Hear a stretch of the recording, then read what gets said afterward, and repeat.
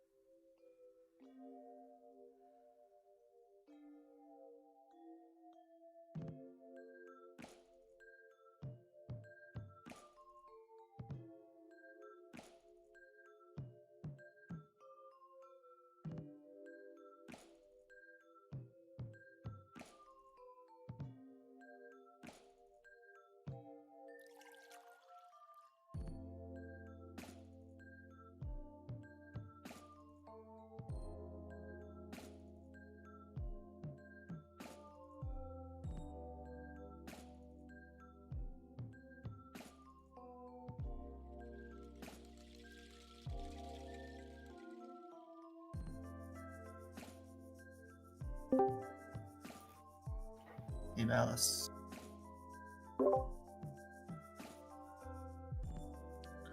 Right. We're live on the stream right now, by the way. Got it. How you been, bro? Pretty good. I mean, I personally haven't been very active in the 40k community the past couple months, but hoping some time frees up soon at work so I can get back in. Yeah, I wouldn't feel too bad about it. Things happen. Things need to be handled, Yeah. But we have missed you.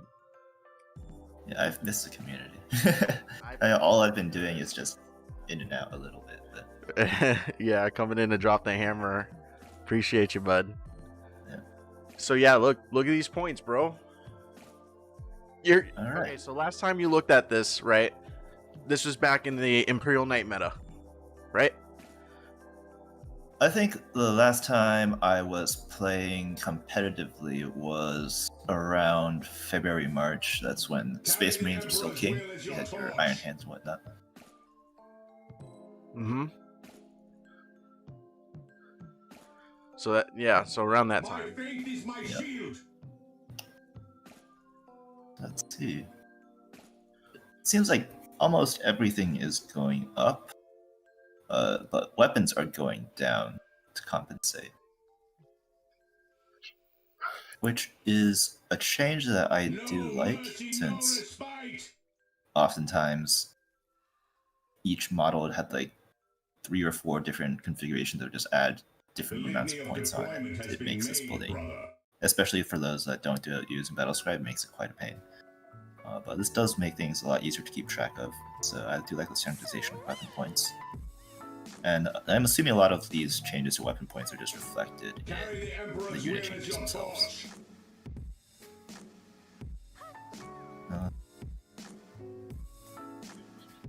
Sorry, we're getting a flood of people up in here. Holy shit, 71 people. Welcome, brothers. Alright, Aladaris. Remember how I asked you about your analysis? Yep. Okay, we need to get pro analysis now. Oh well, I'm very out of touch and out of date. Okay. So we'll need to see. So let's see. Aggressors are, I think, overall. But you've seen the point values for like. Well, we haven't seen the point values for anything, right? We only know power level, right? Every time we look at the codex, the book, the core rule book, it's always talking about power level, right? Yeah. So they do put a focus on power level in the early books. Of course, points is what people will go towards. Feel the might of the righteous. But it seems like things are going to be about the same. Do you think that battles are going to be smaller model counts because of this, or is it just going to be about the same? Because I think it's going to be about the same. Yeah. It's going to be about the same. These points, I can't really track them. I can't really like. I need this in Battlescribe in my life to be able to like. Yeah, the difficult thing about looking at this is because you have different points costs for weapons and different loadouts for each different unit. So it's just, even though the point cost of a unit may go up, the weapons costs have overall dropped quite a bit. So the amount of models that you can field is probably going to be pretty similar. And the presence of special weapons is, of course, going to be higher. I'm not sure about what the rules changes from 8th to 9th have been. I think vehicles got better, though I don't know the specifics. So I actually been playing a lot of 9th edition lately. But oh, really? How is it? I've been playing. I got to tell you, I've been playing this game for the past week, 16 hours at a time. Like, nice. So yeah, so now, okay, I don't know about the blast weapon profile, right? Because I haven't really used anything with blast weapon profile. But now that vehicles can shoot into combat, yep, it's they're more effective, right? You can't like you want to tie them up, but if they get tied up, they still have an answer for that. Like exactly. So I do expect vehicles to go up, melee to go down. I assume accordingly. Yeah. But Space Marine points seem about the same. Psychers seem to have gotten a bit more expensive across the board.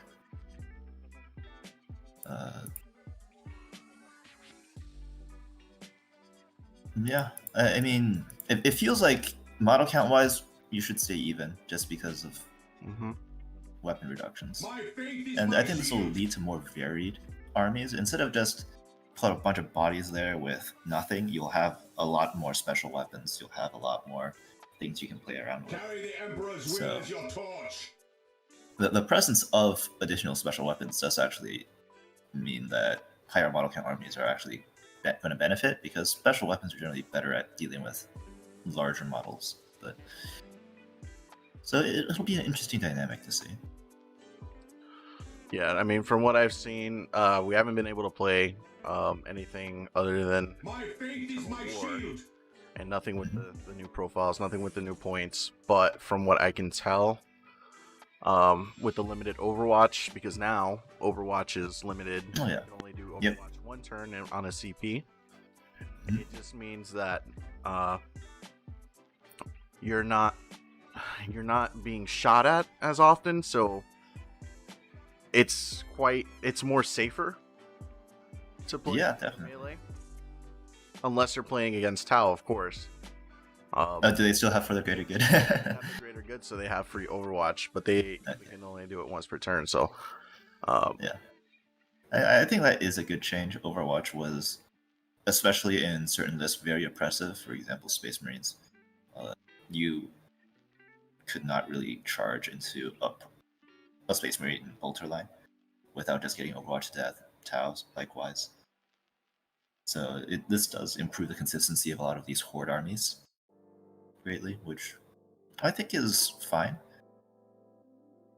Especially if models are going up, then, you know, hordes are less effective in that manner, but with weapon changes, who knows, with Overwatch changes. There's a lot to keep track of. And definitely people need to test things out. It's just new edition, lots of different things you can try. now, a lot of people have been kecking about the changes to Chaos Space Marine.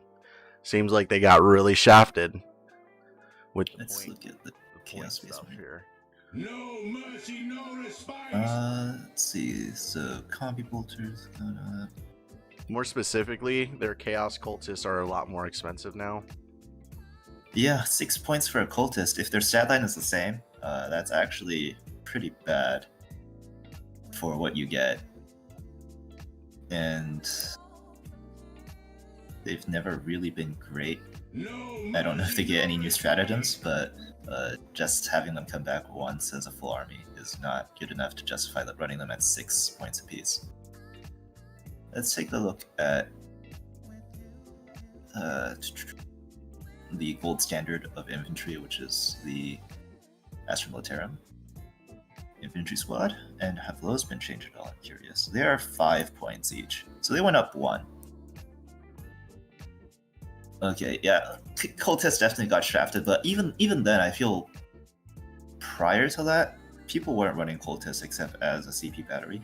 So this is more just attacks on troops. Likely we'll see Chaos Space Marines just end up being vanguards or spearheads if you want a specific number of psychers or elite units. But yeah, their troop options definitely don't seem great. Chaos Space Marines are 14 points each, and regular Space Marines are 15 points each. So at least your Chaos Space Marine is 1 point cheaper than a regular tactical squad. That's not saying too much, though. Especially if special weapons become cheaper, then these high armor value models get worse as a result of that. Yeah, I mean, it's kind of hard to say here. I mean, usually we bring in cultists for screening options and objective options, but I guess, I don't know. Do you think that the nerf was because you could use that stratagem on them? It probably is, but at the same time, no one was really using cultists at all, I feel, even prior to that increase. I don't know if they're just trying to increase the point cost of models across the board, and cultists turned out to be slightly better than the other ones with the stratagem, but I highly doubt it. I think this is a little bit too much unless they're giving a new book with a bunch of extra bonuses for cultists. Because just having a 6-up save is pretty terrible when you have 5-up saves for 1 point less out of infantry squads. That being said, I think Chaos still has good troop options in the form of Chaos Demons, so you do have to soup a bit, but Nurglings have not had their points costs changed. Plague Bears are only 1 point up, which is still quite good value, and Horrors as well are still pretty decent. So assuming, I don't know if there's any other rules changes, but Chaos Demon troops are pretty good.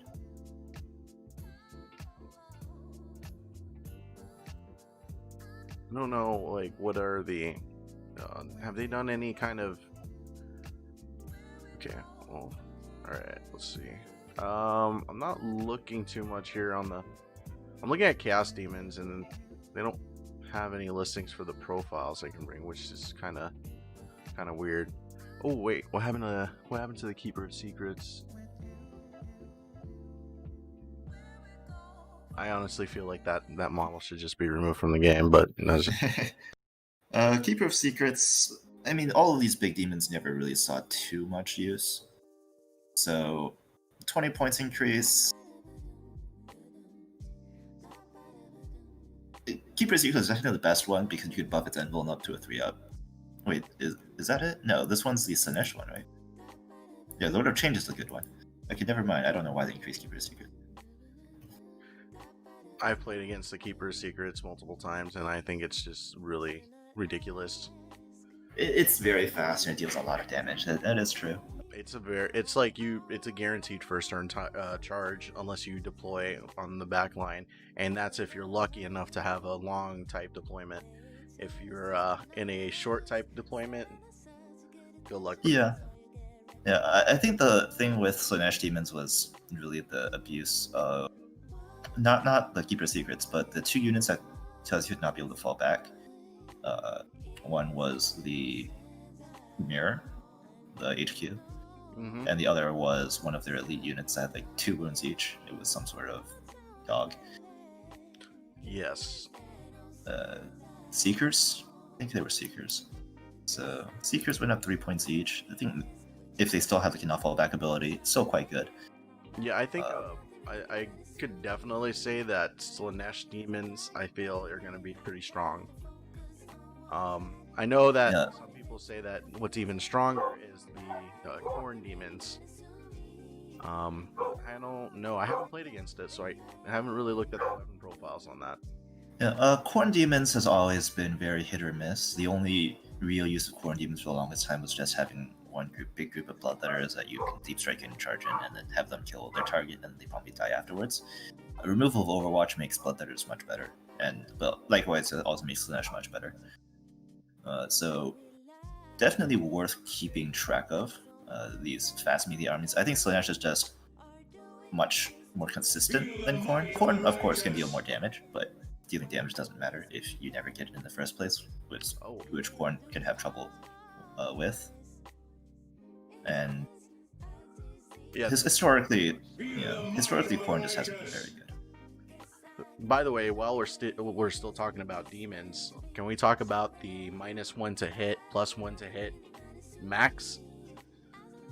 Oh yes, that was a change. That is actually very, very important for the Plague Bears. That being said, Plague Bears are still good. You can't stack them up to 4-up Invuln and -2 to hit anymore, but 4-up Invuln and -1 hit is still a pretty good screen to have.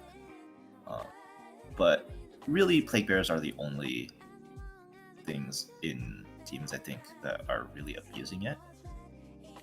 Yeah. And they have that HQ that, was it the Sloppity Bile Piper, whatever it is? Yeah, it's like you can reroll morale and things come back on 6s.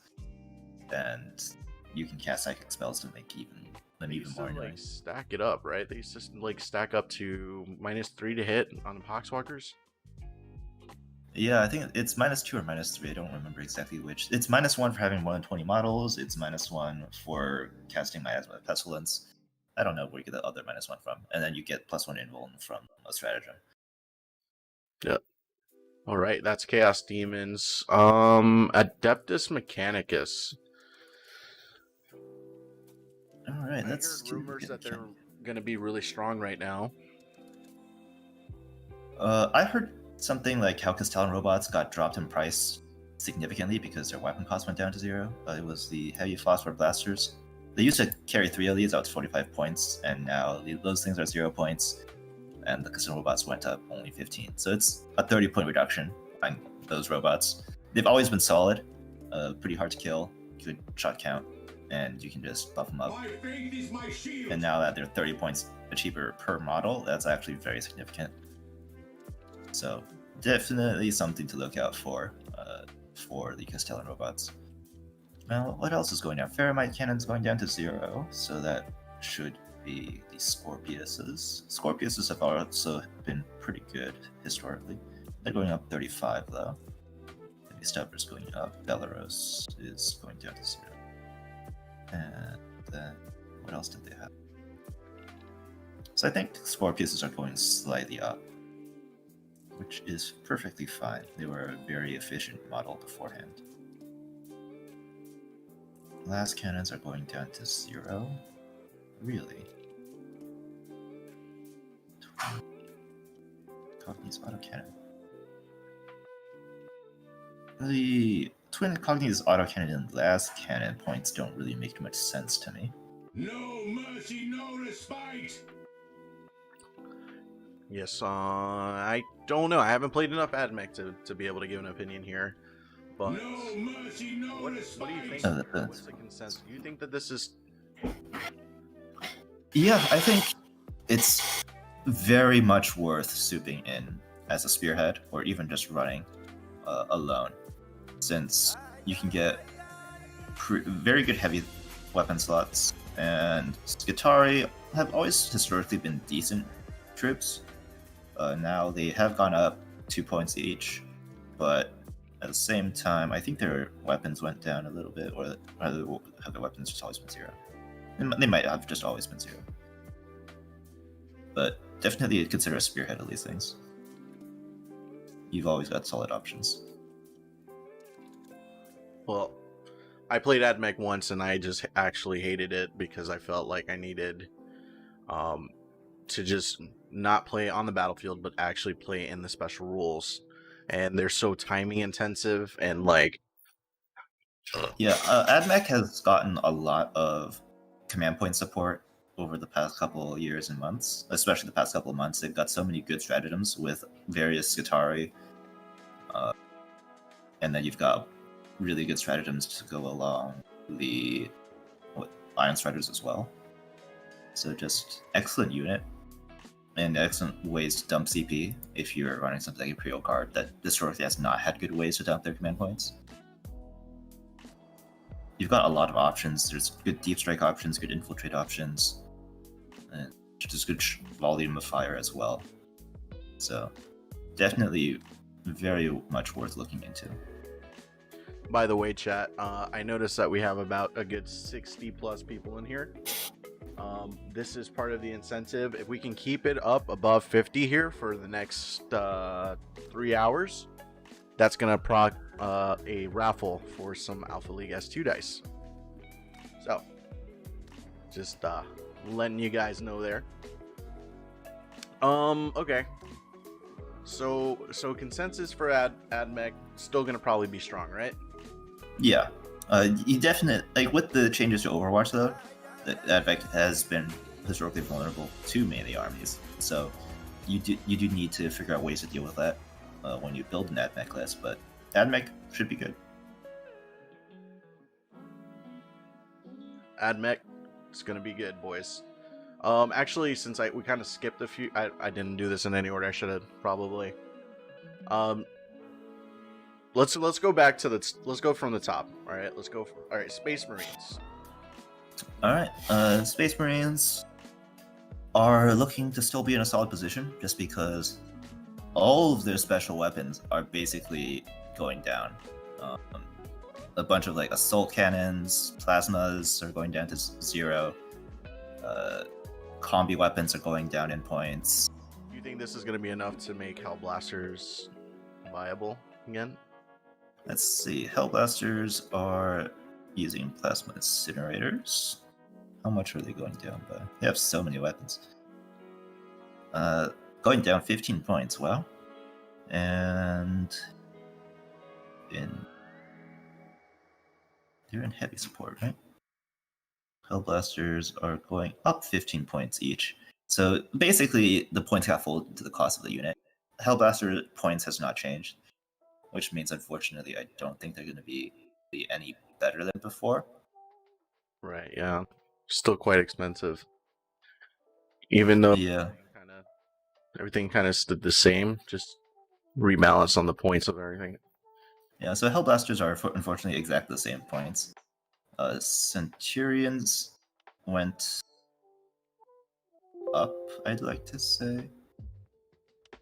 Let's take a look at Lee Centurion Assault Squad. 50 points, or 45 points base. Their siege drills are now are still 0. Where are Hurricane Bolters?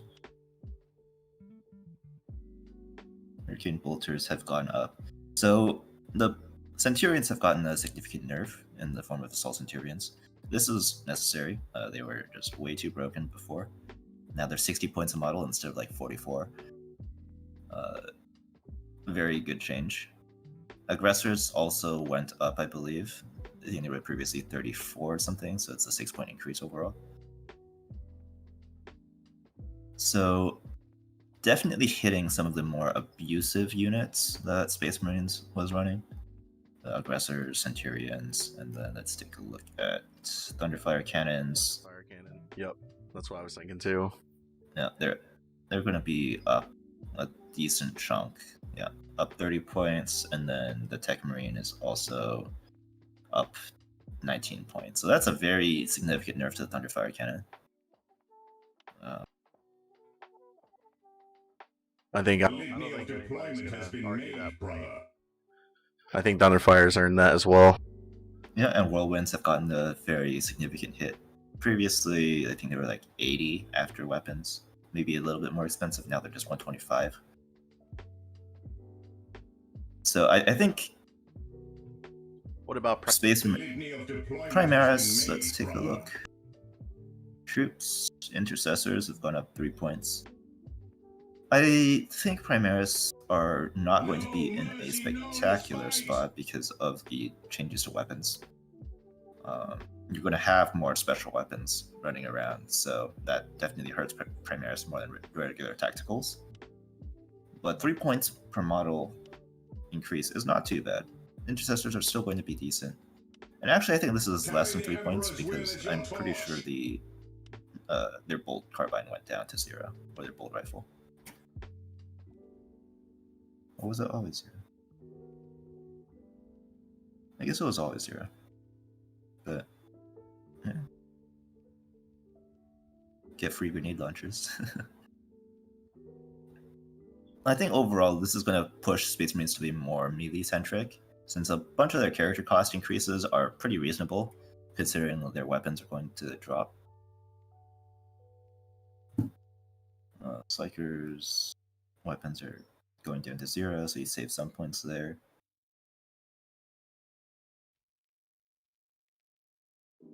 Definitely feel So- like this is a directed nerf Carry the towards some of Emperor's the more will as your torch. dominant lists. Yeah, definitely. Space Marines are going to need to find new strategies since their old ones just got hit pretty hard with this list. We might see Terminators come back. Terminators seem like they haven't gotten too many points increases. Like Cataphracti are still 26. But all the Terminators are basically the same point class because they were not very good before. But if you reduce the cost of weapons and keep the cost of the model the same, then who knows, Terminators might see a resurgence. I love me some Terminators. I don't know. Maybe these Primaris vehicles might actually be a bit more viable now since they're taking down the point cost for all the weapons. Yeah, We might actually end up seeing a negative cost in these,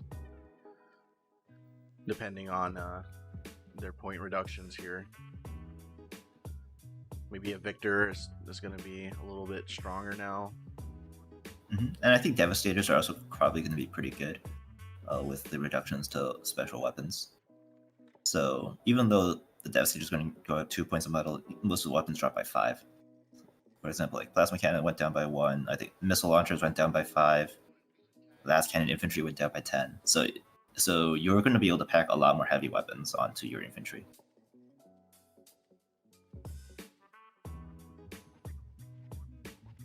So I think Space Marines are still going to be good just because of the nature of all of the rules they got.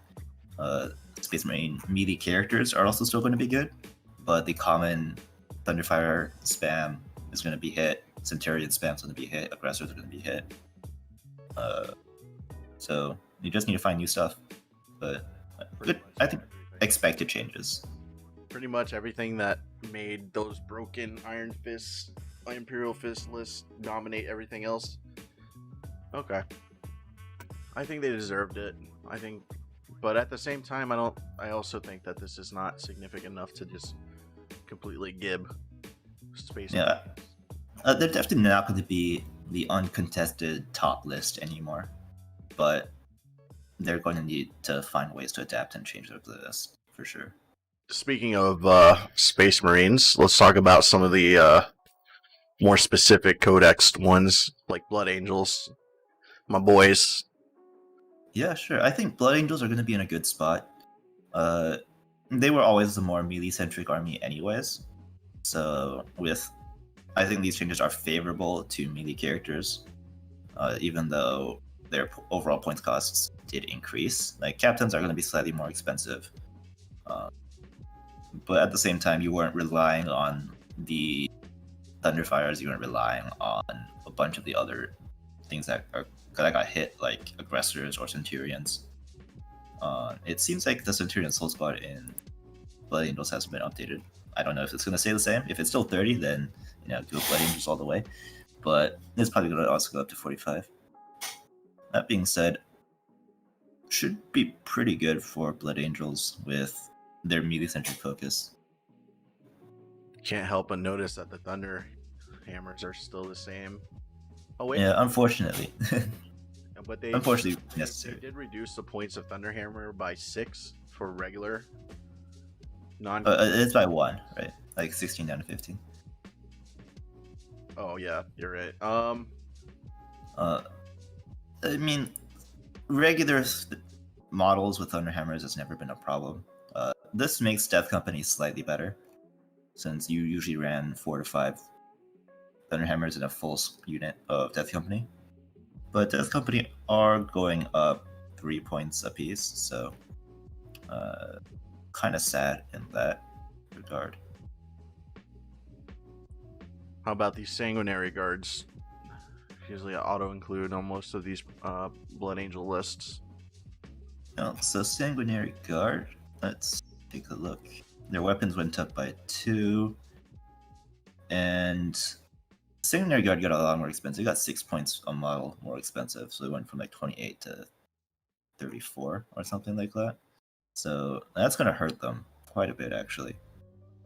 You generally didn't run more than 1 unit, but shutting out up to like 60 points for a full unit more than before is going to hurt quite a bit. But I think the big winners are still Terminators. I think Blood Angels Terminators are going to potentially be quite devastating. That's gonna be pretty awesome to play. Okay, so Blood Angels gonna be pretty good army to play. I feel. I do think that the Sanguinary Guard increase is not so great. I mean, you hate to see. No, it really isn't. You hate to see it, but it happened. Dark Angels. Alright, Dark Angels, the big... Asriel went up 10 points. He's basically the reason you want to play Dark Angels, since he's just ridiculous as AHQ. Chapter Master plus, I think, +1 to Invuln on his aura is incredible. Let's see about their Raven Guard. Raven Guard went up about 20% on each model, but special weapons are going down, so they're probably going to be the same, about the same. Dark Angels love their plasma, and I think plasma is like overall going down a decent amount. Plasma guns are going down 1 point each. Incinerators are going down. Incinerators are for Hellblasters. I think Dark Angels are actually in a solid spot. They love their plasma. Plasma price has gone down overall. And let's take a look at their special Terminators. Deathwing, Cataphracti, Terminators, Deathwing Champions. So good. Deathwing Knights. They look like they're relatively the same. Dark Angels are going to be about the same as before. Just solid with all their plasma spam, and still pretty mobile. The hit to the bike squads increases can add up if you are going Dark Angel spike spam. but more infantry-centric list should be fine. But Dark Angels, as with Blood Angels, has historically never been a top-tier army, but they've been sitting comfortably in Tier 2, Tier 3. So I think Dark Angels aren't going to change much. Their favorite units, Hellblasters, Devastators, and Azrael, their cost changes are minimal. But overall, in terms of point costs and stuff like that, Dark Angels are going to look pretty strong this edition. I think they look solid compared to the rest of Space Marines. Like the rest of Space Marines need to really change up their game and find something to do. Dark Angels, they can just stay the same and still do what they do best, which is plasma spam or bike spam, one of the two, and then run that with Azrael. So should be good. It's very good. All right, Space Wolves. I actually played these not too long ago. So Space Wolves apparently are missing a bunch of points on this list. I hear that Space Wolves just got some ridiculous broken character lately. Other than that, it's a relatively slow melee army, so hard to say how good that's going to be. That being said, with special weapons going down, the heaviest support slot of Longfangs. Longfangs have always been one of the best, actually, Space Marine heavy support units. It'll be very squishy. But just in terms of what stratagems you can use on them and their effectiveness, Longfangs are actually quite good. So that's going to be interesting to see if Space Wolves are going to come back. Very big fan of the Thunderwolf Cavalry and Canis Rex. Or what's Yes. Yep. Thunderwolf Cavalry are going up 5 points. Are Storm Shields going down at all? Probably not, I'm guessing. Storm Shields.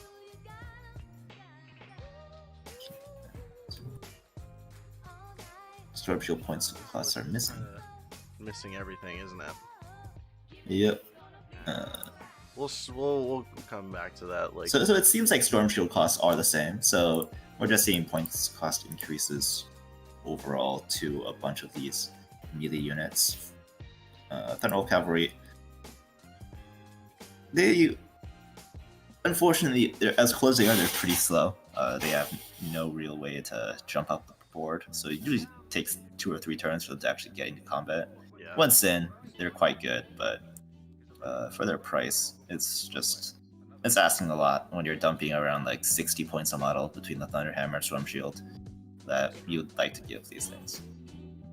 But when they do get into close combat, they're pretty devastating. Yep. Deathwatch.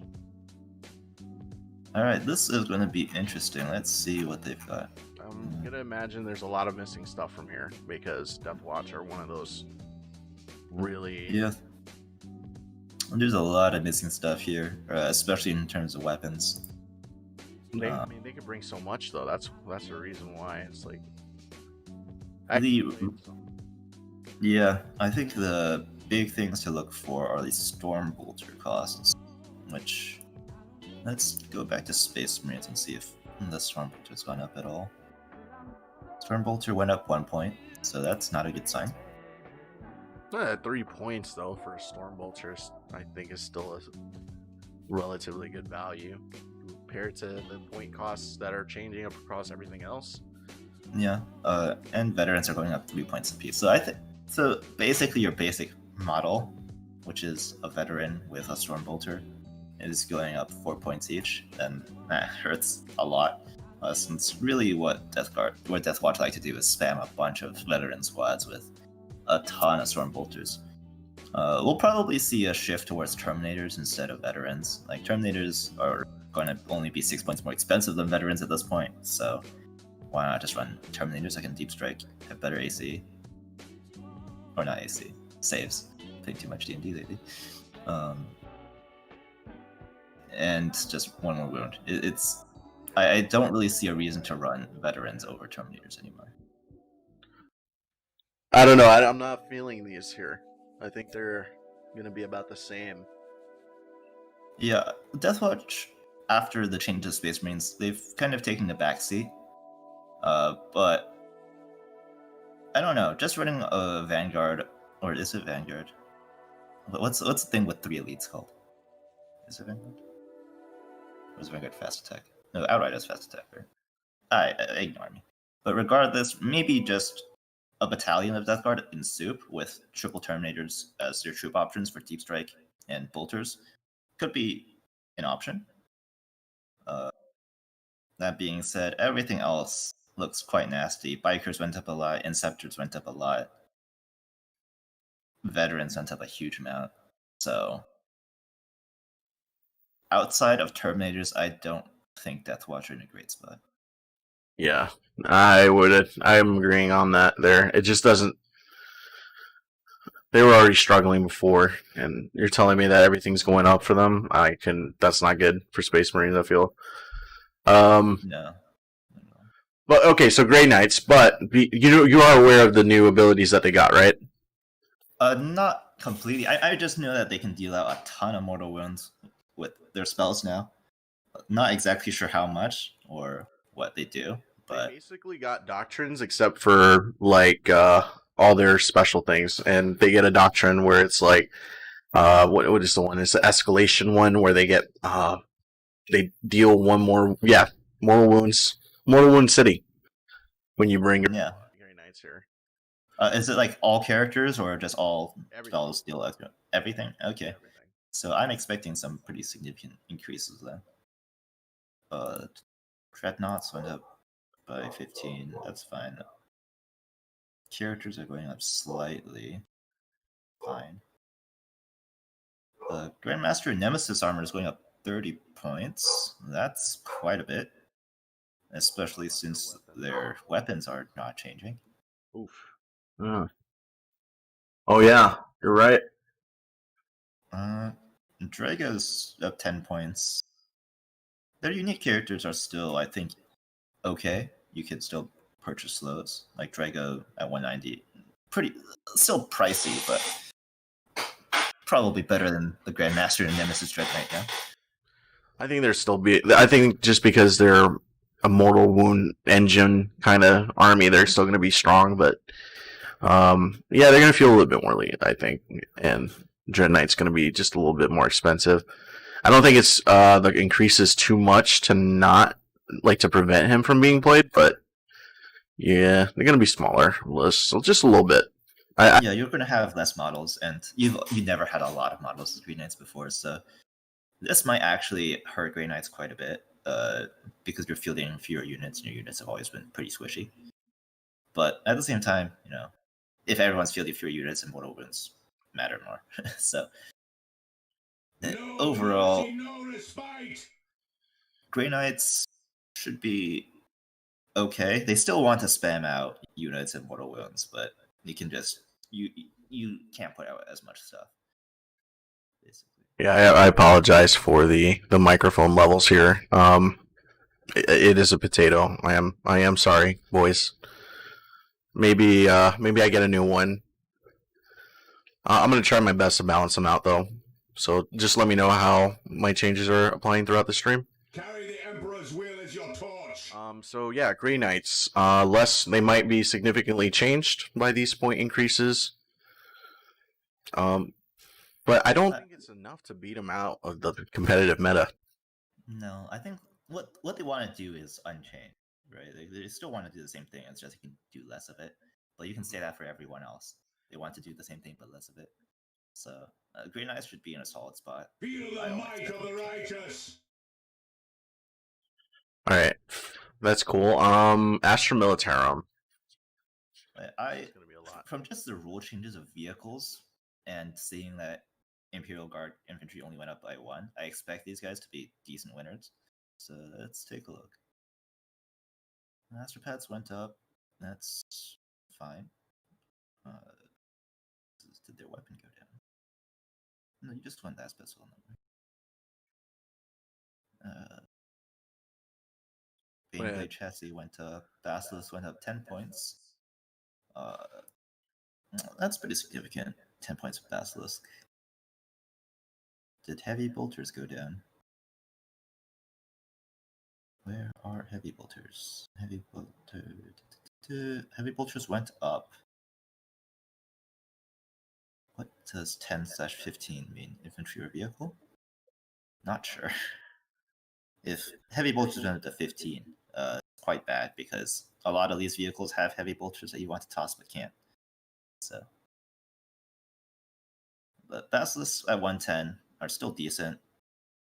Infantry squads at 5 are still very good, probably by far the best troop options we've seen so far. Company commanders at 35, still affordable. But how about the lemon russes? Right, lemon russes were pretty scary. Yeah, before Lehman Russes were pretty bad actually, because you could just tie them up so easily, and they just quickly became 150 points of junk. Now that they can shoot in melee, 130 points is is it reasonable? It still feels a bit too pricey, honestly. Assuming no other changes. Actually, 130 points. Did their battle cannon go down? Only 2 points. Did any of the other Lehman Russ cannons go down?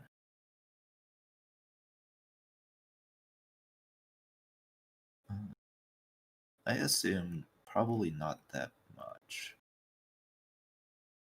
Exterminator, Eradicator, same. Executioner, same.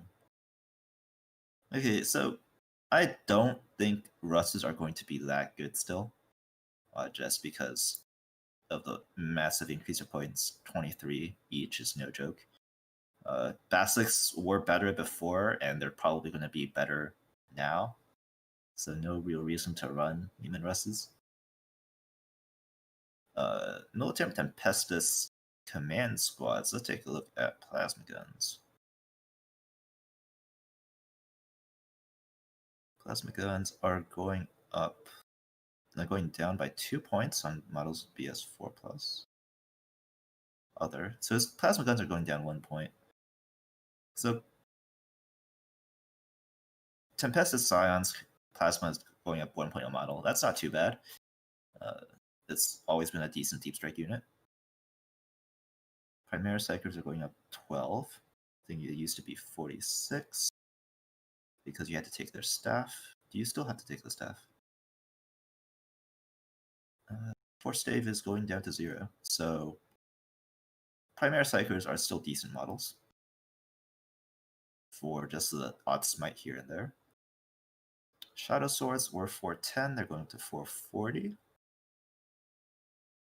And maybe more depending on how they change up heavy bolters and heavy flamers. If heavy bolters are really 15 points each, or markedly twin heavy bolters, then this could hurt the Baneblade chassis quite a bit. Twin heavy bolter is now 30 points up from 14, which is actually an incredible increase. So our prices went up a lot for their big vehicles. So I am not a huge fan of most of these units, actually. Outside of infantry squads, they're still going to be incredible.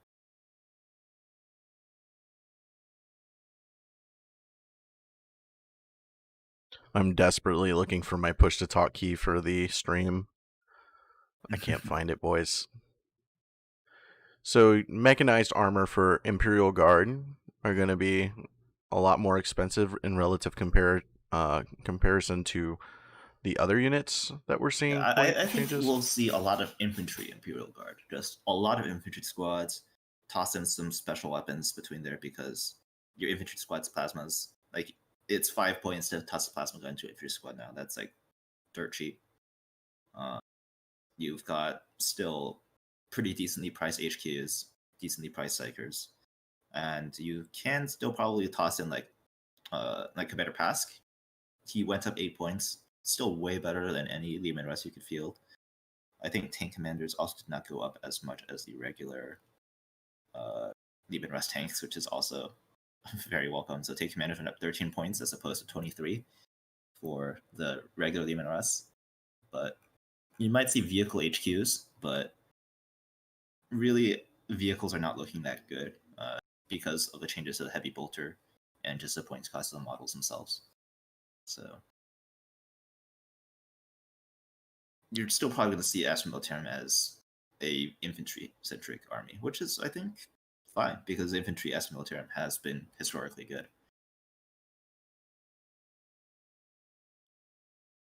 I don't know. I've had a really rough time with tank commanders and like the relic weapons and mechanized Imperial Guard myself. So it would be nice to not see those kind of lists anymore. Yeah, I think tank commanders, and especially Knight Commander Pass, I don't think are going away. But Demon Rust spam is not really happening. What about our Hellhounds, huh?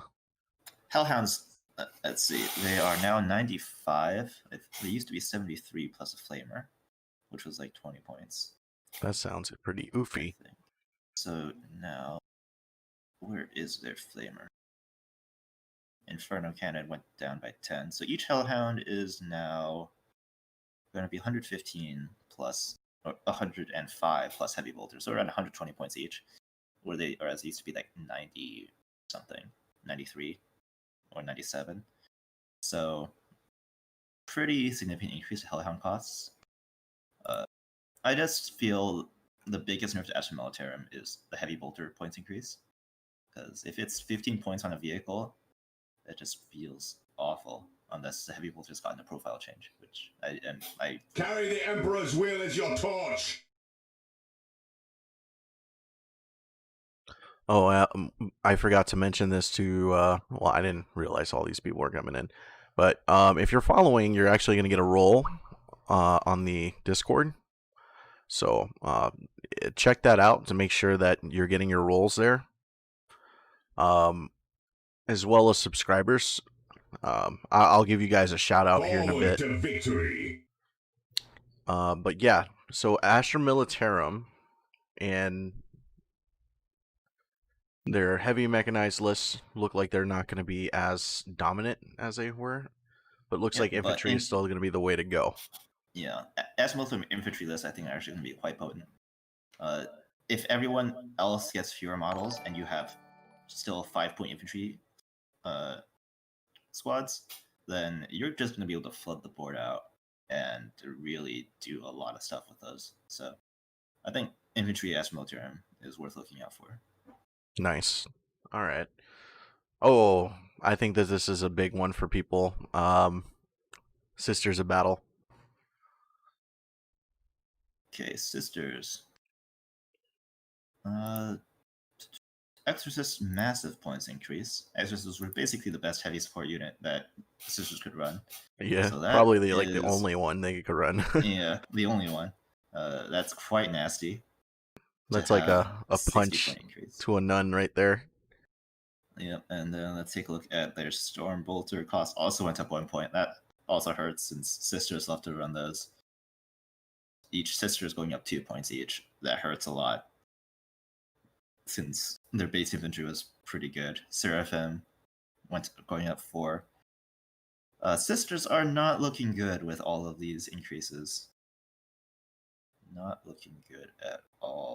Exorcist, their rocket launches went down by 40 points, so really they increased to Exorcist 20, but 20 is still quite a bit.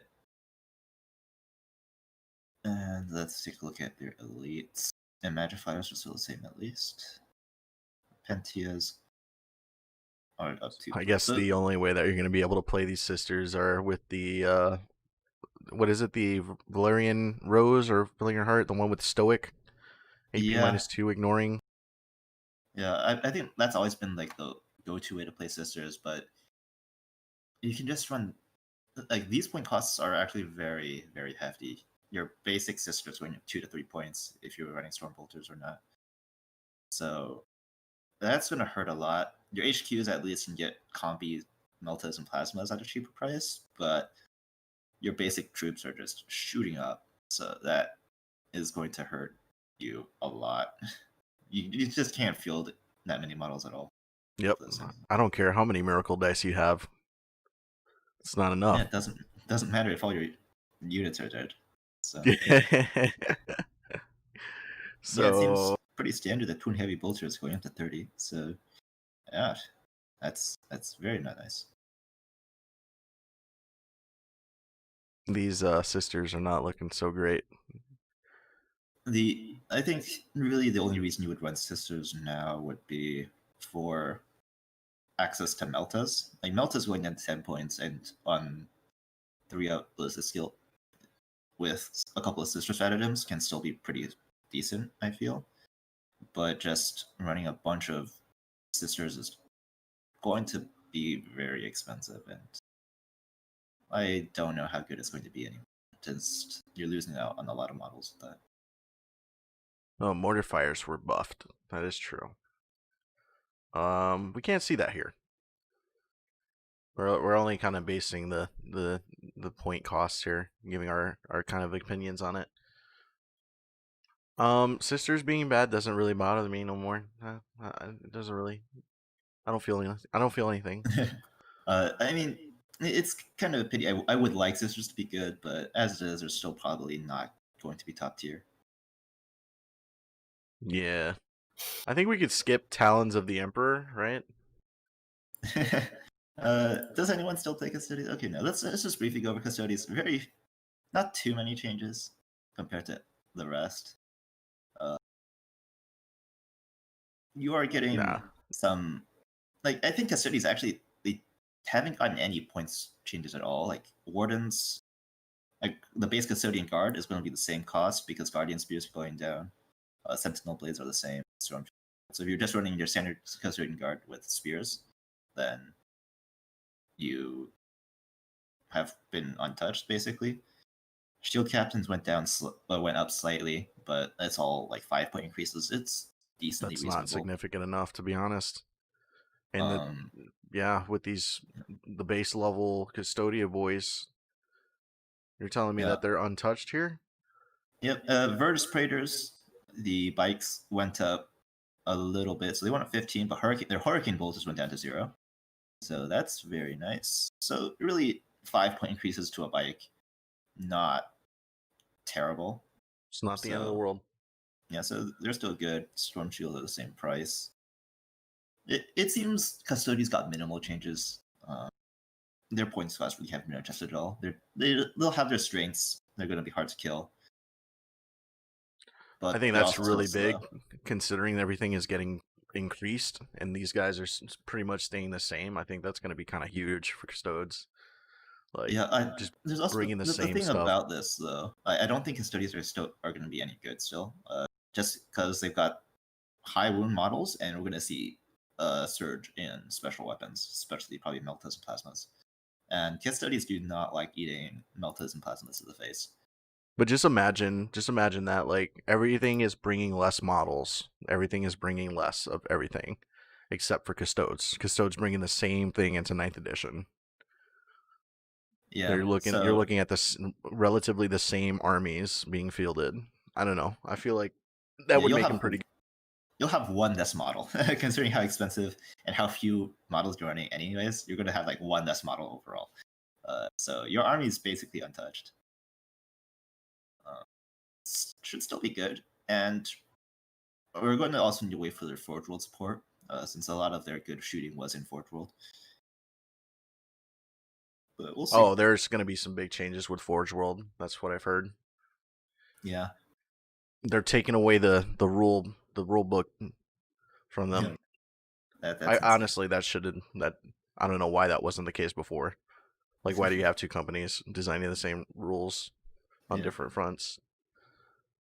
There's going to be a disconnect, and that's why all the Forge World units are actually good. They're not actually balanced for the game, I feel. I think there's hits and misses when it comes to Forge World, but there's definitely some that were released way too strong. But right now, we'll see what happens. But if this is all Custodies gets, then they're gonna still be in a very mediocre position, I feel. They're unchanged, but their pure Custodians was mediocre before, and they'll be mediocre continuing on. Mediocre tier. Wow. Okay. Next up we have what are these? The Calidus and Inquisitor Force Organization units. Yeah. So you got your Assassins, Inquisition. Inquisition doesn't seem to have gone up that much. I don't know how prevalent the use of Inquisitors were, but I think there was like a couple of characters that people used going up 5 points. Not too bad for the utility. Like, you mostly run Inquisition for utility, anyways. So 5 extra points for the same amount of utility, not terrible at all. Assassins going up 5 points, also not terrible, all things considered, given all the other points increases. This is pretty minor as far as things go, and I think Assassins also had the weighted deployment buffed. So I don't know the details on that, but these are mostly utility choices anyways, so you're going to still run these if you want specific answers. If you want to kill characters, you'll still run Colexis. Vindicare. If you want to kill Psychers, you'll still have the Colexis. And Inquisitors will still deal with your shenanigans. So I don't think this really matters. If you want to run these, they're still going to be good in the niches that they fill. Nice. All right, Imperial Knights, I feel like, is a big one. All right, let's see. Knights. So point increases across the board here. Let's look at their weapons. Volcano Lance went down to 0. Rapid Fire Cannon was unchanged. Heavy Flamers are reduced. Avengers got reduced by 75. So the Avenger got folded into the Knight Crusader cost. So that went up 110, so it only went up 45 as opposed to all of that. And Flamers. I think this is a buff to Knights overall. A lot of Knights had heavy Flamers you couldn't get rid of, or heavy Stubbers. So I think like the Battle Cannon, Twin Battle Cannon or something came with the Heavy Flamer for Crusaders. So what was it, the Avenger that came with the... No, Avenger came with the Heavy Flamer. So Crusader only went up 11 points. That's not bad at all. And where is the Castellan? Castellan went up 35, but dropped points because Volcano Lances got hit down to 0.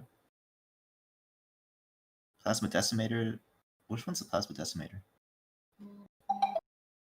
Is Plasma Decimator also the Castellan weapon? I'm not sure. Could be. I guess it must be, since I don't see another plasma weapon here. So Castellans have dropped in price significantly, which is very good for that. Again. So we might see a resurgence of the Castellan. Very much possible. The other Knights are going to be about the same. You can, due to the way the points works, I don't know what the CP battery is going to be like if you want to still run 3 or 4 Knights. So it's more, I think, the changes to other armies that Knights use a soup with that's going to really affect the way Knight lists are built. But the Knights themselves look like they're going to be in a solid spot. They are virtually unchanged. The point increases are so minimal that they really don't matter. So I do expect to see Knights be pretty good. If every other army is using like 10 to 20% of their models, I expect around 10% of their models, and Knights are still like basically full power. I think Knights are going to be pretty solid. Oh man, welcome back to the Knight meta. But I mean, one of the big things that made Knights so crazy were the 3-up invulns that you could do with rotate ion shields. Yeah, so like only be able to go up to 4-up now is definitely a hit. Or it's been a hit for a very long time. And there's still plenty of strong options that can kill Knights quickly. But now with just every army having fewer models, Knights can table you much faster, which is a definite concern. That being said, Meltas are cheaper, Plasmas are cheaper. Knights don't like Meltas or Plasmas. So this might be able to field more answers against Knights. So, okay, but so I expect Knights to be very good. Oh god, I was afraid of that. Okay, we did AdMech, we did Chaos and Chaos Space Marines, and I guess we'll go to Thousand Suns. Alright, Thousand Suns. What you want to look for in Thousand Suns is really HQ options. Demon Princess went up by 4. I think that's pretty standard. Demon Prince's wings are the same, so very good units. Exalted Sorcerers went down. Exalted Sorcerers Discs went down. Sorcerers went up. This is all very odd to me. And Sorcerers and Terminator, which is the relevant one, since this is a model you could give like +1 or +2 to cast with Warlord traits, went up by 5. So just from that alone, Thousand Suns Supreme Command detachments are still very relevant and very good. The rest of the changes don't matter too much for Thousand Suns since they weren't being used, but our amount on disc is going up 4 points. So Thousand Suns, very good soup option still. And Zangors are still 9 points. Zangors went up 1 point per medal, so they're also still decent. What about Magnus? Magnus did nothing wrong, right? Magnus did nothing wrong. He went up 20 points. Not a very significant change for Magnus. And with now that people can't overwatch him, he's less liable to just die to random blast cannon when he charges in. This is looking solid. I think Thousand Suns is going to be good. Like Supreme Commands of Thousand Suns are just very good right now. Since they actually got cheaper compared to everything else, which got more expensive. So, Thousand Suns might be competitively, well, they were viable for. Yeah, they were often run as, you sometimes just ran a single Thousand Suns Psyker, and oftentimes you ran like 3 Demon Princes. And that's unchanged. And in fact, if you want to run Sorcerers and Demon Princes, they got cheaper. So, Thousand Suns, very good. Nice. Chaos Knights. See these Chaos Knights, I expect this to be about the same as regular Knights. Yeah, so overall pretty good. Yeah. Oddly enough, Chaos Knights are kind of differently priced since they pay for their weapons off of one chassis. So this might actually be slightly worse than Imperial Knights, but this should be about the same, honestly. I don't really feel like comparing exact point cost right now, but yeah, about the same. About the same as Knights. Should be solid. We'll switch over to Death Guard then, because I'm actually interested in seeing what happens to Death Guard here. Alright, so Death Guard, historically good units were Plague Burst Crawlers, went up 30 points. That is quite a lot. And the Plague Burst Mortar was still at 0. So that was a significant hit. The Threat Terminators went up. What are the other Terminators? Blight Lords went up by 1 point. Blight Lords were historically very good. And a 1 point increase, I don't think changes too much about that. So Blight Lords are still going to be good. Where is the Flail? Flail of Corruption went up by 5 points though. So, you only ran 2 of these in a unit of 10 anyway, so that's not too bad. So Death Guard Terminators looking solid. And let's take a look at Plague Marines. Went up 2 points each. Quite pricey. 18 points a model. I think Death Guard got hit a decent chunk. Mortarion 490. It's been kind of mediocre before. It's still mediocre now. Your Death Guard will just have some very niche uses in Chaos Soup, mostly for Blightlord Terminator still, I feel.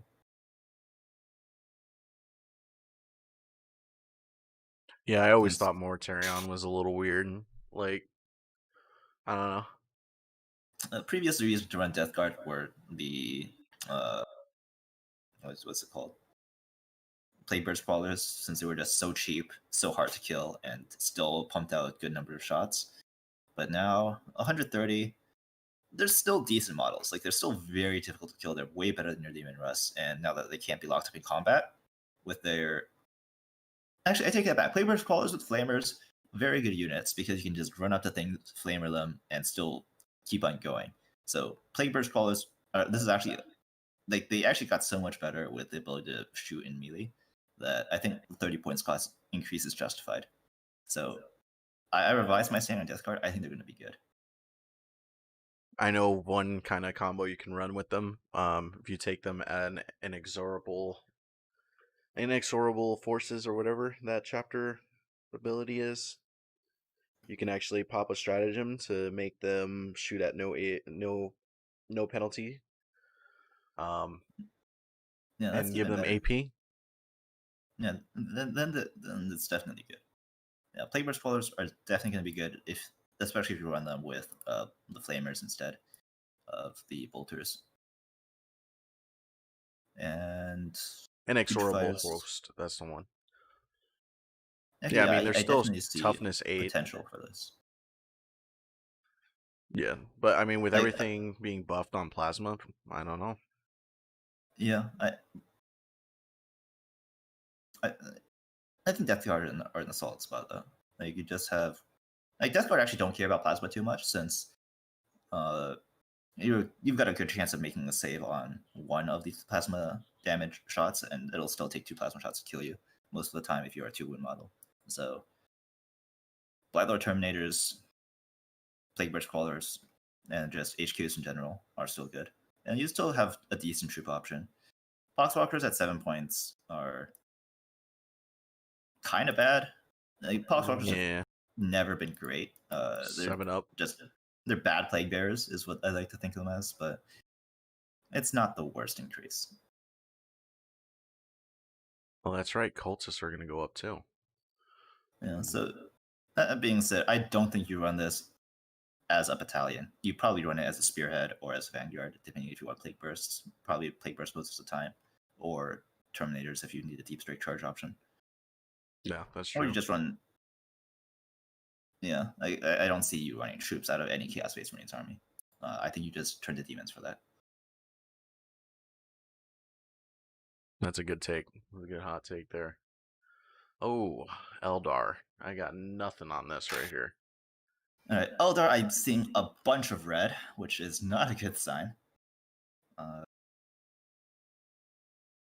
What's going down in weapons? Death Spinners.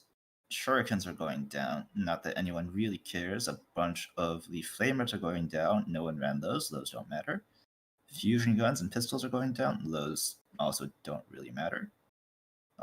These sides are the same. Wraith Cannons the same. Las Blasters, Laser Lance. Laser Lance going down is quite nice for Autarchs, but Autarchs going up 15, so yeah. All Cannons, aspect warriors automatically have their equipment. Huh. Yeah, Aspect Warriors were really bad before. I don't think too much would change. Star Cannons going up. Tempest Launchers. Check the Dark Reapers. Check the Dark Reapers, quick. What's the Dark Reaper weapon again? I don't even remember. Is it?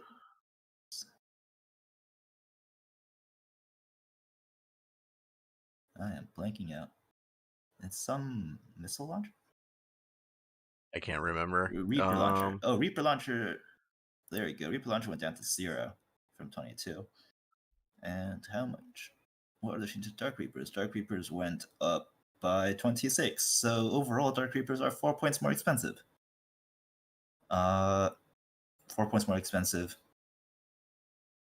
Still kind of bad. Like, these Dark Reapers are still a fine unit, but everything else just looks terrible for Eldar. Fire Prisms went up by 30 points. Hemlocks went up by 30 points. What are the other flyers? Good. I mean, now you can't stack negative penalties either. Yeah, that that's true. really hurts. So you're probably going to go Oathway. So if you're going Oathway, then Eldrad is relevant. Eldrad went up 10, not too bad. No more AZ Eldar spammer lists with all the flyers. I'm happy about that. Yeah, I think Eldar are looking pretty bad right now. Crimson Hunters at least are still okay. But Eldar are looking like they're in a really bad spot. Without the ability to stack -1s, you're just going to have everything get shot out of the sky. And all of your relevant units went up in price. Fire Prisms went up, and Planes went up. Shining Spears went up 15 points, so even if Laser Lance got dropped, they're 7 points more expensive. 4 points because I think they had the Adventure Shuriken cannons, which were down to 0. So I do not like the place of Eldar. It's just very awkward. You never had that many models, you're having even fewer models, and your relevant models are just way easier to kill. So Oh not good no, for Eldar. Eldar, you're not doing so great this edition. Oh no. Sorry. Sorry, Eldar players. Maybe your next codex might change things up for you. uh, oh no, Harlequins. Oh shit. Let's look at Harlequins. Not too much red here. Skyweaver's going up 10. Haywires are the same. And Zephyrglaives are going down 1. So Skyweavers are more expensive, definitely the best unit they had. Solitaires going up 6 points. But the immediate weapons are dropping down by 1, so 5-point increase to Harlequins, I guess. Or to Solitaires. Not terrible.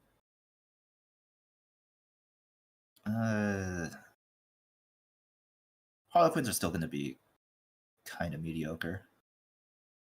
You really just ran Harlequins as a outrider, usually for Skyweavers My and faith Haywire, is my shield. which is going up a decent amount of points, and also for solitaires and characters for assassinating other characters. So this is usually a pretty small detachment in army, but the point cost increases are pretty relevant. I don't think they're going to be as good, especially since Skyweavers also benefited from stacking -1s. So also not great for Harlequins. Yeah, keep it. Oh well, just yeah. I mean, I know it. I know they're good now. I know that the rumors are that they are going to be good. I think there's some things that we're not seeing here, but based on the Yeah, point costs, keep this in yeah, mind. this is just based off point cost. I don't know Yeah, any new rules they might be yeah, getting. Of course, if they get some broken rules, then that makes their point cost increases totally justified. yeah. I know for a fact they got something in the White Dwarf. I don't play Harlequins like that, so but in terms, we're just looking at points costs, and it'll just Harlequins I feel are gonna, just based on what people are saying on them, I think they're gonna be strong relatively, especially with their changes in the White Dwarf. Gotta take a look at that. Yeah, I'll definitely take a look at all the new rules. I haven't really caught up to 9th at all in terms of what rules are running, But but there are definitely some armies here that haven't really gotten changed. Drakari I think is one of those for sure. let's take a look at Drakari. Troops went up a huge amount. Holy crap. Archons are okay, Succubus okay. Drakari troops were really the reason why Drakari was so good. Racks were great, Cabalites were great. Now they are not great, since they are just so much more expensive. Grotesques are now 40 points a model, which is also very significant. You just ran these as really cheap, unkillable models. So making that more expensive is bad because they didn't do anything outside of being cheap and unkillable. Fast attack are no one ran these, so not super relevant. Talos are going up 10 points. And let's take a look at their weapons. I don't know. I don't think they weren't. I think that they were towards at the beginning of the edition. They were quite well. All right, maybe not the beginning, midpoint of the edition. You know, around that 4 or 5 month mark, they were pretty good. Yeah, definitely when Drukhari first came out, they were just one of the best armies because disintegrator cannons were so disgusting.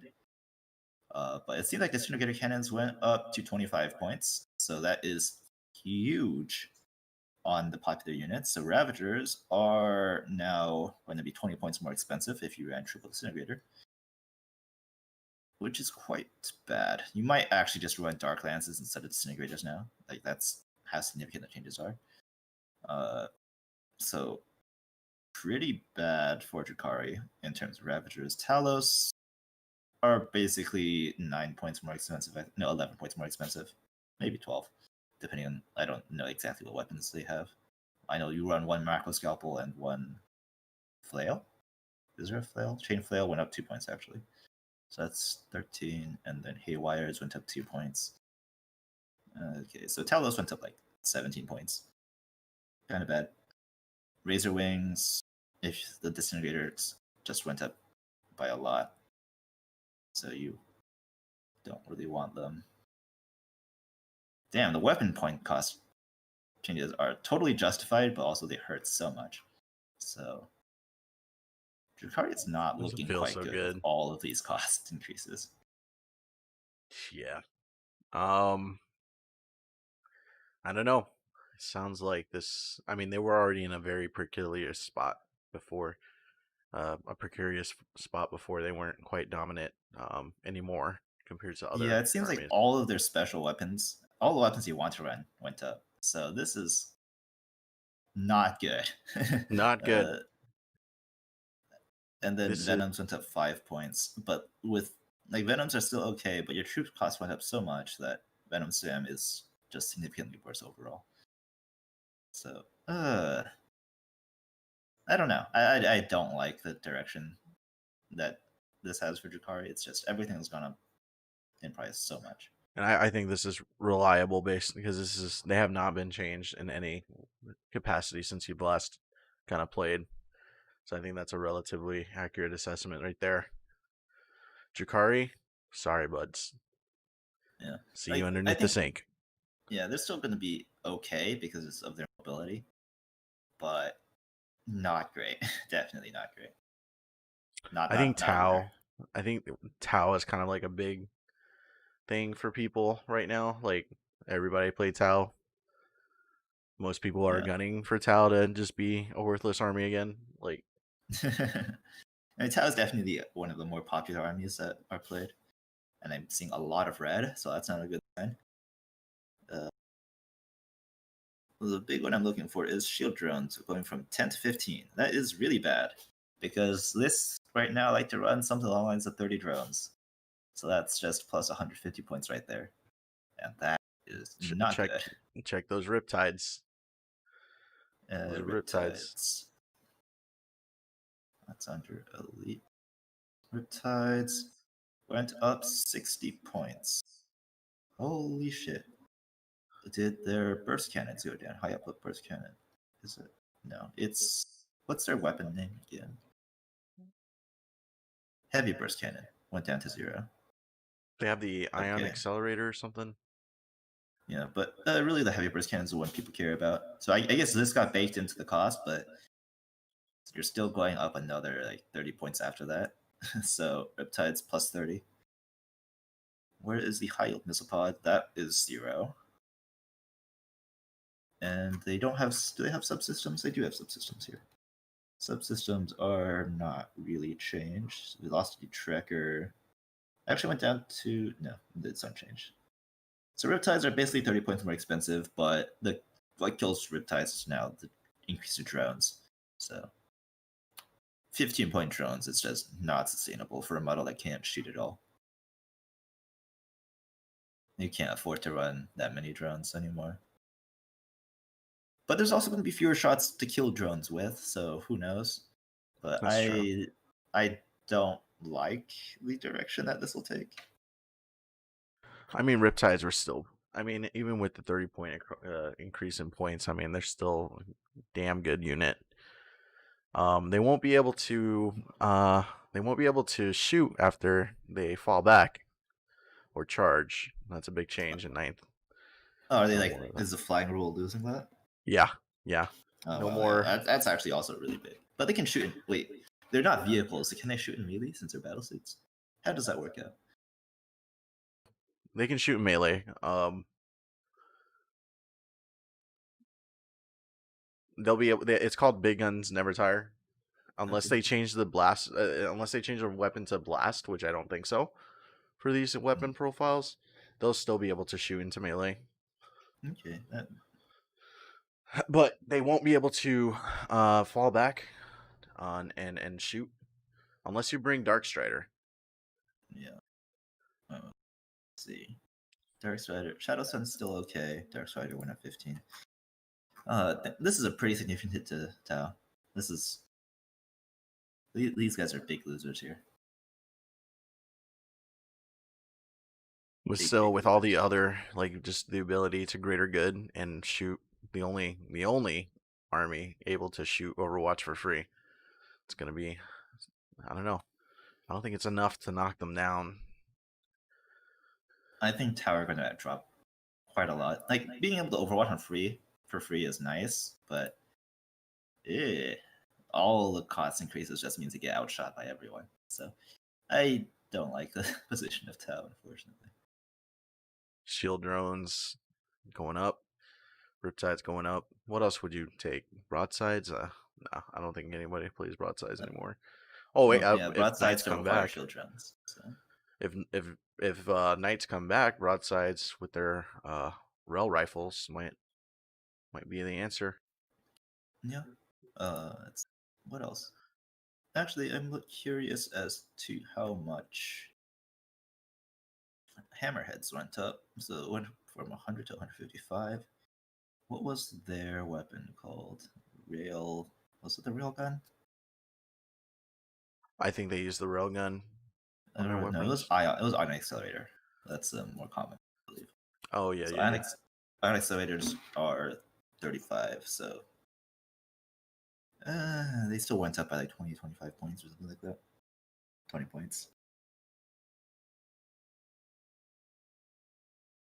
I don't see Tau. I don't see Tau really being a thing unless Commanders got significantly better. Cold Stars went up 20 points. Fusion Blasters went up 1 point. Okay, no. I don't see a good improvement for Tau.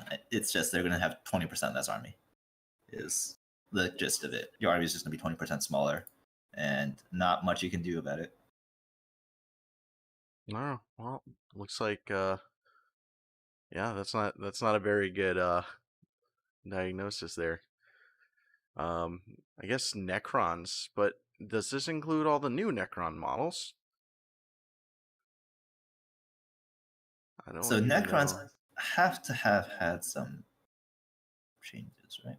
But Mortal Kombat 18, is that their weapon getting baked in? What weapon did they have? Was it glass blasters? Gauss rifles, maybe. I think Gauss blasters is different from what they normally had. You're talking about the No, they ones had on Warriors. on the Immortals, or did they have Tesla? Oh, I think they had the Tesla. Tesla Oops. carbines. So they still went up 3 points each. Warriors going up 1 point each is okay. It's not the worst we've seen for troop increases. It's actually like pretty reasonable.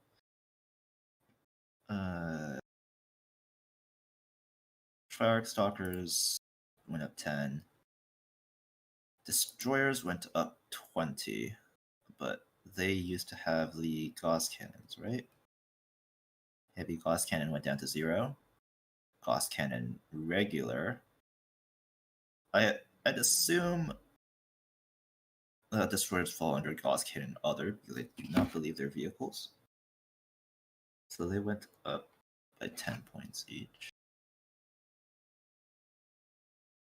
So destroyers got worse. And then Doomsday Arcs went up 20 points. I think the Doomsday Cannon was 0 before anyways. And we're looking for Tesla. What was it? Glass Flares. Glass Flare Arrays. So yeah. Necrons are still gonna kind of be mediocre. I don't really see a good reason to play Necrons unless they got major changes. I am aware that they have a lot of new units now. I don't think they're in here. Did you hear that the Void Dragon came back, or the Shard of the Void Dragon? That'll definitely be interesting. Like these point increases means Necrons are going to be about the same. They're just going to be running fewer troops, which you're fine with. I mean, really the reason to play Necrons was Doomsday Arcs and maybe 1 unit destroyers, but destroyers are going to 10 models, 10 points a model. So probably not destroyers. You're probably just going to be running warriors and Doomsday Arcs, and hopefully the meta will favor Necrons more if like Necrons are good at kind of dealing with hordes and dealing with really big things without invulns. So if Guard is alive, then Necrons could be decent at clearing infantry and killing tanks. But it's really going to be a meta call for Necrons. I don't feel like just based off of these units, unless you're getting new stuff, Necrons are still going to kind of be bad. Well, they are due for new stuff. That's right now. That's about to come out. Yeah, so we'll need to see what new stuff they get. But right now, it's not looking exciting. Yeah, I don't. Okay, so next up is the orcs. I'm not feeling so good about the orcs. Orcs.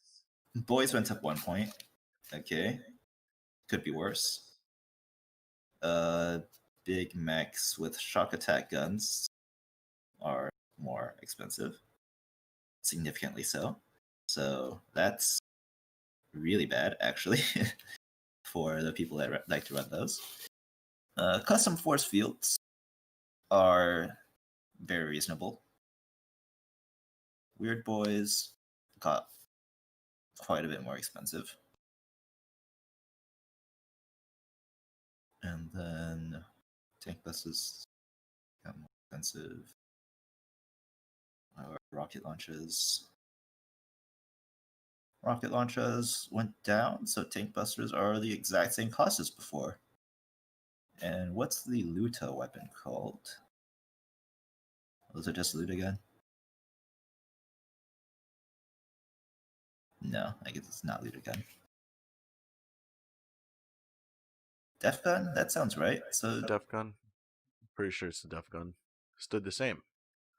yeah. So loot. Where's Luta's? Lose an 18% increase there. 3 points. So Luta's, I think, are still going to be good as a single unit. The boys are a little bit more expensive, so you can't run as many.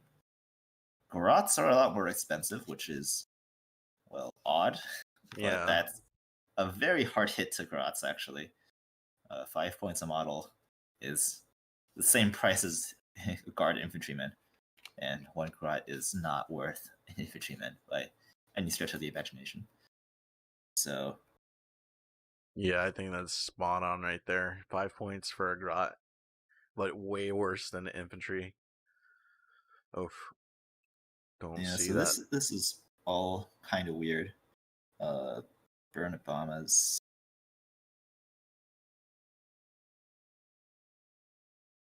Okay, I don't care about their fires. I want to look at their heavy support in the form of mech guns. Mech guns went up 5 points base, not too bad. I mean, it's 25% or 33% increase, but custom mega cannon is the same. And then we've got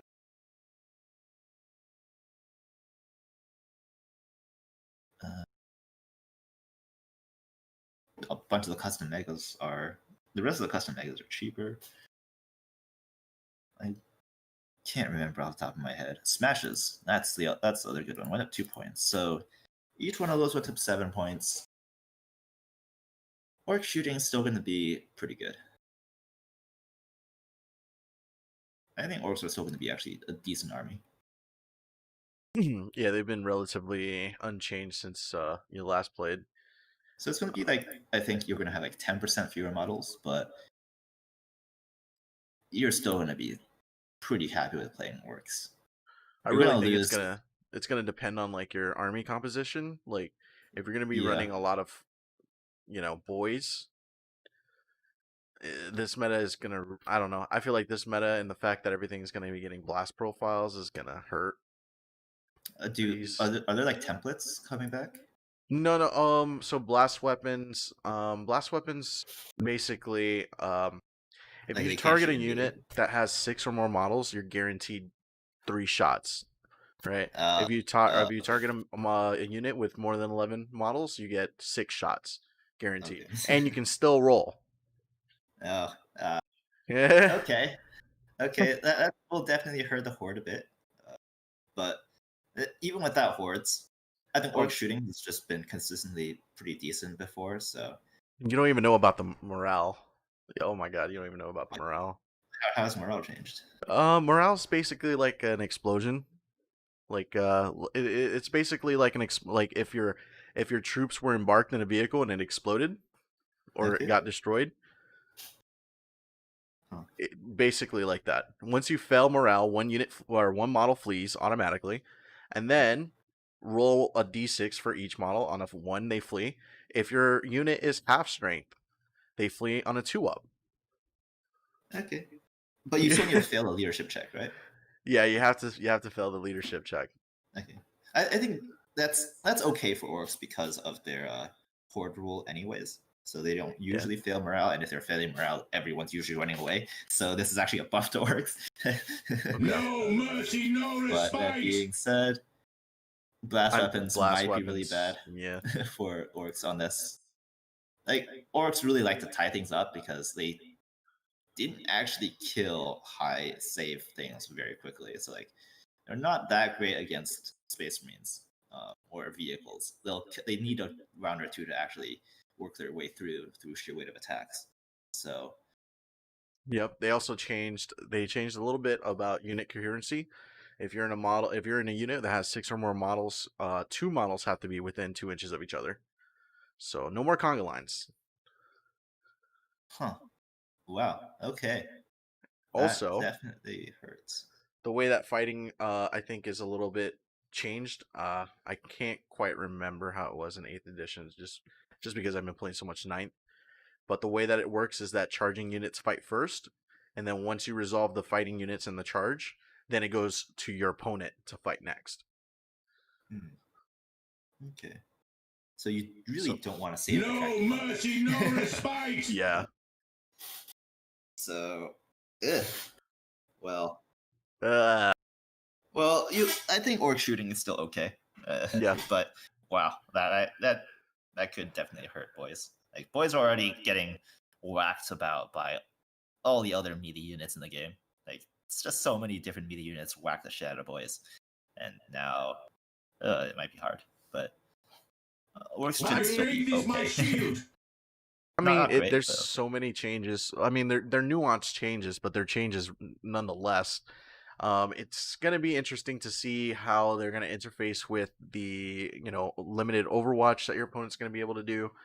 Of course, blast weapons to a mob is definitely gonna be hurting, no matter what you do.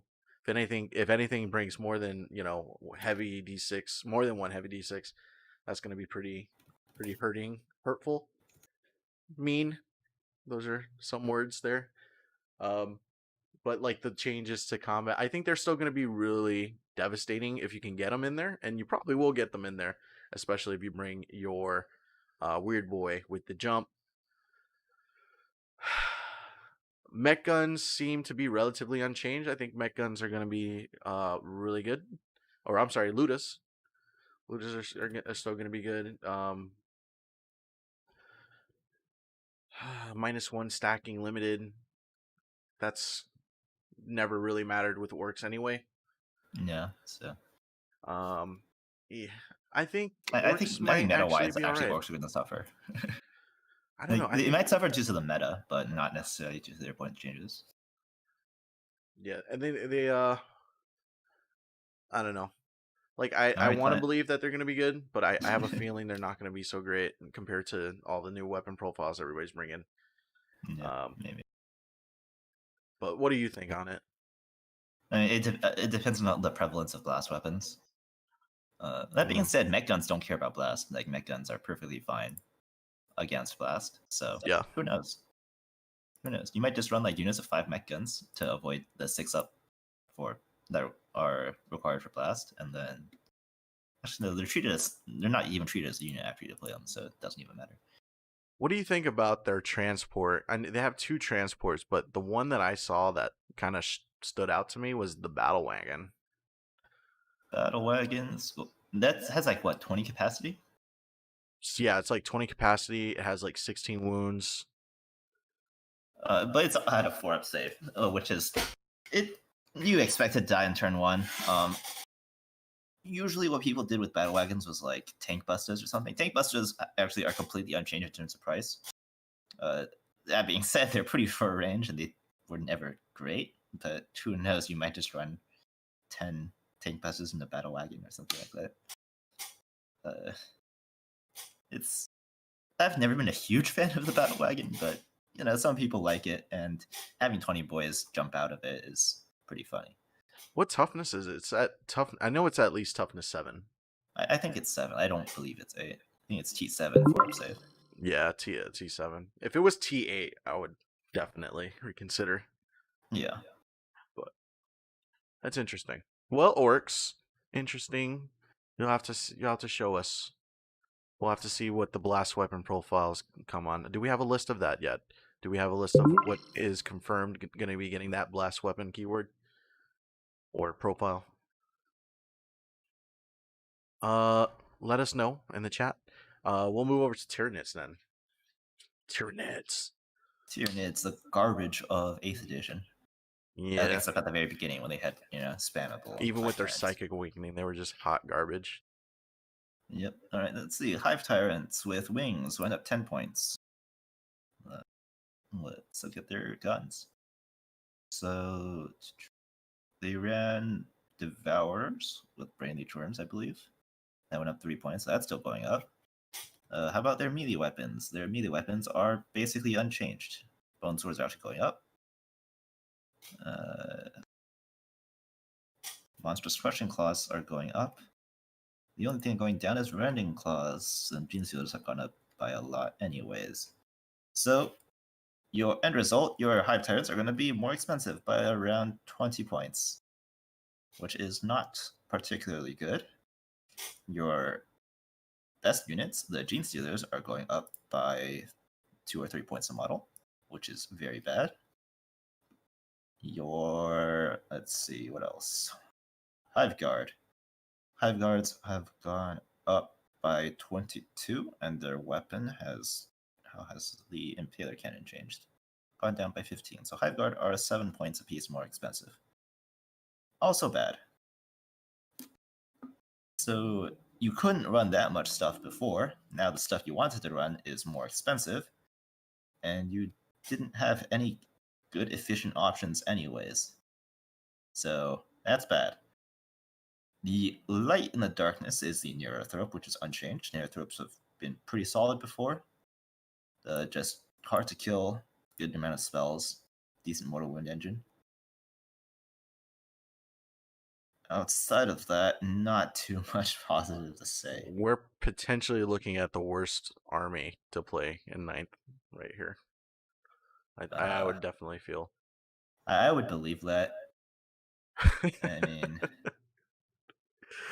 I'm so sorry, chat. This, like the changes compared to some of the others, they're not I don't think it's as bad as Eldar, how the changes went, but Tyranids were in a much worse position compared to Eldar before. And I mean, at least Eldar have something going for them, psychic powers. They have you can bring them with Ynnari, I guess. It's just they've got nothing going for them here. This all looks. They're basically the same Aladaris since you last looked at them. Yeah, they're basically the same, but more expensive and worse. I mean, the only reason I would need to see Gene Stealers, but the only good unit right now, from what I'm seeing, are Neurothropes, and potentially you still run a unit of Hive Guard just so you can double shoot them. Well, that was the only thing they had going for them. Yeah, it's the only thing they had before, and it's still the only thing they have. And it's not that good. All of the other tools just got worse. Like Gene Stealers got worse, significantly so. Because when you ran Gene Stealers, you really wanted to run 40 to 60 of them, and you don't want to pay 3 extra points a model. So that's not brutal. this was an axe job. Whoever was redoing these, I don't know, but maybe since Ninth Edition's coming out, maybe they'll get a complete rework. Maybe they get new models. Maybe they definitely right. The GW couldn't be that heartless, could they? They could. Oh man. Well, I, I guess we're putting yeah, the Tyranids away under the sink. Gene yeah. Stealer cults. Gene Stealer. Another thing that's really bad for Tyranids, like Gene Stealers could not kill vehicles very quickly. They often relied on just trying to charge them and lock them down, and then kill them at a later date. Now, if they can't do that, then vehicles can also just start rolling over Gene Stealers. So, like, just bad news all around. I just can't think of a single unit in Tyranids. I can't think of like any good high fleets. I mean, what was their best high fleet? Was that the one with the Feel No Pain? No, it was Kraken. It's the like 3d6 to advance, and it's allowed them to really get up on board with Gene Stealers and make it turn one charges. Well, good luck with But that. now You're gonna bring Gene half the Stealers are Gene so much more Stealers. expensive. It's Yeah. Yeah. all right. Well, sorry, Let's boys. see. I guess the Great Devourer is all bark, no bite. Well, at least it seems like Gene Stealer cults are still going to be okay. I Gene Stealer cults has always been a pretty difficult army to play because it's much more reliant on deep striking and knowing where you want to place your units. But you've still got Keller Morphs, which are, I think you only run one of them, but Keller Morphs have just always been very, very good. Let's see, what else do you got? Aberrants, 3 points each, hurts, but that 3 points each is manageable. It's not pleasant, but you'll take it. And your deep striking units. Neophyte hybrids, or sorry, Blood Brothers infantry squads are only 5 points. So, being Imperial Guard infantry squads, they're actually still pretty solid for what you pay for. The HQs went up by 5 points each. The HQs were all pretty good. So you're not too terribly sad about that. But you're going to be losing models. So.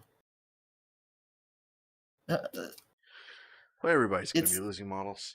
yeah, it's okay. It's not amazing, but I think Gene Stealer cults are like the light in the dark for Tyranids players. Mm. Okay, well, that's good to hear. I guess at least you got something, one thing for Tyranid guys. It's not much, but it's something. It's something, just a consolation. It's basically, it's the cake that they send you after you got beaten up. Yep. And fortifications don't matter. They were worthless before. They'll be worthless now. Yeah. Yeah. The only thing I ever heard from, it was the bell. I don't know, the bell for demons. Something about that. I heard someone mention that before. I don't imagine anybody's going to be playing these.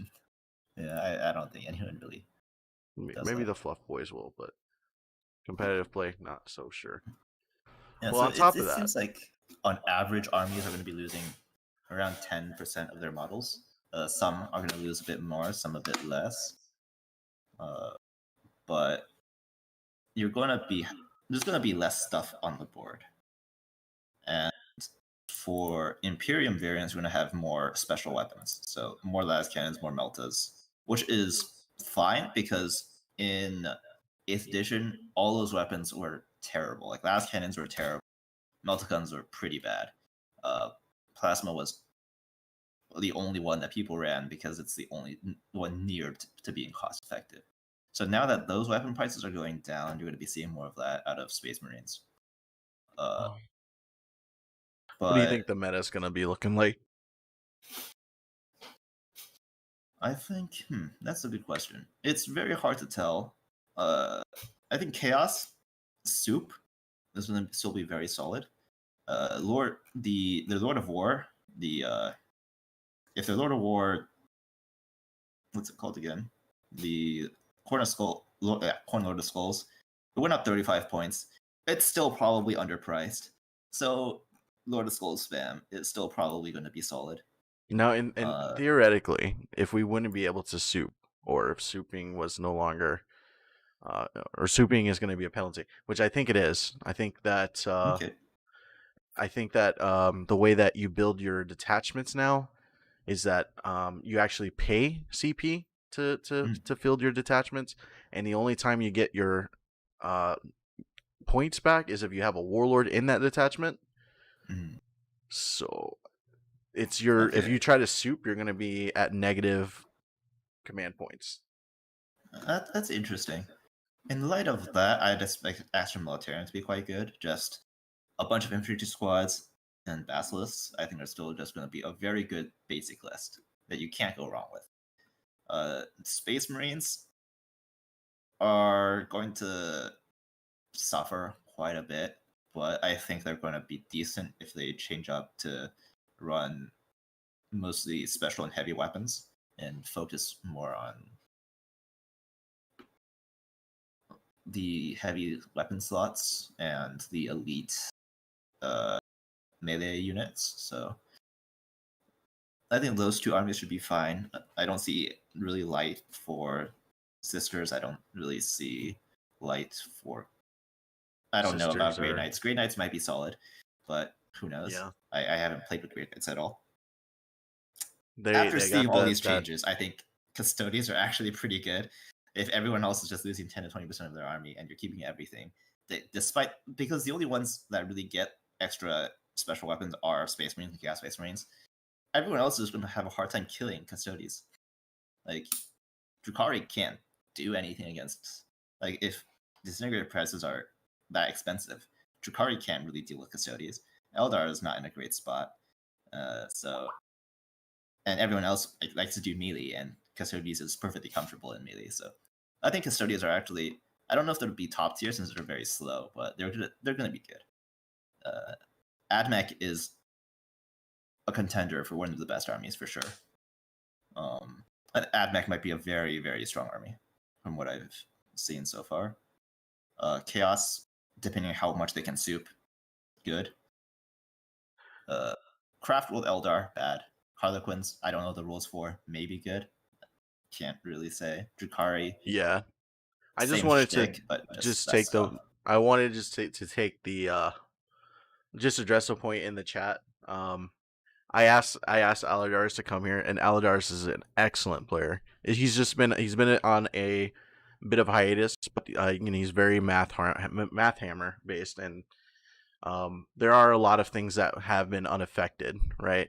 There's only some nuanced changes in 9th edition. I feel like his assessments on here are pretty spot on.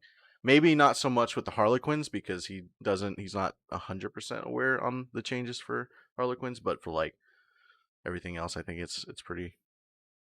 Yeah, so I'm taking a viewpoint on this mostly from 8th edition, with my scant knowledge of 9th edition editions, so like vehicles and Overwatch and whatnot. But of course, this is all speculation, so you're all free to have your own opinions. Exactly. And until we actually play hundreds of games and do all this testing, no one knows what's really best. Like there might be stratagems and whatnot that come out that really alter the way of play. So that's true. Really, one strong stratagem can really change an army. Like that's basically how Knights worked. They had 2 broken stratagems in the form of rotate ion shields and reroll all 1s to hit and damage and to wound. Vordo Companions, I think it was called. And that pushed Knights over the top for the longest time. So stratagems matter. And people are getting more command points, right? So stratagems will matter even more.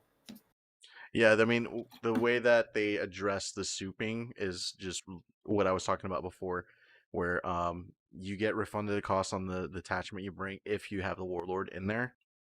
Other than that, it's going to cost you CP. And then they have a new phase in the game where it's called command phase. That's when you're going to score your victory points, and that's also where you're going to score if you're battleforged, 1 CP per turn. So Okay. that I think And that's going to change it do a we have little any bit. ideas how much each detachment costs?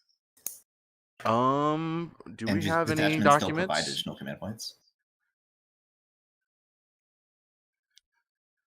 No, we're like, I don't know how the new command point value is calculated. Someone posted.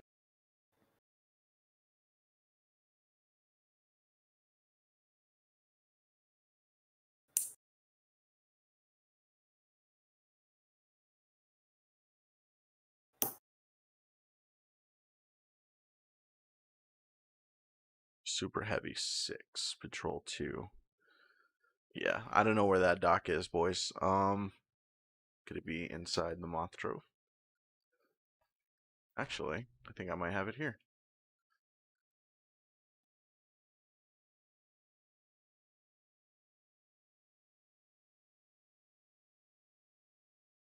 These are the new terrain rules. Oh, here's the new stratagems right here with their full rewording. Oh, by the way, stratagem for command reroll is not just any dice anymore. It's only hit roll, wound roll, damage roll, saving throw, advance roll, charge roll, psychic test, deny the wish chest. Okay. And you have to reroll the whole roll. You can't just reroll one dice. So, Okay. nuanced rolling is gone. Wait, so does that mean if I spend one command, so it's but it only targets one dice, right? It doesn't target like the entire weapon shooting. So if like, a weapon shoots 6 shots, I only target one of those shots with the command. Yeah, you target one of the shots. Okay, cool. And I cannot reroll for explosions anymore, right? Since that's not included. No, you can't do that one. Oh, that's sad. That's My faith is my shield. Hang on a second. Determine You can reroll how many attacks you make with this. Yeah, it says a roll, right? So only one. But you can reroll amounts of shots still with that. All right, so look, here are the new detachments here. Let's see. Each unit has a battlefield role on this data sheet. Each unit takes up one slot of the appropriate battlefield role. Must include a compulsory red. Okay, so let's see. Restrictions. The data sheet does not adhere to a particular restriction. Yeah, we know that. Tells you how many command points are required to include the detachment. All right, so okay, so patrol detachment's going to be 2. If you, it'll cost you 2, but if you bring a warlord in there, it will give you 2. Okay. So command benefits. Battalion is going to be 3 CP. And if you have warlord, it's a +3. Gives you +3. Yep. If you bring your warlord in there, brigade detachment is going to be only 4. Okay. That's crazy. Vanguard detachment will be 3. Okay. As well as spearhead, outrider. So all of the additional detachments cost 3 command points to add. Yeah, +3 command points. But you have to take the warlord in there, or else it's going to cost you the 3 CP. Yeah. And it's like if I run 2 detachments and one is a battalion for +3, and run the second one for another spearhead, then that's net 0, right? +3 -3. Yeah, I know that you can make additional warlords, but I don't know for the purposes of command benefits. Oh, look, no, command benefits, none. So even if you take, oh shit, Vanguard detachment, Spearhead detachments, and Outrider detachments cannot be refunded on their costs. Okay. So you don't get any benefit at all if you bring. And how many command points do you start with in the game? 3 for. Okay, so it depends on the battle that you play. 2,000 points, which will be, what is that? Strike Force.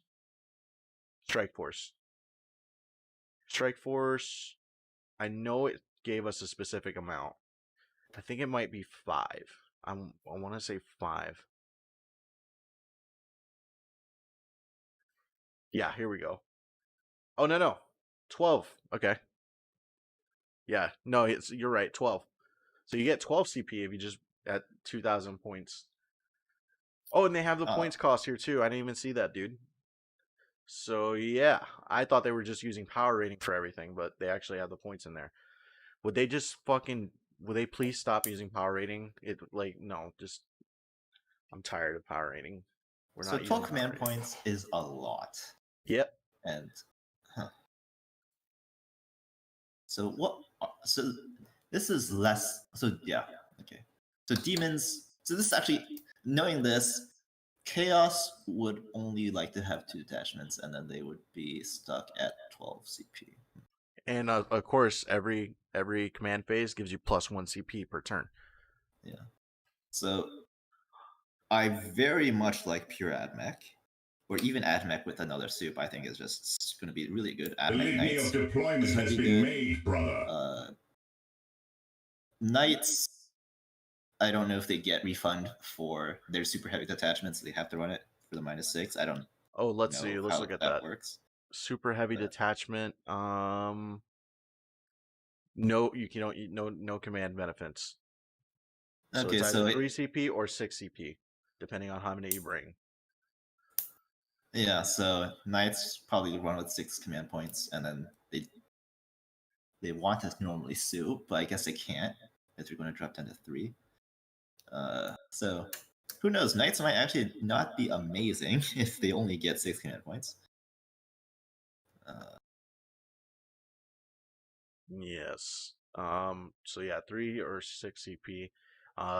Supreme Command Attachment. If you bring a Supreme Command Attachment, it costs you 0 CP, and there's something here.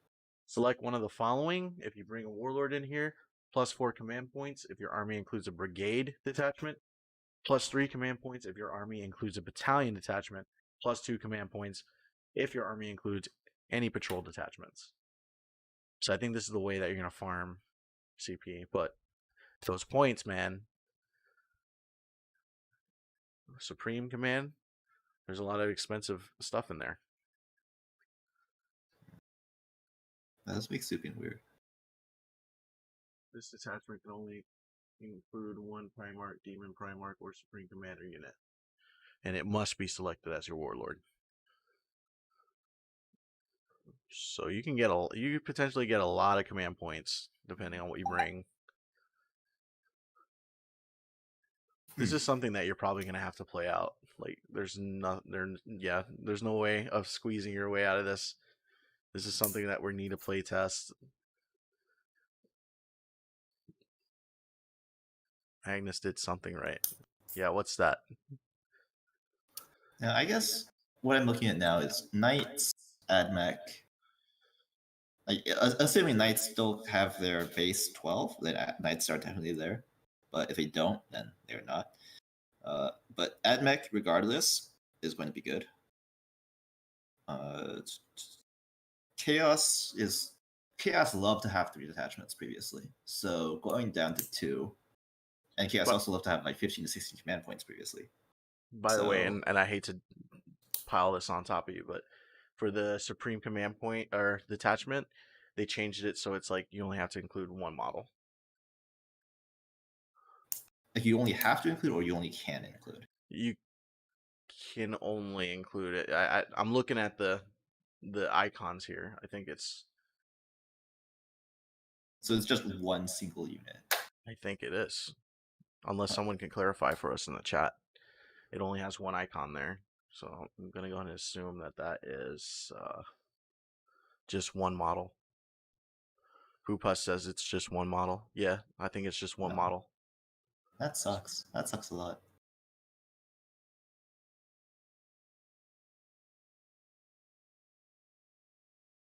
So where am I going to get all my 1,000 HQs? Yes, I can't do that. So that actually makes Chaos Soup pretty bad. Interesting.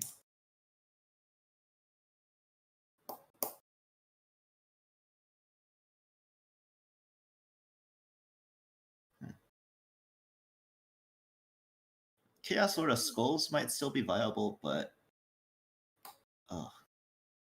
It says I here that do you not can know. include either a Primarch, a Demon Primarch, or something with the Supreme Commander keyword. So I'm gonna imagine that there's a lot that has that.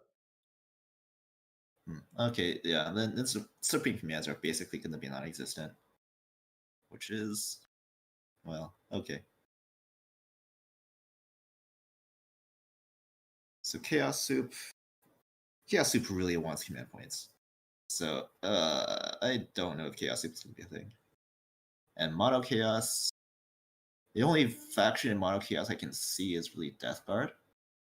Maybe Death Guard with Demon support, or Death Guard with Thousand Sun support. Because you don't want to go to 3 detachments. Like you need at least 9 command points to start with, I feel.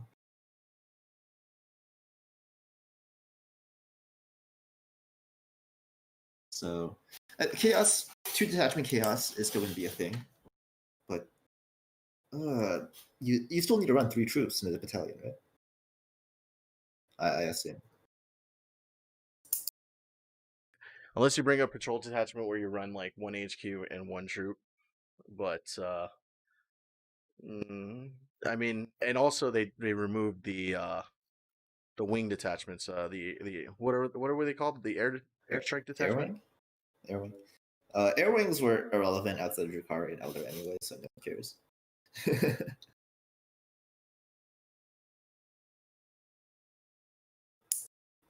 Yeah, it's gonna be for like Primarch equivalent models then. Okay. So the only way you're gonna bring flyers is in a patrol detachment. All right. Well, yeah, then I think Imperium's the winner here. Like all the lists I'm thinking of are Imperium lists because solo Imperium lists are just going to be still good. Like orcs are okay? Question mark. The command point change benefits Necrons a lot because Necrons used to only get 8 command points or so, and now you're getting up to 18. Since you're usually only using single detachment Necrons before, anyways. So this is Necrons likes this. And also Necrons are going to be getting the Silent King, which are probably going to be their Primarch equivalent. Oh, okay. Silent King will be most likely Supreme Leader, keyword or whatever. Supreme Who Commander. knows? Who knows? Necrons might be the next big thing, but no good way to tell. Yeah. I don't know, man. Yeah, this is, for me at least, my opinion on it. I don't have enough. But I am also much more inexperienced in terms of competitive play. But 1001. Oh, yeah. Top 2. But for me, top 3 are Admech number 1, Imperial Knights number 2, and hard to say who number 3 is. Custodians are looking solid, but I don't know if they have utility to become top tier. And Guard is okay, but maybe just a little bit too inefficient. So one of the big things that happened in your hiatus is that everything got like pretty much a Psychic Awakening thing, and with Psychic Awakening they got a slew of new warlord traits, relics, and lots of more stratagems. Like there's one that I know for a fact that you probably don't know of for Space Marines and Chaos Space Marines is transhuman physiology, Oh, I which know that. is, you know that one? Yeah, I know that one. I played with it all the time. Oh shit! Well, I'm not that out of date, but pretty out of date. It's just the past 3 months or so that I have no idea what's going on, and I know nothing about 90. I haven't read up on that. like Aladaris was basically just on top of the meta, and it took him like only 3 or 4 months of hiatus time to be kind of out of the loop for some of these armies. Like, I mean, I think a lot's changed in the past couple months. Like with 90 coming out, that's just a huge shift. yeah, Psychic Awakening really just brought out, I think, Grey Knights to the forefront. But other than that, not too much else. There's just some cheese here and there. But Uh, But now, how do you feel about Ninth Edition on the limited stuff that I've told you today? I think overall they're good changes. So you're reducing the amount of dice. Like Overwatch is honestly more trouble than it was worth. It's mostly irrelevant, and the times are that it is relevant, you're usually rolling hundreds of dice. So Overwatch is just a pain, and removing it is a good thing, honestly. Uh, Vehicles being able to shoot while in combat, I don't know what I feel about this change, but it definitely makes the fly keyword less oppressive. Like fly was just so strong in 8th edition that just giving it to all vehicles definitely gives everything a chance. So I would say I kind of like it. And command point changes, it allows for more it's both enables more flexibility and more restrictions. I would say I don't like the command point changes. I prefer the old attachments.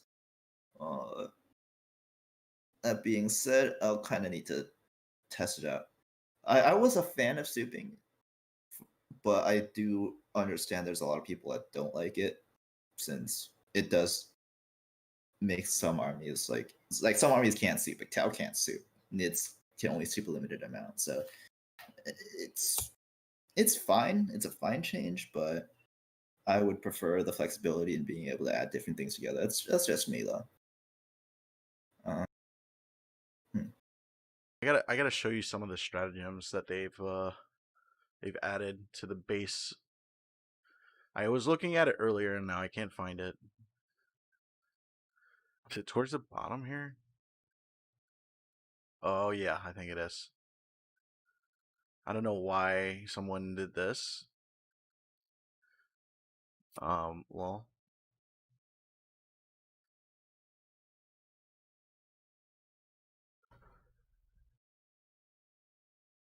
anybody can tell me the story about why there's Redditors are the bleeping worst here? That seems kind of. Oh my goodness, that's heresy talk. Cowboys in the showers at Ram Ranch. The leak is from 4chan. Ah, that explains it. Mm-hmm. Mm-hmm.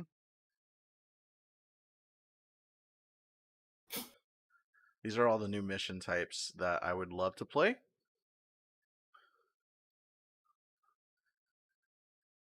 Where is this CP stuff? Does anybody know the page? Also, why isn't this out? Why isn't this out? I thought they said that the core rules are free. These are the core rules. I don't understand.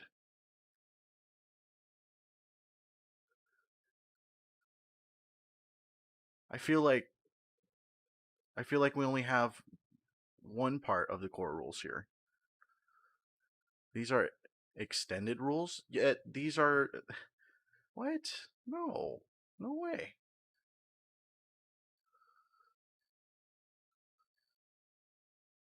Yeah, the PDF is the one on their website, and it only has one mission type and has none of the anything else significant. It doesn't give you the point values for the. It only tells you power level. It doesn't give you all these mission types. It doesn't give you um, the stratagems. It just gives you. I guess extended rules, whatever, advanced rules.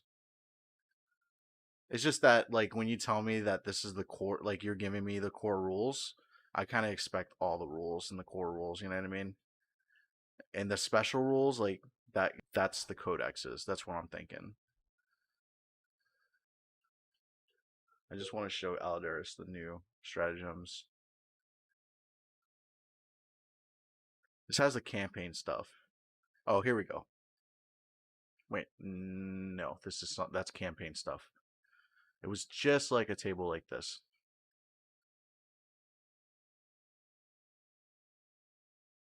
Victory points for painting.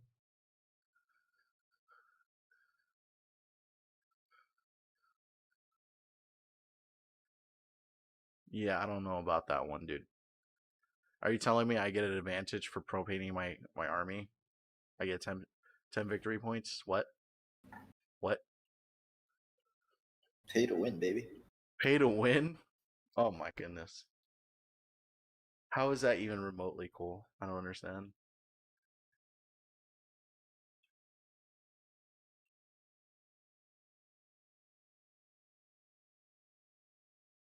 Are they expecting us to buy the extended rules as well, on top of the codexes that they expect us to update over time with their mobile app?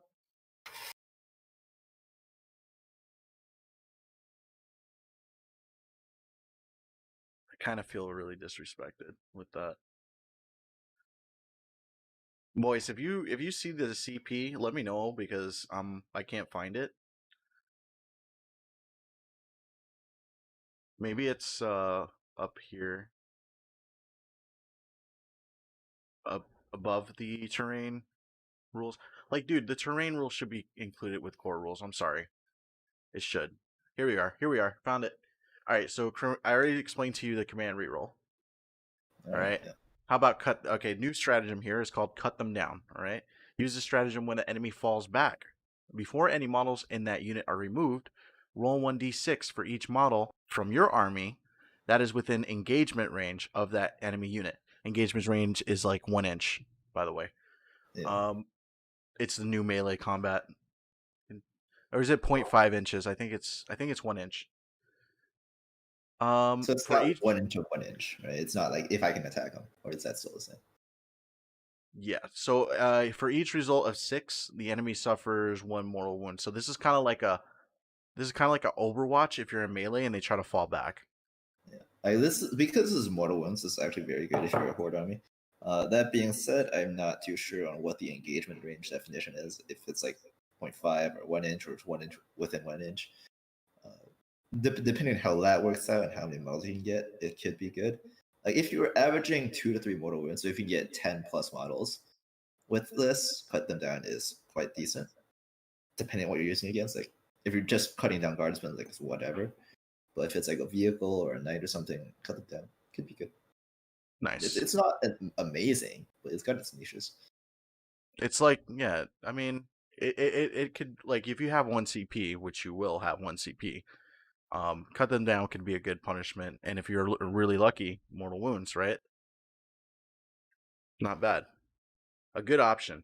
But there's actually some other good stuff in here. Like, as an ITC player, I think you're gonna appreciate some of these changes. I cut them down. Um, I don't see myself using that very often, but it's. I mean, you have the option to.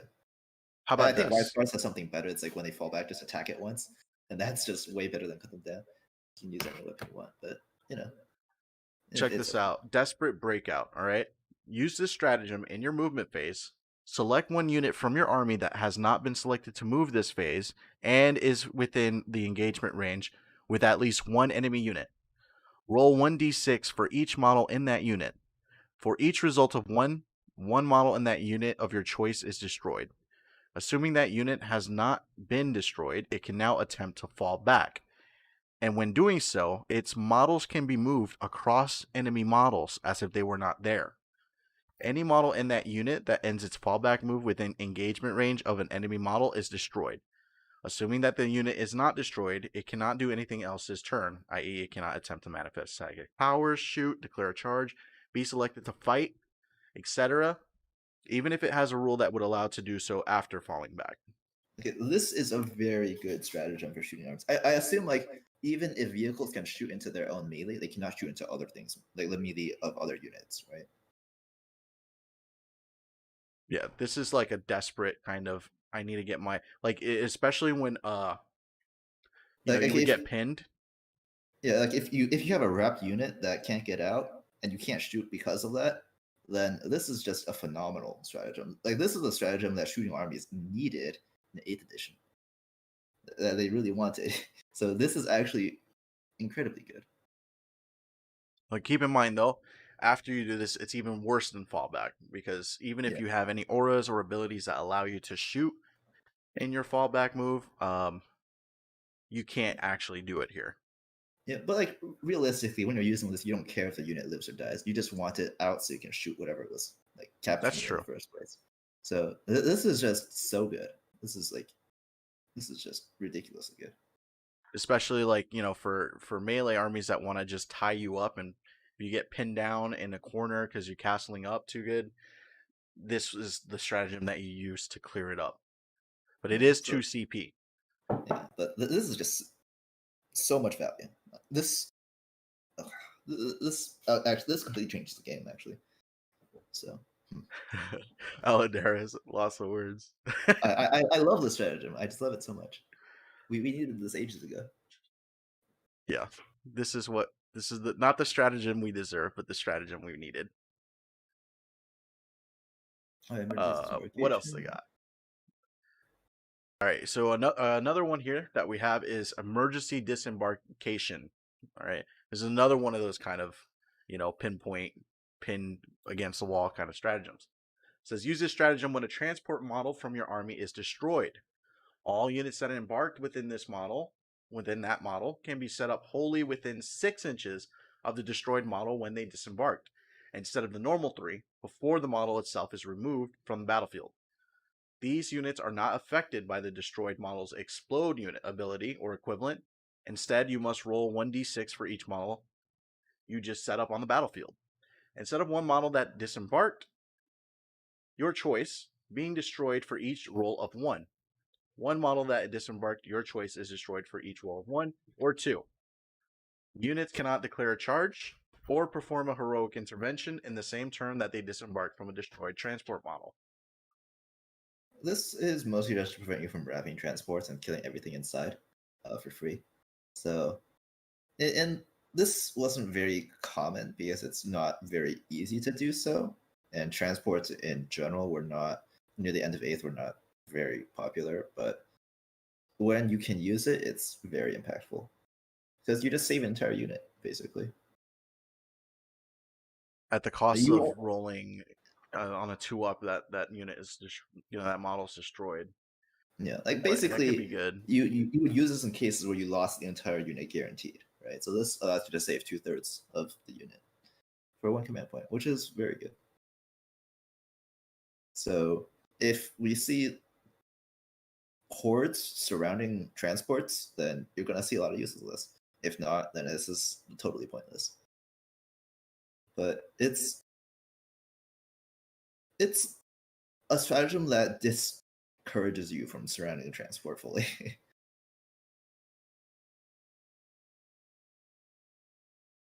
Transports will ignore blast. Oh. Yeah, that makes sense. Like, because it's one model that they're shooting and not a whole bunch.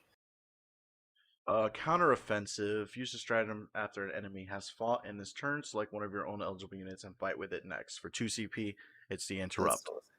That's interesting. What's the one above that? Oh, that's Overwatch, right? Yep. And then they're also keeping insane bravery. Yeah. Okay. So Desperate Breakouts, the really, really good one, since that could actually just wreck melee armies by itself.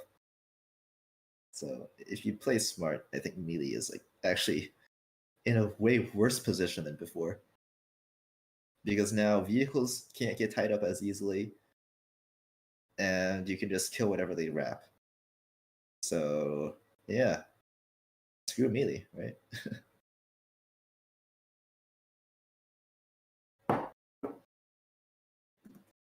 Yeah.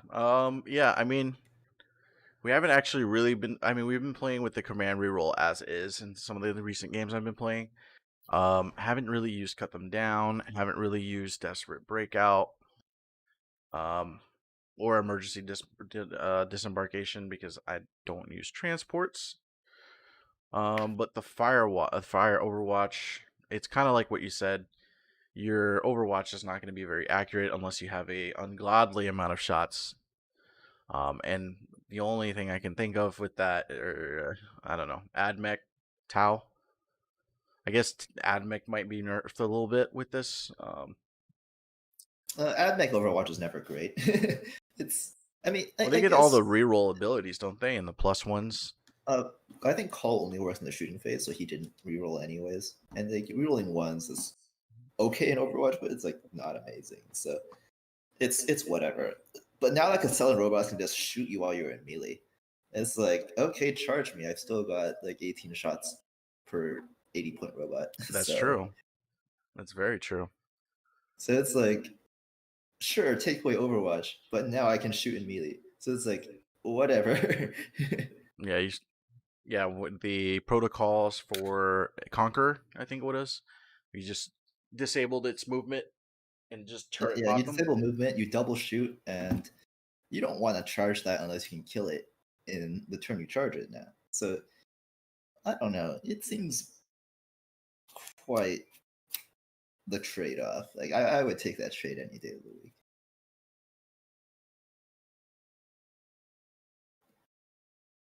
Yeah, and then there's just a metric shit ton of things for terrain. Yeah, this is quite a lot of terrain special rules here. Dense cover, light I do cover, like how heavy they cover. are being more specific about terrain, because terrain rules in AE were so ambiguous. It's like it's just people just basically had to like determine on their own. But if they're like actually defining exactly what each piece of terrain is, then that's very good. I mean, you in turn will have to specify what terrain things are what, unless it's like a pre-made map or something. Yeah. With your opponent. But it's like, okay, what's this going to count for? Hang on, let me get my spreadsheet. Okay, see, this looks like a hill. What kind of hill? Looks like it's a hill with obscurable terrain. Okay, I think, but somebody made a spreadsheet for it. Thankfully, I'll show you guys this. I forgot who made it. Oof. I gotta give him his credit. Oh, Macbray was the one that made this chart. This is probably going to be a very useful piece of information. He compiled this spreadsheet here. So you'll be able to kind of look at this stuff and then just kind of decide with your opponent pretty quickly, just looking at the table. But it is a shakeup, right? So it's like these are different rules. There's some really interesting things that are happening in some of this keyword stuff. Like there's defensible obstacles, infantry that are in within 3 inches of the obstacle are considered in there. You can hold steady or set to defend when charged, if closest to the closest charge move passes over through it. Hold steady is basically an Overwatch will hit on 5 up, and set to defend is no Overwatch but +1 to hit rolls in melee. So very interesting stuff. Like, and just kind of refers to this. We'll see how that really. I don't know if they're going to be using this for ITC and shit. Really depends on the format that you're going to play. They might come up with special rules on their own terrain and whatnot. Kind of like how first floor is like breachable.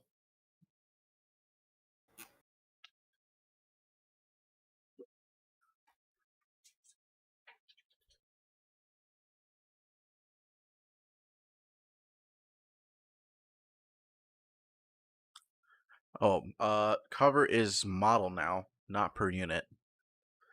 Yeah, that makes it a lot more complicated. I feel like. But yeah, I feel like I would like to play with some of these terrain keywords. Now that I'm Like actually looking cover at the being book. per model, I assume you still get to allocate wounds onto the model of your choice. So this allows you to allocate towards the guys that are in cover first compared to the ones that are not in cover, which is a buff, especially to armies with good saves, so Space Marines and whatnot. You have a couple units in cover, and everyone else is outside of cover can still take the cover saves first. So that would be good if that is how it works. But I don't know if you also need to kill the closest unit first. Is that a rule? I don't know.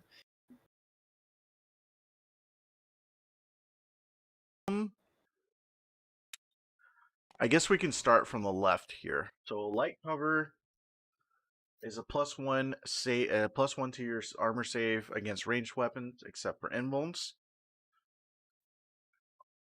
Can't be feel no pain. Feel no pain isn't. But it says +1 to save. What is that? How does that interact with feel no pains? That's the first thing I'm thinking of. It's most likely intended just for the armor save, but the way that they word it makes me feel like feel no pains are not a save. Okay. It's just the armor save. So +1, no invuln there, just on the armor save if you're in light cover. Heavy cover is +1 against melee weapons, except invuln when attacking unit didn't charge that turn. Inspiring is +1 leadership if wholly within 6. Dense cover, if the terrain is at least 3 inches high, take the highest point, -1 to hit range while tracing a shot through or over this terrain piece from one attacking model base hull to a receiving model base hull. Models don't suffer this penalty whilst firing out of this terrain. Penalty doesn't apply when attacking an aircraft or an 18 wound plus model. Okay. Let's see, obscuring terrain keyword here. If a terrain is at least 5 inches, take the highest point if it blocks line of sight through and over. Models on or in this terrain can be seen and targeted normally. Line of sight block does not apply when attacking an aircraft. Okay, so yeah, again here with the big voice. Exposed positions, models do not receive benefits of cover while on top of this terrain feature. Obscuring is messed up and needs an FAQ. You cannot shoot out of it. So basically, obscuring is like it does not exist when someone is shooting at you, but you can't see out of it. Okay, that's interesting. Yeah. Mobility impact. It seems like it should be the other way around, but who knows? Well, apparently, there's already an FAQ for it. Or errata. All right, here's for ground and kind of like mobility impacts. Difficult ground, subtract 2 from normal move, advance, fallback, or charge. Okay, so Move over this terrain unless it has fly. Unstable position, models cannot be set up or end a move on top of this terrain feature. Breachable, infantry, beasts, and swarms can move through this feature of this wall terrain piece, walls, girders, and foliage, etc. Defense line, can make a charge against units within 1 inch of this terrain, can fight if within 2 inches of the enemy. Okay, cool. So like this basically categorizes terrain and obstacles. Like instead of just craters being cover, craters are now light cover, difficult ground, and I think that would be the two they have, right? Light cover and difficult ground. Yeah, and then walls would be like light cover and breachable. So you're just giving keywords to terrain instead of just saying this is X, Y, Z. So I like this change. This clarifies things. You're gonna need to spend a lot longer before games allocating terrain types in 9th. Yeah, this is gonna take some time to set up your games. I mean, you can like say, hey, you want to say this is a crater, and by crater, most people would recognize it as cover and difficult ground and whatnot. I don't think it's going to be that bad. It's just like this gave the terrain a few keywords in here. Scalable. Only infantry, beasts, swarms, and models for flag can be placed on top of this terrain. So that would be walls. Mm-hmm. Yeah, I mean, it's fun. Yeah, I like these changes. I expect people to just say, hey, ruins are classified as having XYZ keywords. Craters are classified as having light cover and difficult terrain or whatever. Like players will naturally create these pre-designed categories, and then you can just apply them to whatever terrain piece. Like, hey, this is ruin, this is crater, this is dense jungle or whatever. So it shouldn't be that big of a deal. And we also have the advantage of having our maps pre-made and ready to go. So we Yeah, can and always write those out. another thing with exactly. Another thing with Tabletop Simulator is you can just name the terrain piece to like, hey, this is a crater with these following keywords. So it's very easy to do. Consult the chart. Here you go. I know you're still reading your rule book and your codex over there, but have a spreadsheet that you could look up. Yeah, so all in all, I think we've gone through the major changes. I can't really think of anything else that, I mean, there's blast and being able, big guns never tire. There is lookout, sir, which you have to be within 3 inches of like other models. Otherwise, you can. Yeah, here it is, right here. Hang on. It's like you can pass off wounds on the character from characters onto other things or something. No, the new lookout, sir, is the can't target. Right. Let me pop this out.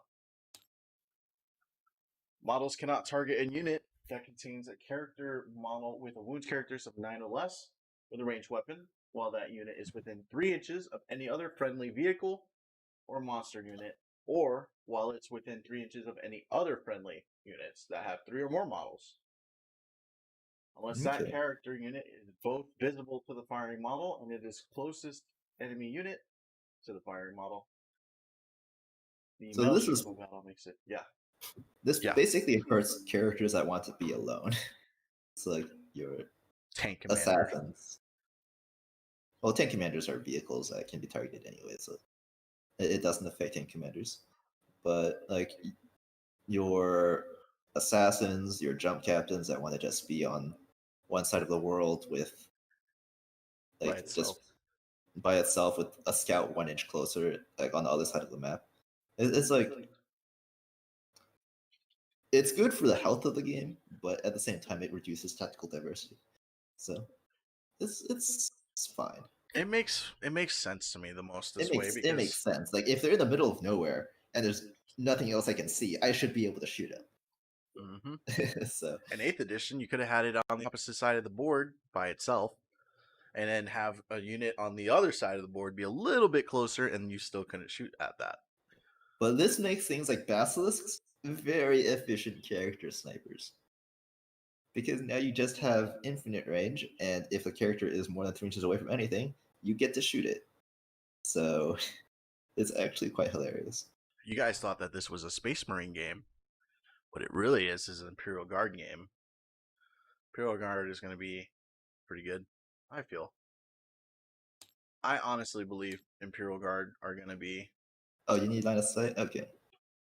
Still need line of sight. Yet, I know, but... yeah, this makes the most sense to me. Nothing changing on the heroic intervention.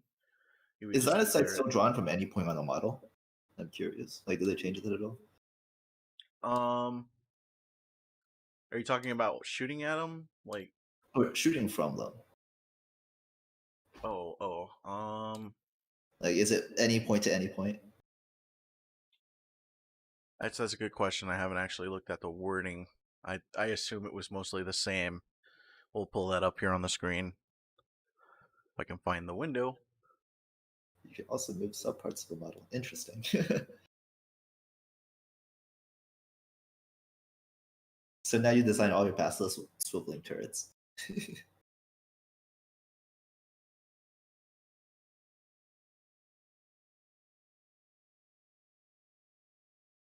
I've downloaded this a few times.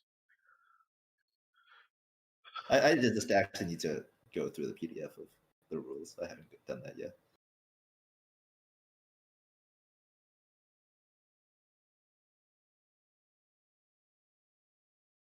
Shooting. Movement phase. Coherency is the biggest change in that.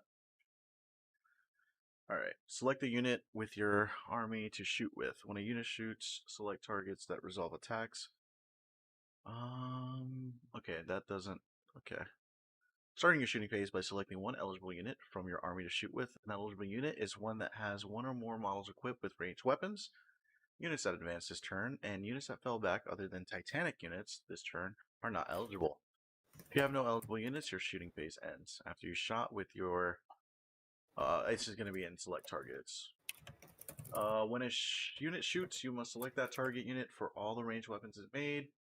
If a model has one or more ranged... Okay, you can shoot with all of them. Similarly, if you has one... In case... only enemy units can be targeted. In order to target an enemy unit, at least one model in that unit must be within range. Okay? The weapon being used and be visible to the shooting model. If unsure, get a look from behind the firing model to see if any part of your target is visible. For the purposes of determining visibility, a model can see through other models in its unit. If there are no eligible targets for a weapon, that weapon cannot shoot, if this is the case. It actually doesn't say. It might be in another Visible section. from any It's part of the why model. that is always weird. It says a model can see through models in its own unit, but not models in other friendly units. That's what it says. Well, it doesn't say that part, but you have to see it visible. So I'm assuming you can't shoot through other units if you can't see them. Same line of sight thing deal.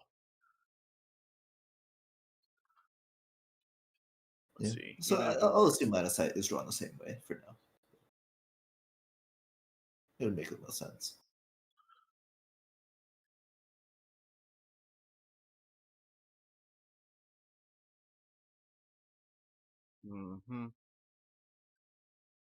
It doesn't say any part of the model though. They changed the wording on it a little bit.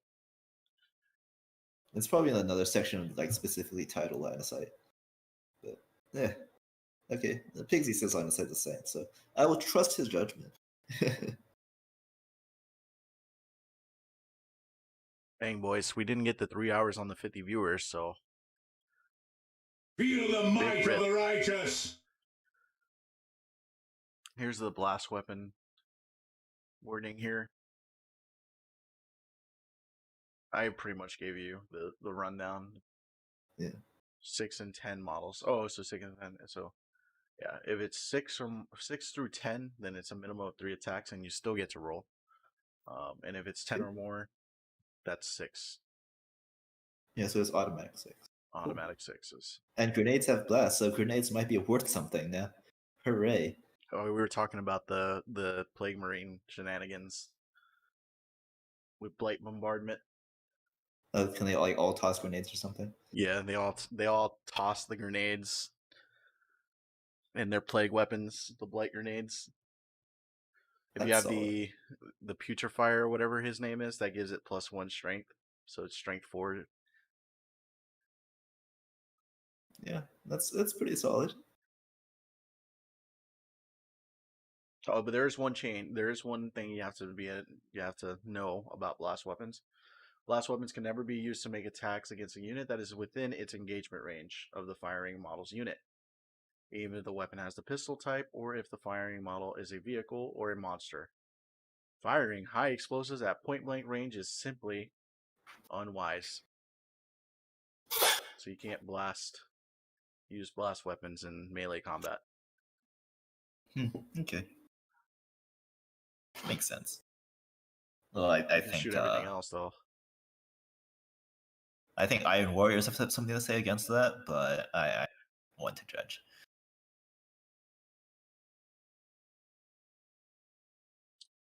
Yeah.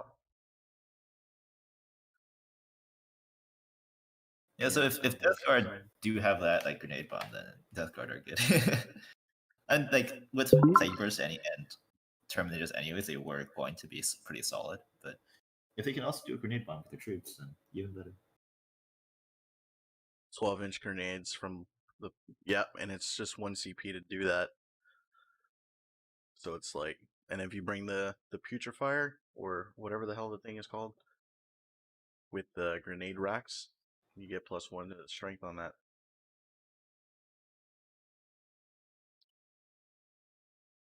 What link is the spreadsheet? Yep, thanks, McPherson. I modded you because you're helpful. Thank you. Heroic Adventuring is pretty much the same. We already know the Overwatch. Pile-in is the same. Consolidate is the same. Morale, we kind of went over that. It's like an explosion.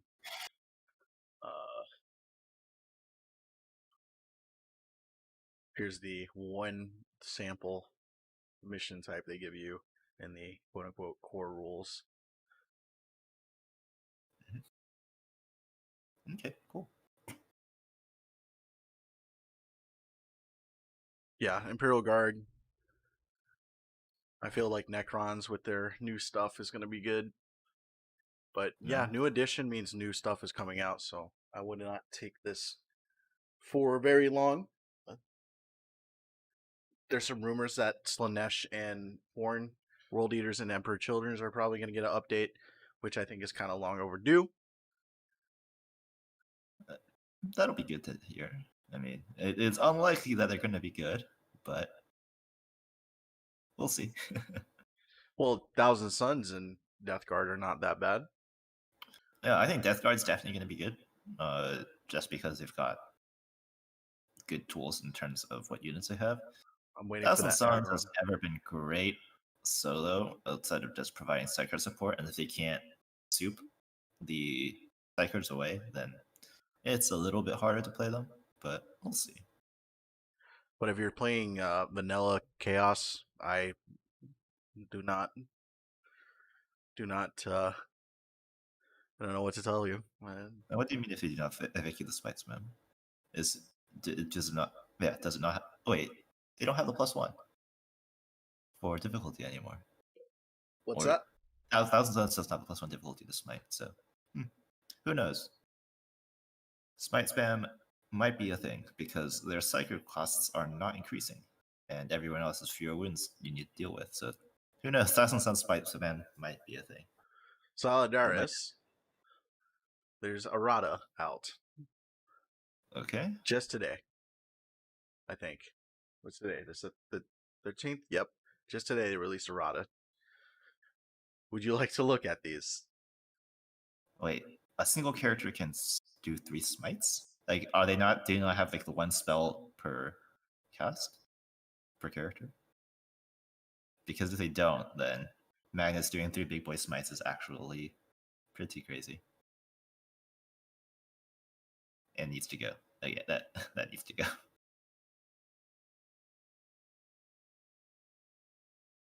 But we can go over some of the FAQs. What would they be? There's a lot. Let's just open a random one. You wanna do it random, or do you wanna just start from the top? I don't think we should review everything. Let's just look over Codex Space Marines because that's like probably the most common army.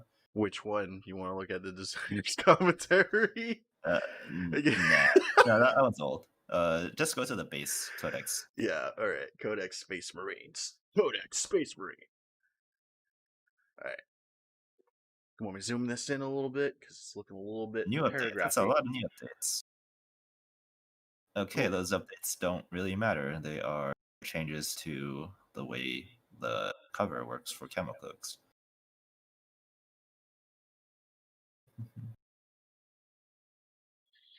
Okay. All right. Okay, they're changing the way sniper works instead of you just say ignore lookouts. So that's a good way to do it. Okay, these are just really rules clarifications.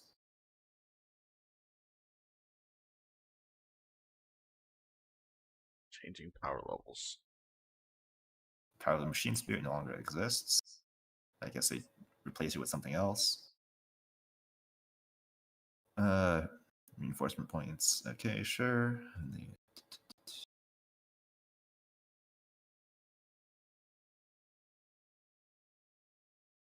Okay, interesting.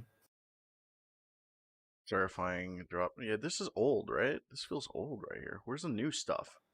Well, this is mostly like rules clarifications to adjust for all the new rules that are coming in. It's like same things with the same names get deleted. previous mechanics get rewarded to adjust for new mechanics. So it's nothing special.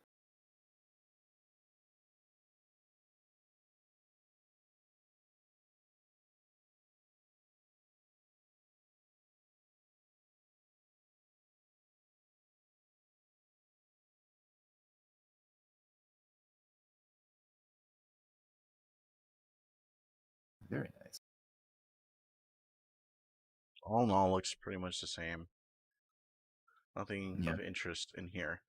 Yeah, it's just updated to replace the text. I don't think there's going to be any huge balance changes quite yet. They're going to wait for the new points cost for that. Salamanders.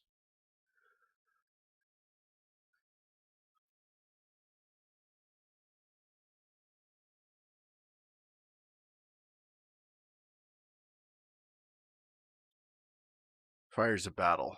Yeah, I think this is any of this new?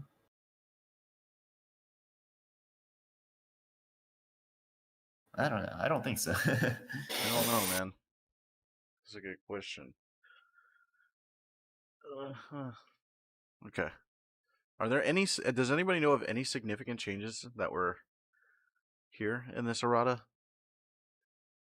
Graphic hue, whatever. Ultramarines. The only light stuff. The only light blue stuff is new. Oh, okay. What about orcs? Let's see. Incremented updates while running. Okay.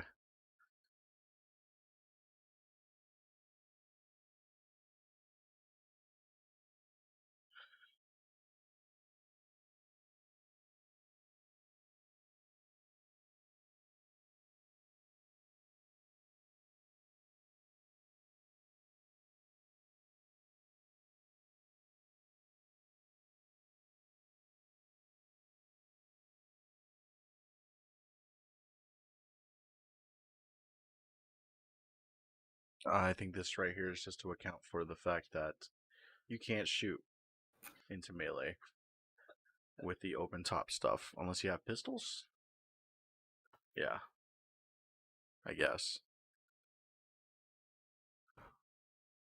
Oh, Pigsy wants to get in here. You want to get in here, Pigsy? You want to snipe me, bro?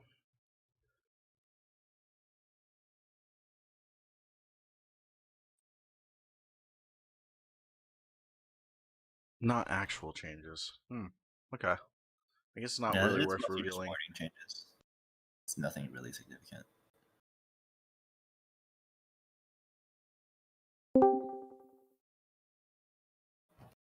Hello there. Hey, what's up? Pigsy's coming in. So, I had a little comb through the FAQ like when it came out. Most of it's, like you saw, like character sniping rules just being clarified and things. Yeah. There were a couple of changes. So, like, knights and most mechanic models can now walk over other models. For knights, it used to be when they fall back, but now it's all the time. So, if anything that isn't a monster or a vehicle, they can walk over. White Scar's got their chapter tactic buff. It also means that they can advance and fire assault weapons without penalty. Mm-hmm. So they're looking good. A lot of the abilities that used to let you ignore move and shoot penalties for heavy weapons, now that's just like a core rule for basically everything. Some of those got buffed. So, for instance, the Talran regimental doctrine is now you can basically turn heavy weapons to assault weapons. The same thing happened to like tower target locks. That's basically it, I think. They forgot to FAQ the Gene Stealer Cult ability that lets you deploy outside of 3 inches, because now engagement ranges within an inch horizontally or 5 inches vertically. You can actually deploy Gene Stealer Cult units 4 inches above a unit, which is then inside their engagement range. And they didn't FAQ that. So that's the thing.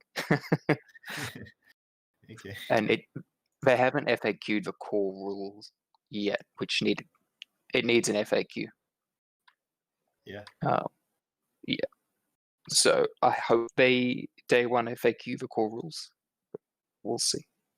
I mean, they should just release the core rules like on a new document, right? So hopefully. Well, we'll see. I'm not convinced. They're definitely not very good about doing this. Yeah.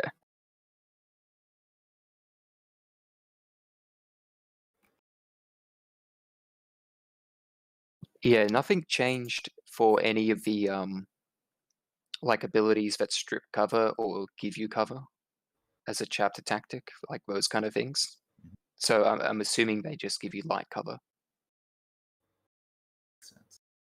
but could have done with an FAQ.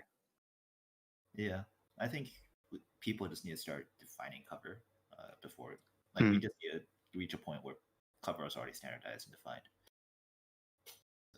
Oh, one other thing in the FAQs.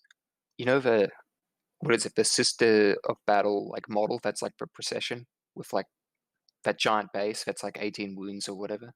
Yeah. That thing counts as having 9 wounds for the purpose of terrain, so it does get the obscured rule. Okay. Does anyone actually run that model? I don't know.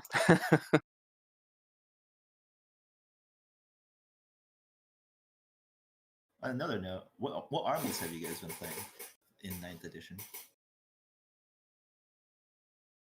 I actually haven't had time to play a game yet, which is pretty shameful. But I've been watching battle reports like a hawk and rules lawyering with everybody. So I think I have a pretty good grasp of the rules, but I don't really have an intuitive sense of like the missions or the balance or whatever, right? Yeah. I mean, it's going to be all very new and very different, I'm sure.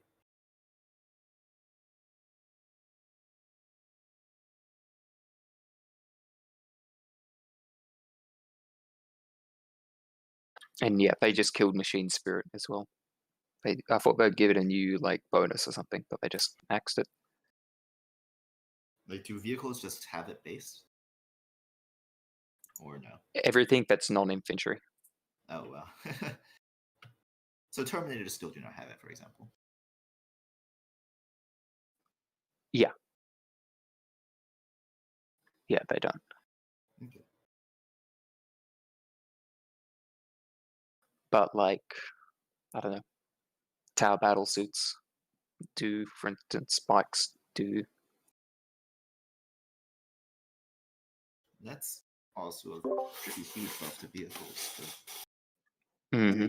Yeah, it's a nice buff to flyers, and like land speeders and shit, and just vehicles across the board. But a lot of those guard flyers, right, that had like a +1 to hit ability to like shoot ground or whatever, right? That would basically bring them back to a 4 up to hit. They now hit shit on 3s, which is pretty good. Yeah. I'm curious. So now flying vehicles can no longer fall back and shoot, right? So Yeah. what? So now any plane that gets engaged in melee and is forced to move can. Oh, aircraft are exempt from this. They can't be tagged in combat. Yeah, you can move and end your move within 1 inch, but it doesn't put them in combat. How about if I have like a jump unit? That Yes, but you can get into engagement, but they don't count as having fall back when they move away. Okay.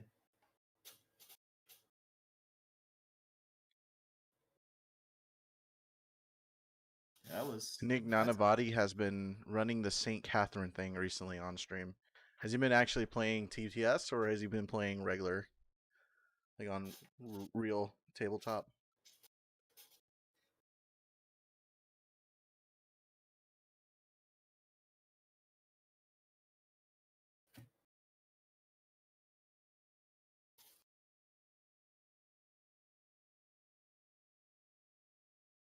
I kind of hope they were gonna like FAQ things like the Death Guard chapter tactic and stuff. It kind of there's still a lot of rules that got wrapped up in the new core rules that don't really do anything anymore. Yeah, I mean, I'd imagine that they would need a new codex, right? Yeah, But And there's I no don't know. If Tau in they here. could change the White Scar chapter tactic, why not wait. change like the Death Guard one? And I'm curious as to what they're going to do with all of the Forge World models. Like, are they going to incorporate them into their own books? Or are they just going to say you can't use them at all?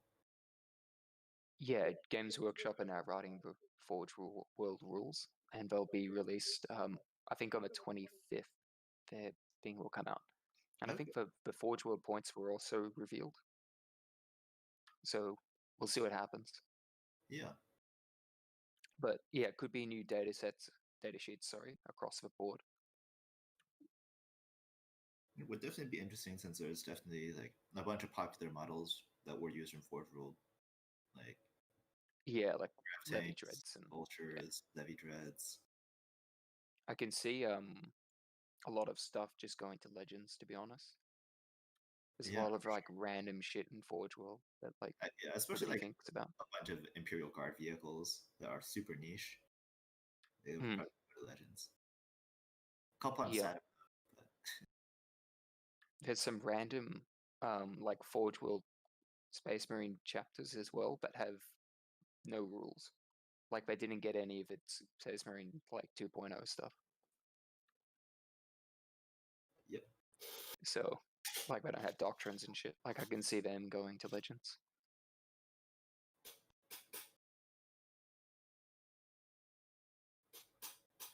How about that change that I heard about? Is some of the psychic powers are not going to be able to target non-Primaris or something like that? What? I've been heard I about saw that. somebody raging about that. We were talking about it. They were like, "Oh no, Primaris librarians are not going to be able to buff tactical Oh, marines." I see. Oh, okay. Interesting. That's weird, but Yeah, guys, that's weird, right? What could be happening there? Oh my god! Oh my god, no! it's almost as if we don't want like this class of Space Marines to exist anymore. Yeah, no, it's good, right? They shouldn't continue to encourage people to buy like tactical marines if they're just going to axe them in like 10th edition. Yeah. Not axe them, boys. Make them legends. I don't know what the hell they're going to do in the law with that, but just going to like, kill them off. Send them all out to Start a new crusade and just toss them all to the front lines. send them on Yeah. the old Marine Crusade. Maybe they all turn to chaos, and then they release like chaos conversion kits so people can turn their like loyalists into chaos marines for 10th edition. You receive it's just a bunch of nails and spikes. And some Yeah, they just give you like a pack full of thumbtacks. There you go. I mean, has anything like that ever happened in 40k? What, killing a faction? Just basically killing Alpha faction. Not really. Like they kind of got rid of like some weird like Tyranid subrace stuff and random shit like that. What is this squat that you speak of? I don't understand. What is this? Are you squatting right now? Who's squatting? I'm not squatting. Ooh, I also this makes me think, in like the Tau lore, how now that they've got this weird like pseudo warp space travel, it makes their like auxiliaries go insane and like die or whatever. They could use that for a good lore excuse to just get rid of alien auxiliaries. If like all the Tau like have to migrate and like move, then all the auxiliaries get fucked, and then they don't have to solve them anymore. Yes. I mean, come on. Suggesting that old Marines being just squatted, that's just crazy. I do see Codex Old Marines being a thing. Codex Firstborn or some shit. And then just not getting updates. I don't know. It's all heresy talk right now. We're just... I mean, how would some of these other non-Codex Marines operate? Civil War? You mean a second Horus Heresy? By who? Who's important enough to make a second Horus Heresy? Sanguinius. Oh, that's true. Sanguinius is coming back after all. Yeah, totally. Are there any other confirmed Primarchs that are coming back? No. Outside of Bobby. I think the Space Marine Chapter Master just counts as one at this point. What do you think about Eldar, Pigsy? Yeah. Like Yeah. Craft World, so Elder across the board. It's weird. I don't know. I honestly don't really know. I think it could be okay, but they can do. The thing is, like, obviously the fly nerf like really hurts Eldar. Yeah. But the moving and firing vehicles without penalty is actually really good for them, because they have massive moves on a lot of it, like fire prisms and shit, right? Well, They fire have like prisms 16-inch don't want moves or to. something crazy. Well, yeah, I know. And so everything But else like, wants to move is usually. we've got a lot of shit that can run around the board. Yeah. Now that it's about map control, and I think like wave serpents could be really strong, because you can just advance onto an objective with like 2 units of guardians or whatever. Well, 1 unit of guardians or die avengers or whatever. Okay, yeah. And it's really hard to shift that.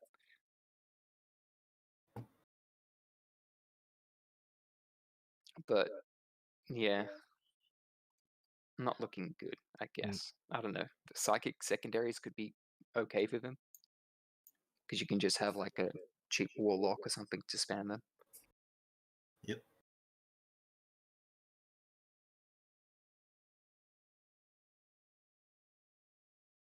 And some of their units didn't get screwed by like points. Most of the Like overall, their points were bad, but like like their bad units got buffed, basically. Shining Spears didn't get fucked too hard by points. They went like 5 or 7 points up each. It's not terrible. Yeah. Sort of middling.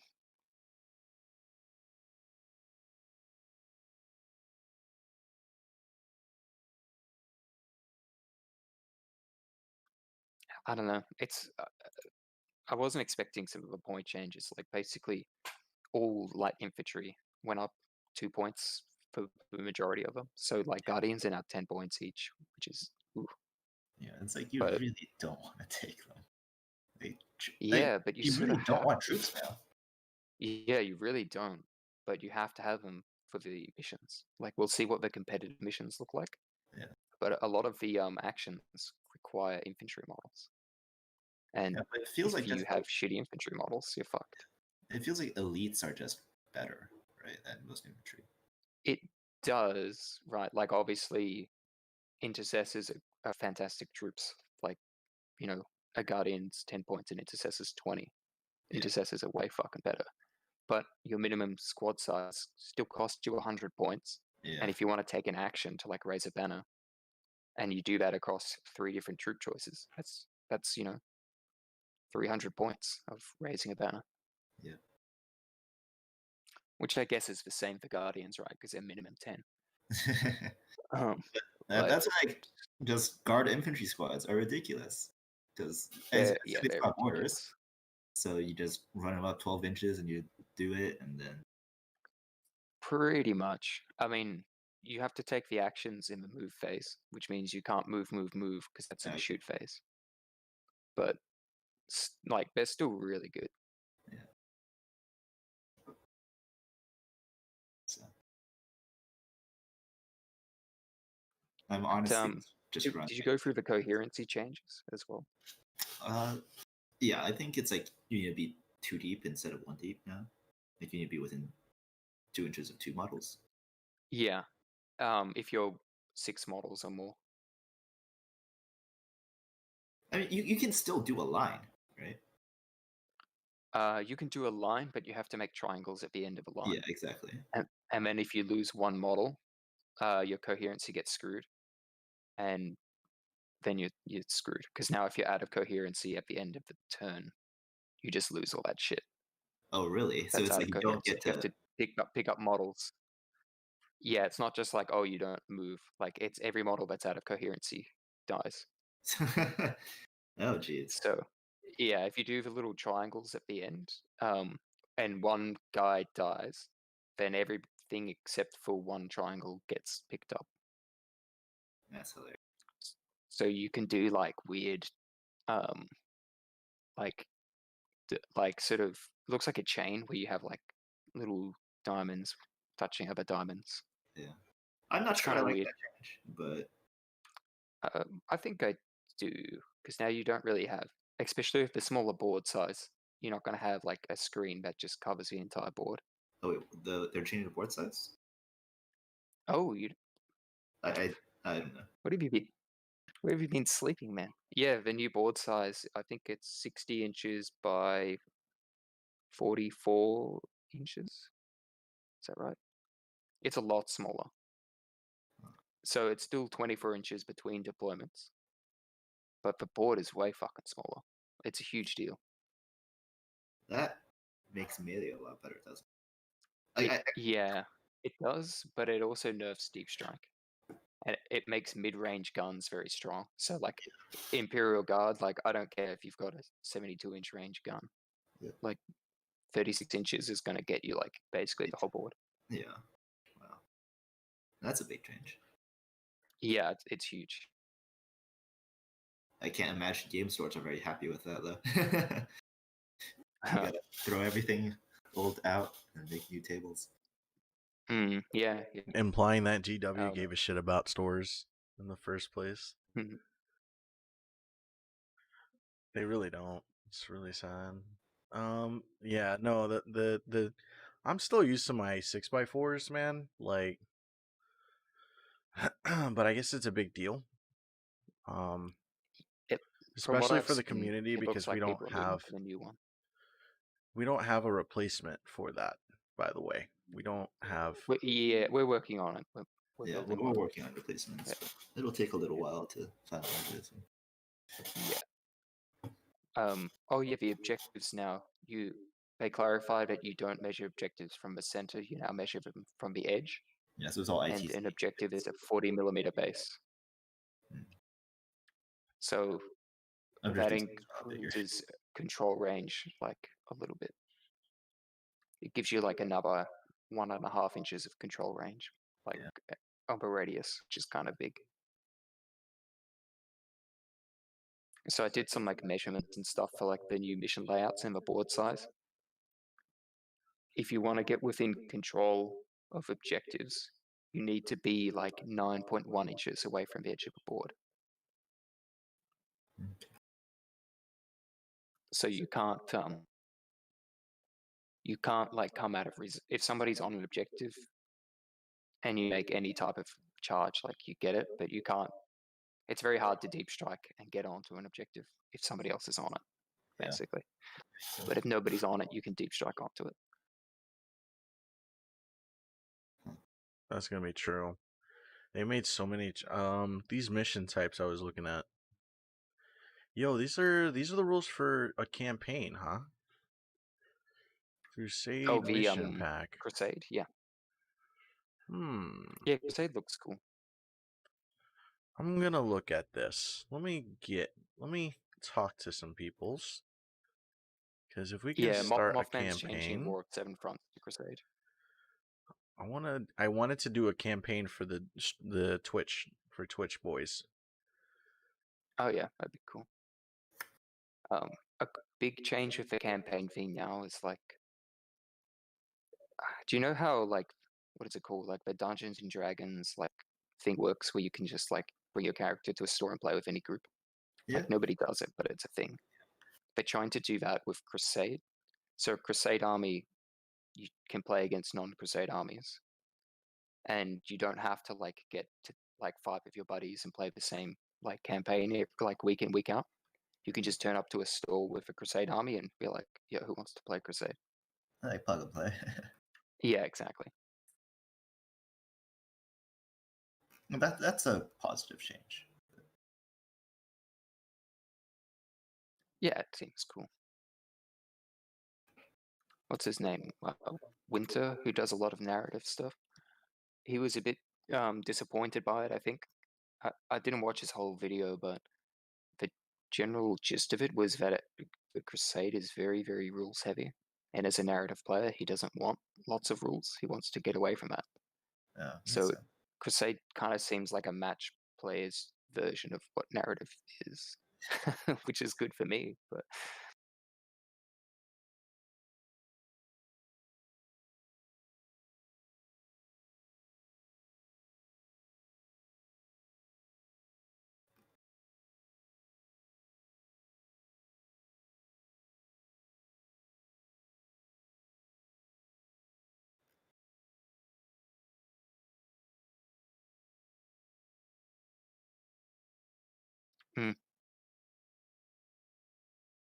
okay.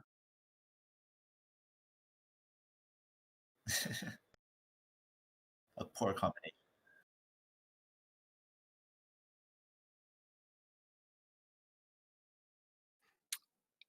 Yeah, it doesn't seem like there's any Maelstrom missions anymore. They seem like they're dead, unless they come in some like new book. So people don't like cards. I mean, the cards.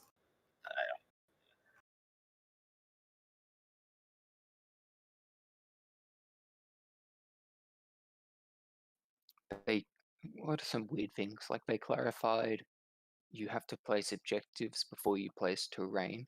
So objectives can no longer be in a terrain feature. Interesting. You could still place like the terrain right next to the objective. So you And, can like, in like front still of it. control it and have cover, but like, you know, it's not going to be sitting in the middle of a building. Yeah. And with the new obscuring rules, it kind of seems like depending on what models people actually use for their ruins, there basically won't be the scenario now where you can control an objective and also be out of line of sight. So anything that stands on an objective is going to get lit up like hard. I mean, it depends if the terrain piece has obscuring, right? Well, if you're standing within the terrain piece, obscuring doesn't protect you. It goes to true line of sight as soon as you touch the terrain. So But that's only like, if the terrain piece has the obscuring keyword. yes.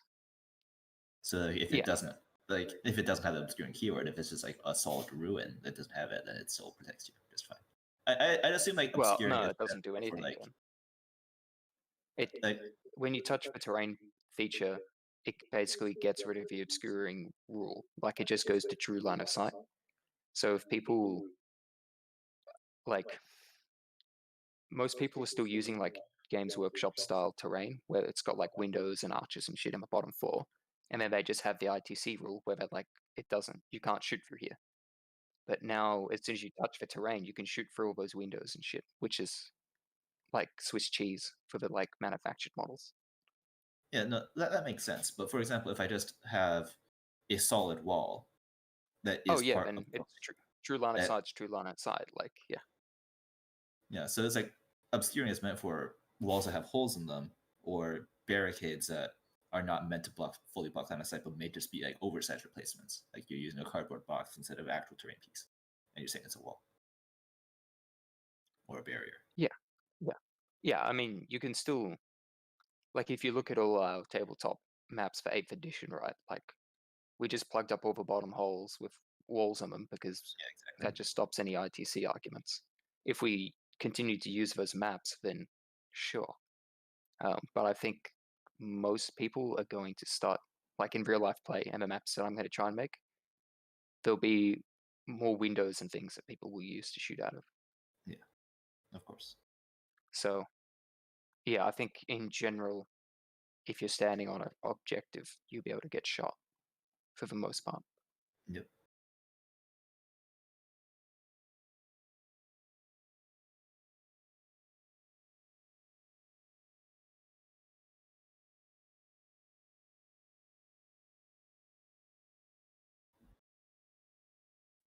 We don't have the competitive mission pack yet. No, as far as I know, there's a new book that will come out for competitive play, and that will have like the rule of 3 in it, and I don't know, like special competitive rules. It's basically like an ITC book, and it will have its own missions. That's my Wonderful. understanding at least. More books to Yeah. buy. Yeah. That's my understanding. Could be wrong, but I don't think the match play missions are tournament missions, but they almost could be. Like like I said, I haven't played, but they seem more competitive than what we've had before from Games Workshop. You mean I don't know ITC? if they're more competitive than ITC, but maybe. I don't know. I like the fact that they don't focus on killing as much. They're definitely looking like ITC right now with Eternal War. Yeah, it looks much more ITC-like. I really enjoy that, like, it's not easy to score your secondaries. In ITC, you kind of like expected to fill out your secondaries, and if you don't, you kind of feel like you're losing. Waste.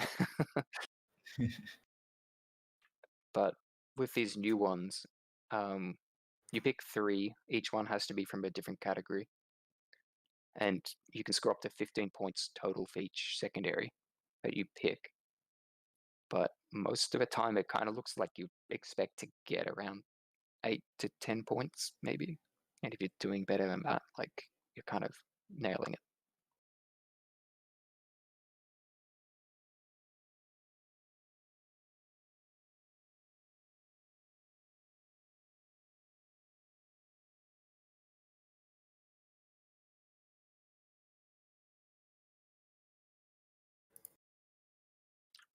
They also have different missions for different point values, which I think is quite cool. So, like, most of us, we'll play at 2k points, but there's like a set of missions for 500 points, 1,000 points, and 2,000 points. I like that they're making 500 points a thing. I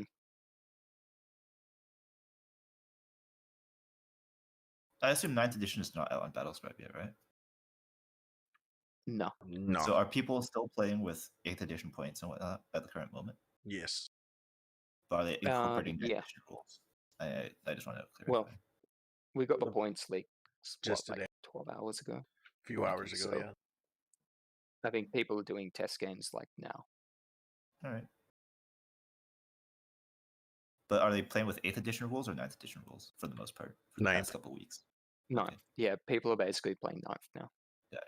They're playing 9th But- with this shit that we're looking at right now on the screen. Yeah, exactly. But we have like one map. Shake my head. So yeah, I need to build some maps. What you need to do is buy that mobile app, and buy those codexes, Go away. get that DLC bonus. What I need to do is go cry because my shield drones cost 15 points.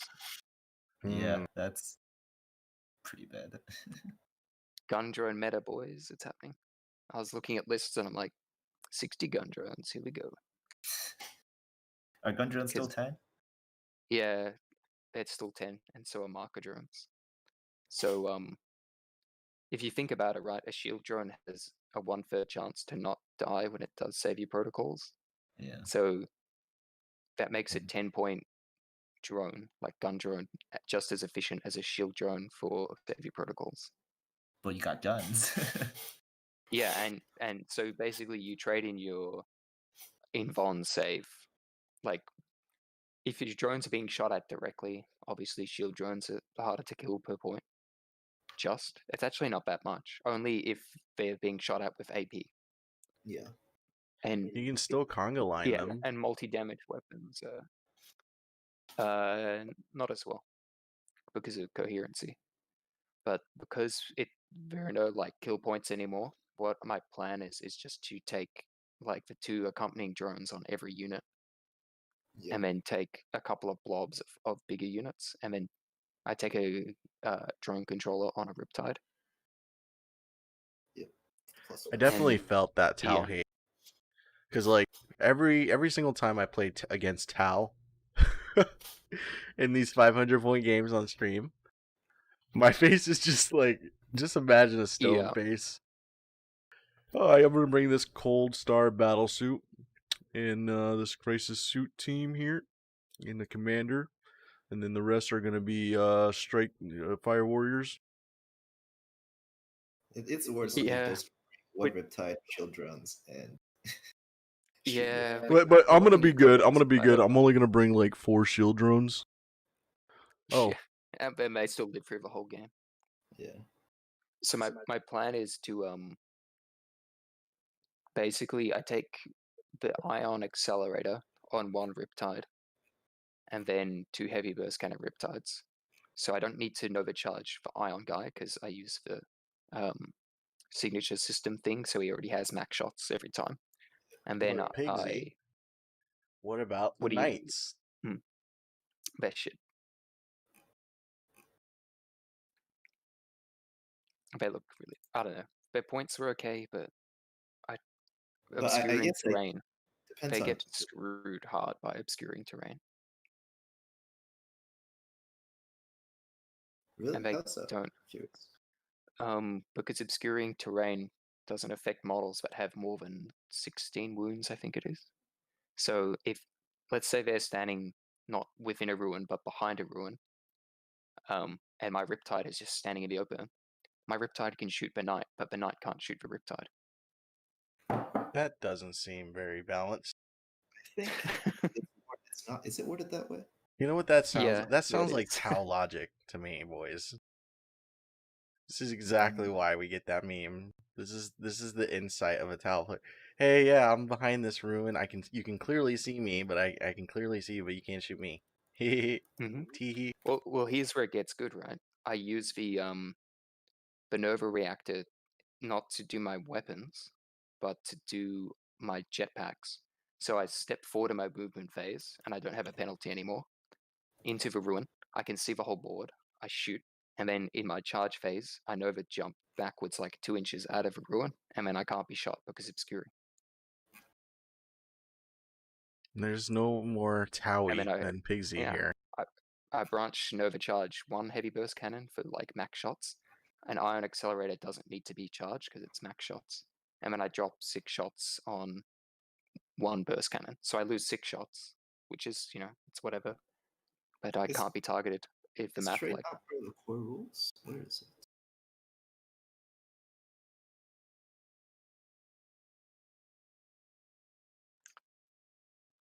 Oh yeah, Knights get a lot more command points now. So that's nice. And they can fight upwards, right? There's no more like, oh, I'm hiding on a ruin 3 inches above you. Like they can just smack stuff. So that's good.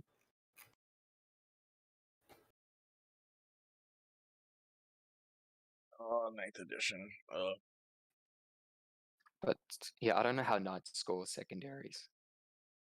Or you just take Titan Slayer against them, so your opponent always maxes that for free. They can't really do any of the board control objectives because they've got like 4 models. They can't really have do this any of the feeling. action. I have a feeling that this is going to be a miserable edition. I don't know why. I just have this. It's going to be Death Guard standing in the board, not killing anything, and just winning. Death Guard, Custodes, Space Marines. No, there are still situations where a knight can still shoot a Riptide through obscuring terrain. How so? Because terrain has a height, and if I can draw a line that does not pass through that piece of terrain, I can still shoot. So if I can draw a line above that piece of terrain from I think the the top line is drawn base to base. So obscuring terrain counts as being infinitely tall.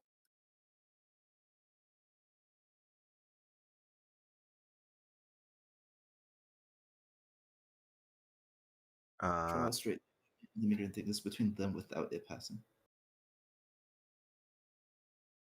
I do not know how they specify where you draw the line from. I would. Are you looking at the tabletop simulator like thing, or are you looking at the rulebook? At obscuring. I can't. I'm on Spiky Bits. Right. Do you have a link to the core rules there or whatever? Like, we should just go to the source, I guess, just to clarify. I don't see terrain rules in the core rules. I think Melos has got it open, right? Like, can you just link it to us? Because I don't actually know where it is. I don't see it in the core rules. I put it in chat. And I'm also moving over to it.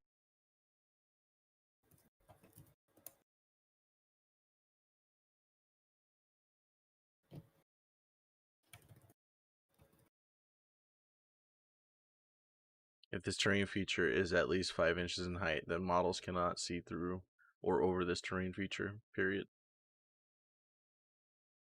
Oh, there you go. It mentions the height of a terrain feature is measured from the highest point. So I assume it's from. I can measure from any height and not just the base. Otherwise, yeah, it's kind of weird. Like you could have like a big circle that's flat, like a crater, that then has like an obelisk in the middle, and if that obelisk is 5 inches tall, then you can't see over any of the crater. Yeah. But a crater would not have the obscuring keyword. Probably not. No, that would be weird. But like ruins almost always will. Like they call ruins out in the rulebook. Like they have some example terrains where they add tags to them. So I think most people will just play with those tags. Oh man. Yeah, this is the type of stuff that needs FAQ. Like, where do you measure from? The highest point. Yeah. The height of a terrain feature is measured from the highest point on the terrain feature.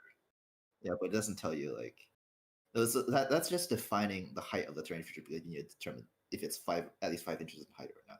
But it doesn't tell you measure from the model to the other model, like or what. But well, if you can't see over the top, if it's at least 5 inches tall, then it counts as being infinitely tall for like line of sight purposes.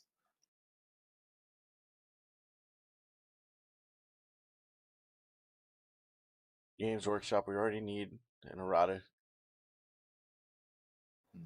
Can we get a? Can we get? I see people over, I guess. Please don't charge us for. Because if that is true, then knights are actually garbage. Because then it screws everything that's Titanic. Like big guard tanks, you won't really be able to hide. Stuff like that. And this does make ignoring line of sight much, much better. Because there should be. It depends. If you compare it to ITC, there's less line of sight blocking in 9th edition than there was in 8th edition ITC. Really? Yeah. Oh wait, hang on a second. Sort of. Hang on. I guess in ITC you could see tall models through second floor window, and now that doesn't happen. It says aircrafts and models with wound characteristics of 18 plus can be seen normally. Yeah, okay. It can be seen. Cannot see. Well, yeah. Fucking. Yeah.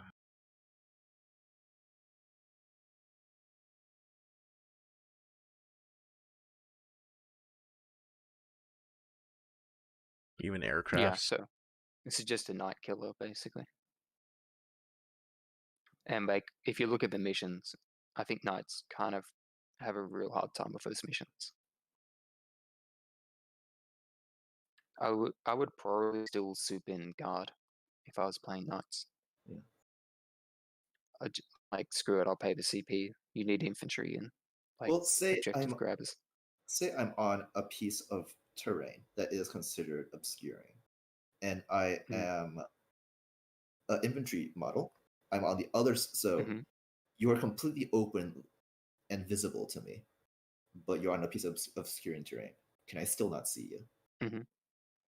You can. So as soon as a model touches a piece of obscuring terrain, it becomes true line of sight. Or well, not touches, once they're within or on, then that model has true line of sight to be fired at. And there's an FAQ that needs to be done because the way it's supposed to work is if my infantry model's on obscuring terrain, then it's supposed to be able to shoot out of it. That's what it says in the dot point. But in the rule, it doesn't say that. So until they FAQ it, you can be shot at but not shoot out.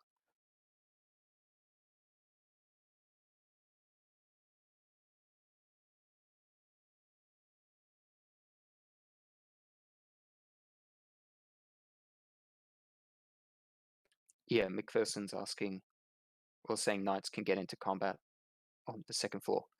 Yeah, they can. They can't climb up there, but engagement range is now 1 inch away or 5 inches tall. Yep. So if something's above you, you can charge it and stay on the bottom floor and swing upwards. Yeah, I mean, I would need to see maps, like maps, mission.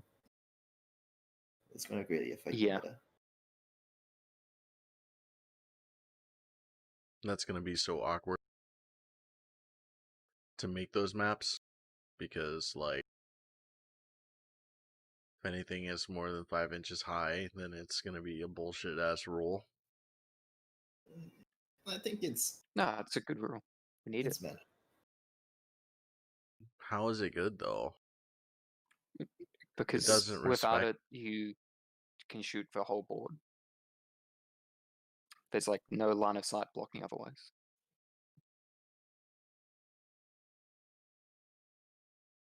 But you can still have buildings that can block line of sight. But this makes it so that, you know, it can be any piece of building, and then it's just period. You can't.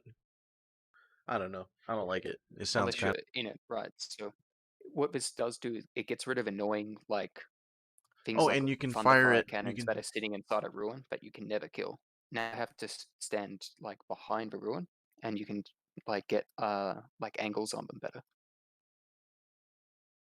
Yeah, on top of that, what this actually allows is for any models that have 18 or less wounds to just not be targeted. Meanwhile, they get to shoot at it for free. How is that good? Well, they can't shoot. Like it works both ways, right? If you're behind it, you cannot see through it either, unless you're on Okay. it. Wait, so Yeah. okay, so what were you talking about that you can shoot? I don't. So if a knight, so in this scenario, nobody's standing on the terrain base, right? Nobody's Okay. actually on it. Let's say there's a big ass ruin in the center of the board that has holes all through it. So on one side of a board, you have a knight that has like more than 18 wounds. On the other side, you have a guardsman squad. The knight can't shoot at the guardsman squad because the obscuring terrain means that you treat all the doors as being closed, so you can't shoot through it or over it or whatever. But the guardsman squad can shoot the knight because the knight doesn't get the benefit of the obscuring rule because he has more than 18 inches. So you treat it as true line of sight, which means you can see through the doors when shooting at the knight. Mm-hmm. So this basically exclusively hurts Titanic units and flying. Yeah.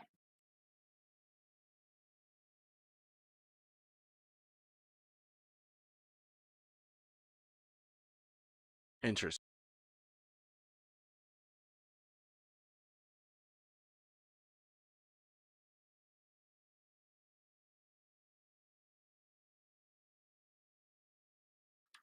McPherson, there's no rule like that. No. Being inside like a building will probably give you light cover, which gives you a +1 to your armor save, and that's it. There are also dense terrain, which is a big deal now. So it's kind of like it's sort of like obscuring in the way that it's not about if you're on the terrain. It's if you shoot through the terrain, you get a -1 to hit, but it doesn't affect like line of sight. So things like forests and things would generally be dense terrain.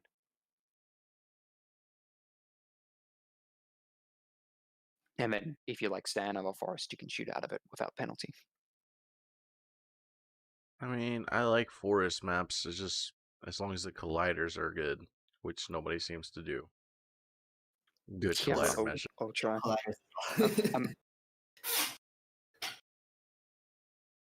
You wouldn't believe how many games I played on maps, and it's just a nightmare because of collider meshes. It's like, oh hey, look at this little skull right here. It's got this weird, big old collision mesh on it. So when you try to put your model on it, the model just wobbles. Or walls. There doesn't need to be any collision meshes on those. About collision meshes. Tell your friends. So that we can actually get some good collision maps in here.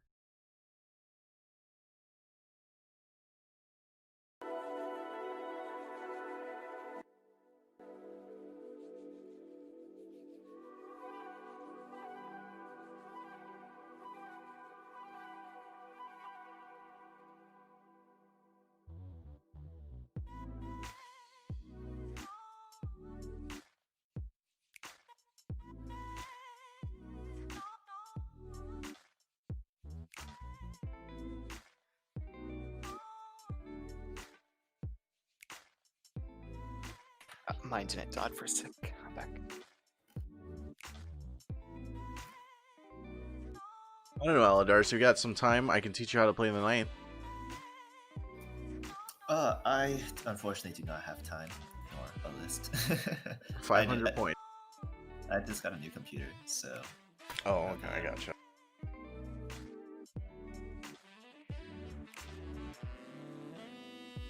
But yeah, definitely. I need to update.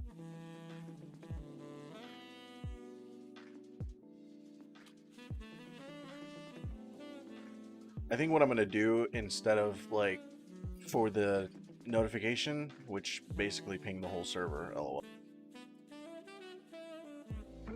Which I knew it was gonna happen, but I think instead of pinging the whole server, maybe it just pings like, I don't know, something to opt into, or maybe not everyone, but maybe wargamers. I don't know. Don't we have like a Twitch subscriber role or something? Yeah, I just put it in. I don't know if it's actually working. Let me check the roles on the server here. Oh, looks like they removed Chaplain Dreadnoughts. They're just like not a thing or something. I think they call it Legend. Yeah, which is kind of big because that's like core unit thoughts, one of the biggest lists.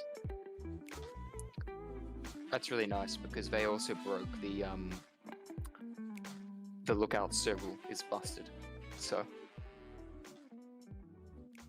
if you have 2 units that are both characters and they're both either a monster or a vehicle, you can stand them next to each other and they'll cover for each other without needing a non-character unit nearby. And then you can just position them like it's ape. So it's kind of like the old character thing, where you just can't shoot characters when 2 characters next to each other. If their vehicles are monsters, yeah. Yeah. So it needs to be FAQ'd. I'm pretty sure that's unintentional, but yeah.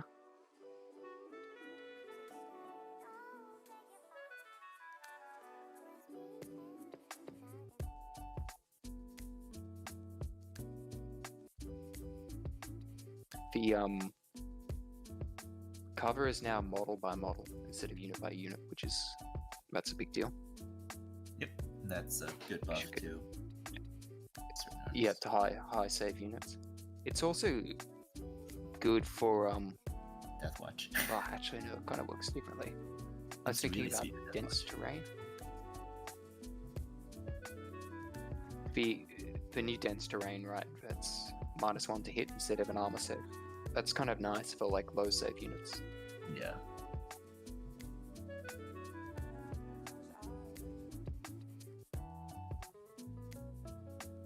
I was really hoping about FAQ drone controllers to increase ballistic skill by 1, but they just give you a +1 to hit, which pisses me off. Because now that that's stacked, I can't have a marker light getting +1 and a drone controller to make my drones hit on 3s. They can only go up to 4s. still so disgusting how right now Castilian robots are 65 points. I think they went up, right? They're like 120 or something. Or I think they're going to be like 85 each. But like previously they were like 100. So it's still a price reduction. Whoa! Not, Hey, thanks for no, the I think sub, they Mega Gleiser. went up to- Boys, I didn't get to actually thank everyone. Alright, so the Mega Gleiser, I'm sorry, the Mega Gleiser, yes. Thank you for your sub, brother. Also, thank you Kingfisher Games for your sub. We appreciate it. And Moonlander Games, thank you very much for your tier 1 sub.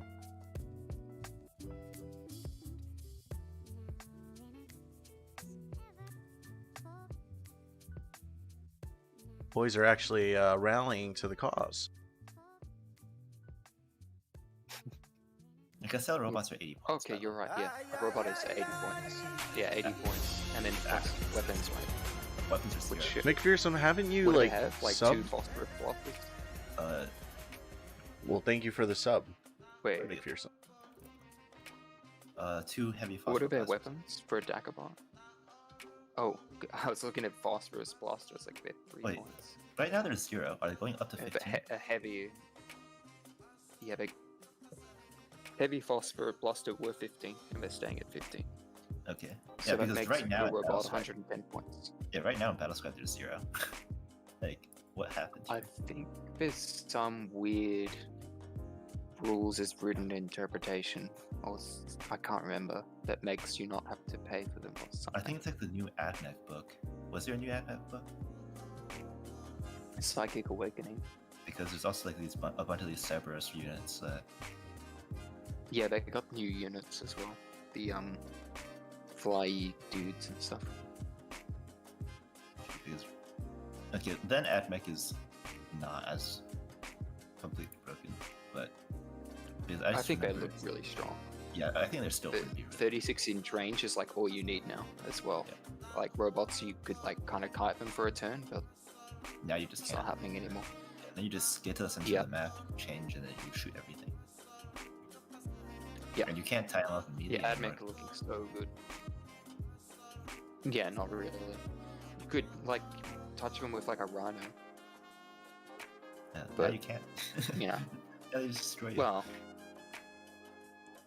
yeah, they could probably kill a rhino. But at least you force them to shoot a rhino for a turn. I don't know.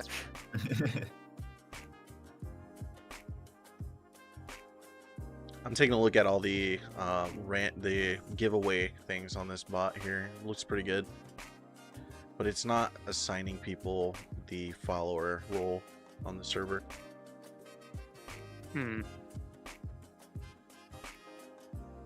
Why doesn't anything? Oh just yeah, work? nice targeting trick. When something's in combat with like your tank or whatever that's shooting into combat, you can still declare units that aren't in combat with you as targets, but you just don't get to shoot at them if you're still in combat by the time you shoot that weapon. So if you've got 5 weapons, you can declare the first 4 on the unit that you're shooting, and then declare like your las cannons or whatever on like something else. So if you clear them with your sponsons, then you can shoot your like last weapon or whatever. Yep.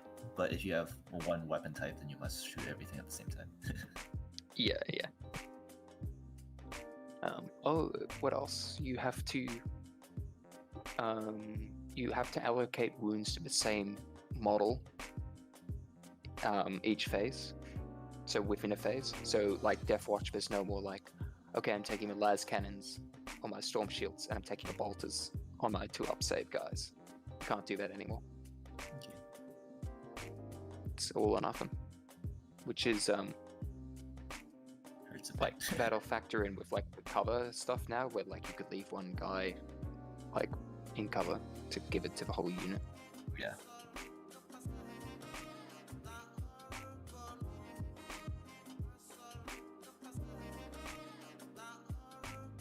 You went through all the charge changes, right? Yeah. I went through that.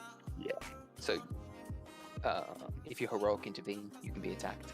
It doesn't matter if you got targeted with a charge or not. Needed.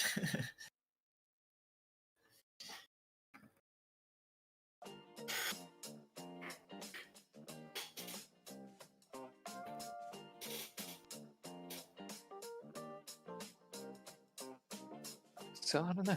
See how we go.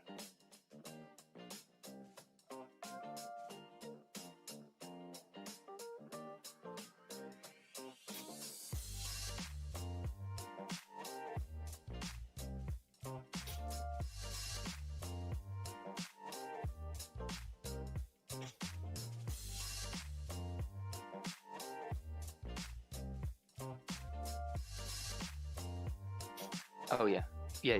Did you look at the combat turn order? The person whose turn it isn't now attacks first in combat. Yeah, that's cool.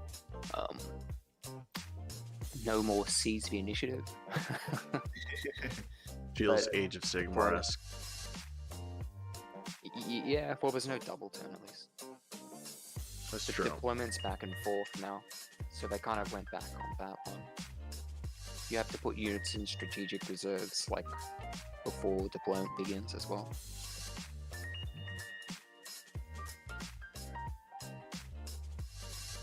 So, that's kind of weird. It's just like a straight roll-off to see who goes first after you deploy. Dangerous as fuck. 40-60. Not even. Oh right, there's no. No plus. Yeah, no +1, no seize the initiative. It's just 50-50 now. Hmm.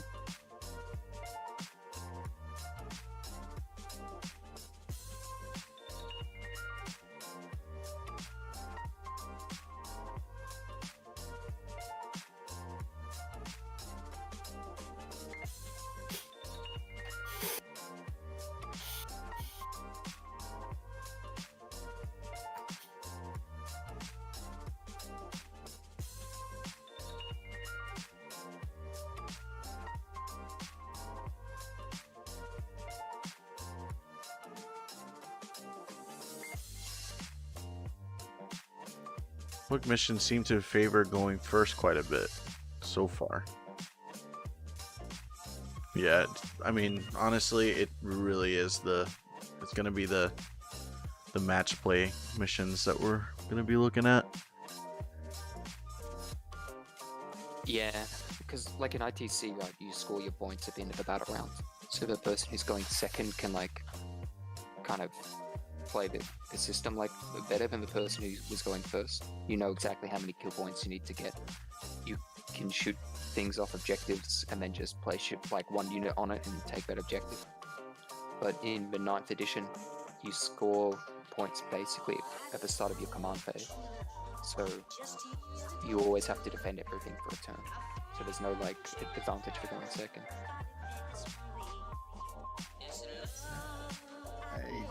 I don't think I like that, but Yeah, like it feels like the start of 8th again, where like whoever goes first just gets a huge advantage. Yep. Especially like map control now, it's so hard to like shift. If you just take the first turn, you take like 3 of the objectives and you just sit on them. It can be really hard to shift people off, and you only have 5 turns. So like if it takes you 2 turns to catch up, it's basically too late. You're too late. Yeah, 2 turn gaps, or unless you do some really epic killing. because like for me, you're still 24 inches away, regardless. Like you might have less distance to cover to reach them, but you still start kind of far. Yeah, but I'm just thinking of like, I don't know, some of the ITC games I played, I would be happy to lose like 500 points of models if I get to move into the center of a board on my first turn. And that was ITC, where like board control was not nearly as important.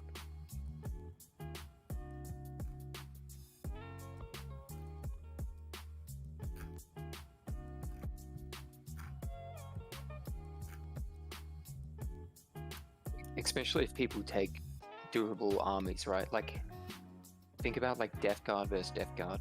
Like, nobody's killing anything. So whoever stands in You said initiative what? first just has that objective. Yep. Yeah, like Death Guard, like Drukari, Talos, Grotesque, like their points went up, but they're still going to be pretty durable for their cause. Mm-hmm.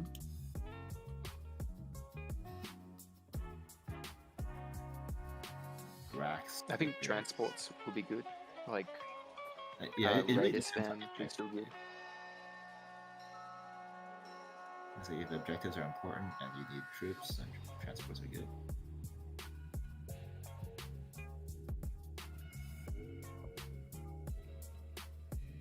Eighth Yeah. was, I think, a bit too centered around killing. So, Yeah, I agree with that. I mean, that was ITC, right? If you look at the Games Workshop like missions, I don't know if you saw any like tournaments for them, but it was ridiculous. It was just like 300 plague bearers and just never attack anything and just stand in the middle. yeah, because there's That no sounds incentive to really kill anything. boring. Yeah, when like Yeah, it was horrific. yeah, because, like, in regular match play where you use cards, there's really no incentive to kill anything. Just hold objectives and you would get.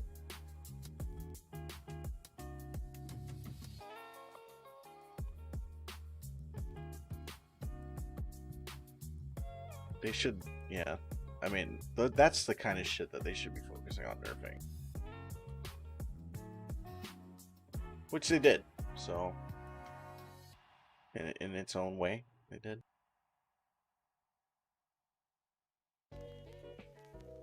Yeah. I think it was like slightly too kill focused, Still, you think? or previously. I don't know about the current state, but like previously. Oh, you mean ITC? You know, Yeah, that was way This too is- kill excuse me. focused, I in think my opinion. damn Like, fine cup of coffee. I mean, I'm playing Tau, just standing in my deployment zone, winning games. Yeah. Like, what I the think hell? if they Or, like, you don't- or advance to the center first, turn and then stand still. yeah, it's like I think one thing they currently did is like they split up this. I think Mouse mentioned that they split the secondaries into 3 different sectors and you only pick one from each sector. I think they could have done something about that for ITC and that it would have actually made it the game better. Hmm. Mhm. Like, so you can't just pick 3 kill secondaries, or you know, so you need to take like recon or behind enemy lines or something. Yeah, yeah. Yeah, I don't know what secondaries I'm gonna go I'm for. gonna let you in on a I little think I would secret. probably Every day, almost always take while we stand, we fight, give yourself a and just present. try and keep my riptides Don't alive. plan it. Don't wait for it. Just I don't know, is that a killy one? I'm not sure. be a new shirt at the men's store. A cat Because then wants if it's an not, office I'd like to chair, take a or killy one. 2 cups of good. I mean, my I can't armies are really all do the just- psychic ones. Like this. The infantry action ones are kind of rough for Tau, because like 9.5 warriors, so. Oh man, that is the spot. Nothing like a great cup of black coffee. I love how they think a 1,000-point game can be played in 2 hours, within 2 hours.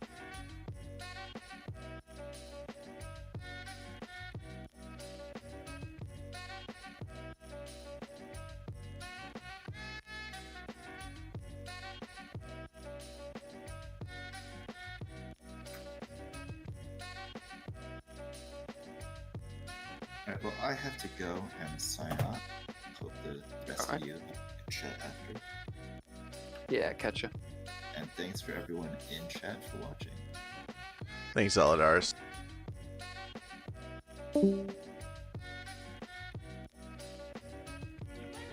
I don't know, man. I think it's really rare that a game of Warhammer 40k doesn't end in 2 hours. Like, even 500-point games on armies that I'm familiar with tend to take around that time. I think it depends where you measure from. Like, if you measure from as soon as we start deploying, instead of like all the pre-game shit of like setting up a board, terrain rules, and la la la, going through each other's lists, that takes forever. But for me, like, from deployment, yeah, usually get it done in 2 hours.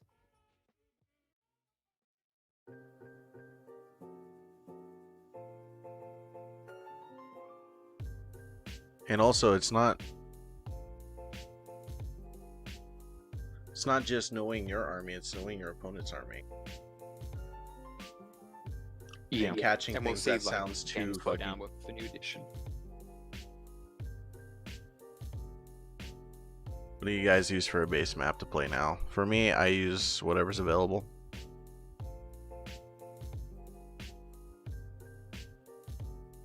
Just need some standard terrain so you don't need to make up new lists of rules to use each game. Yeah, like even the terrain aspect can kind of bog down a play session. I mean, you can do it like Aladara said, which is fine. Depending on who you play with, though.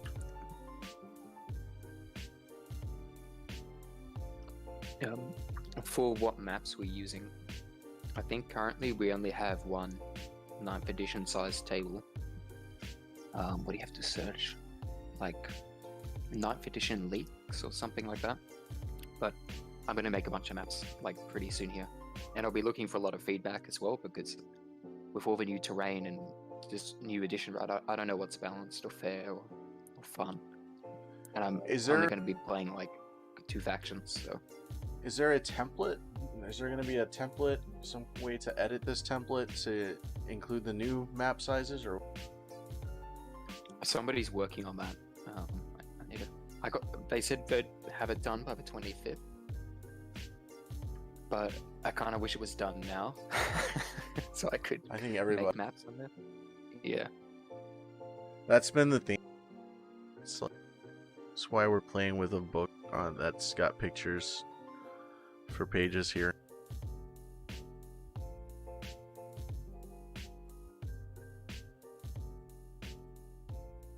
But assuming you're in the Discord, McPherson, if you go to the map making channel, I posted some like modular terrain that I made like yesterday. Made it in Blender, so like you can sort of stick different parts together to make ruins. So yeah, give me feedback on that, and any other types of terrain that you want to see, like just hit me up and I'll see what I can make. How do you make a lot more like dense stuff? How do you make the templates that are additive load? Is there a template for that per se? I haven't done it myself before, but I think that additive load basically just remembers the coordinates of where you save the stuff in the first place and just dumps it on the board. I don't think it's anything special. Do you need like some kind of converter, some kind of mod to use it? Do you have to put it somewhere special? We had a converter thing that would shift the terrain into the right location to save the coordinates.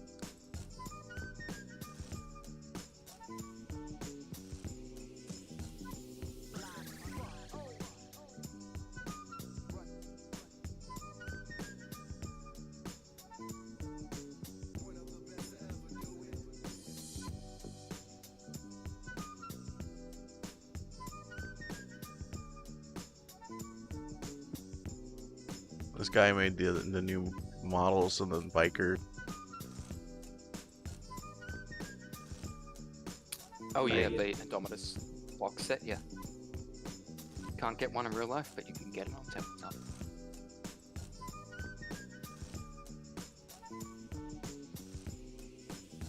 The BCP, the Baking Cat Bug one, or the Best Coast pairing.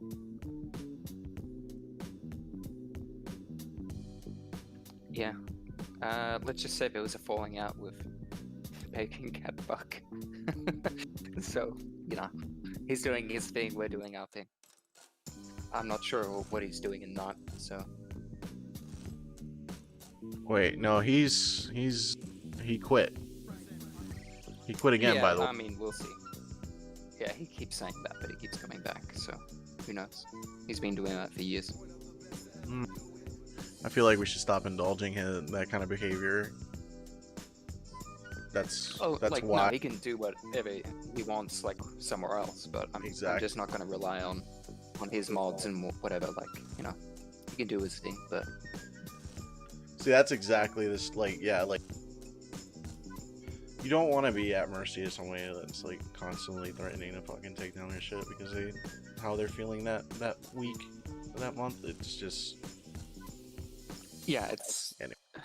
And there's too many people now as well for, like, that shit to fly, you know? Now you're, like, kind of holding, what, like 25,000 people, like, hostage, where last year it was, like, 2,000, so... yeah.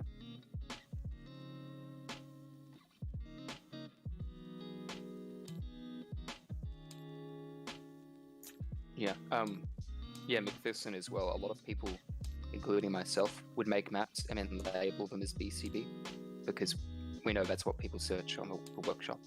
So a lot of the BCP maps, or BCB, sorry, like I created quite a lot of those. But he did make all the templates and stuff like that.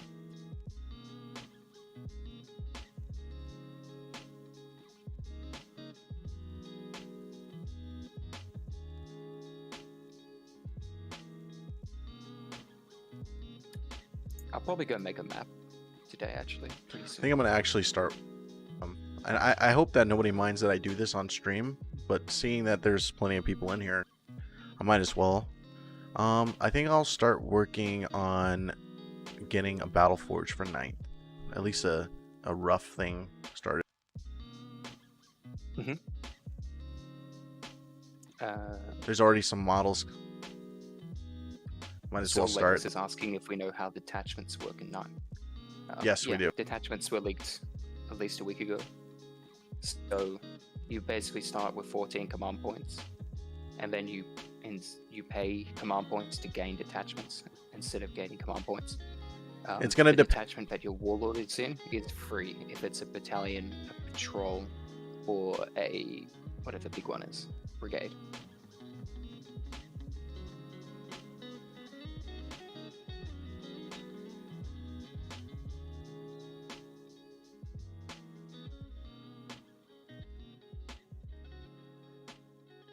This is like the biggest middle finger I've ever seen to retailers. Maybe not the biggest, but it's a pretty big one. We'll make you one,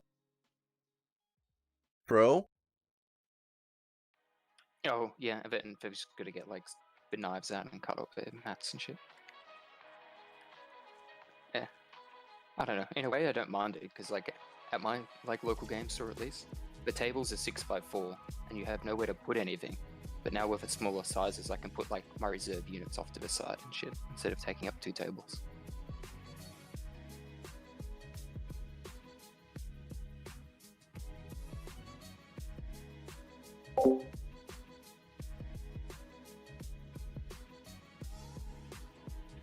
Oh, sorry, you're talking about the Indomitus box.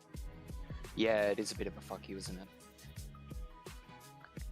Like, presumably the retailers don't see any money from those.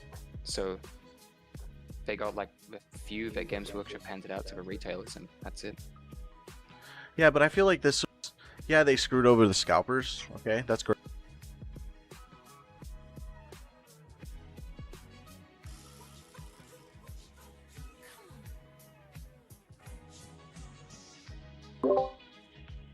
Yeah, I feel like what they did with the scalpers is great, but I mean, they kind of created that situation, didn't they?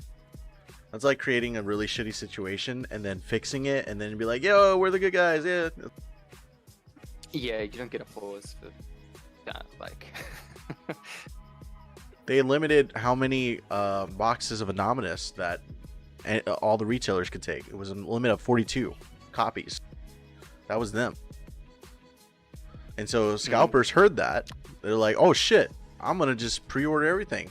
Then I'm going to put it on eBay. And then literally, and we all knew this was going to happen, they were going to sell it on the web store. I don't know, bro. But maybe there's a side that we're not hearing here. Maybe on the side of the retailer. Maybe they're getting access to the Indominus box for... You know. But it just seems kind of hopefully they'll send more Indominus boxes to retailers. did say that there would be boxes, like physical boxes, available on the 25th that you can't pre-order, so there'll be like a little bit more stock if you go to a store. But you can cut like a little bit of slack, I guess, with like coronavirus, because I know their factories and shit shut down. Maybe. Like 2 months. But it sounds kind of it smells a little yeah. fishy, because like if you have retailers at a disadvantage for any time longer than a week, I'd say, then I would say that that's kind of monopolizing your market there just a little bit. Yeah, but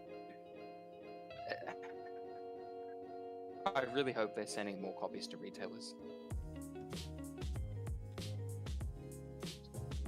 I'm hearing Discord sounds with Discord Oh, they're open, getting a so I'm second wave really now, kind of going. apparently, in the UK. Yeah, if they're sending a second wave, then okay, gotcha. Then no harm, no foul. But if, like, I don't know, maybe it was for Corona. It just didn't smell very good. I don't know about you guys. I mean, obviously they weren't gonna have unlimited copies, but I mean, at least back order your shit. Why would you tell everybody that you'd place a limit on the stock that a retailer can? Why would you say that? Why would you put that out? Just put it on back order, like any reasonable manufacturer. Right? Am I wrong? Let me know if I'm wrong here. No, I agree, but also put it in perspective that it is pre-orders, so it's not like people aren't getting it yet. Like they have a couple of weeks, or like a week now, I guess, to try to fix this. Right. So if they are printing more, people can now see on the side like, oh, okay, I'll be able to pre-order again soon. Retailers getting more copies, and like this is all happening before the 25th. So the second wave might get into people's hands at the same time as like the first wave, right?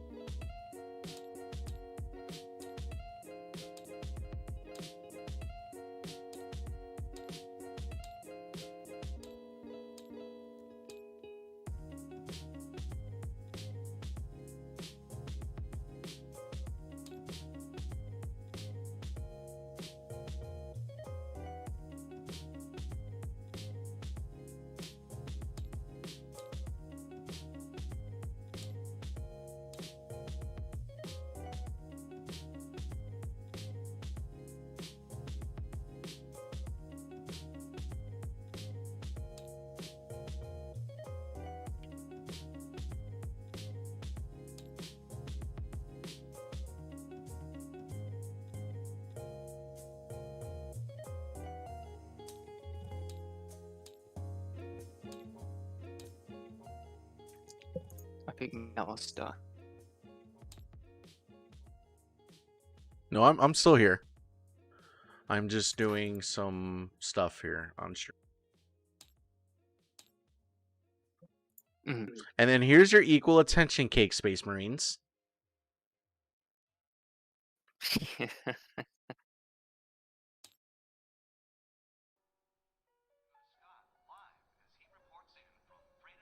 Gigi, I've decided not to leave this town. Maybe I can stay and find some other nice people who will like me and accept me for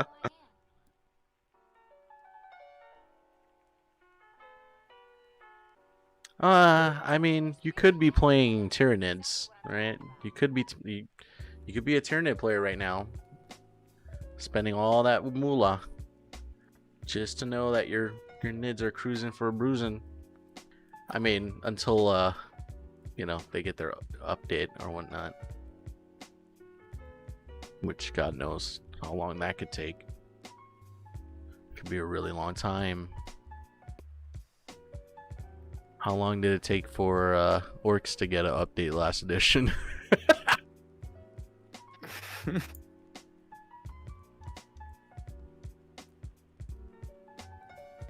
Yo, can we just skip 9th edition? Let's get into the real important stuff.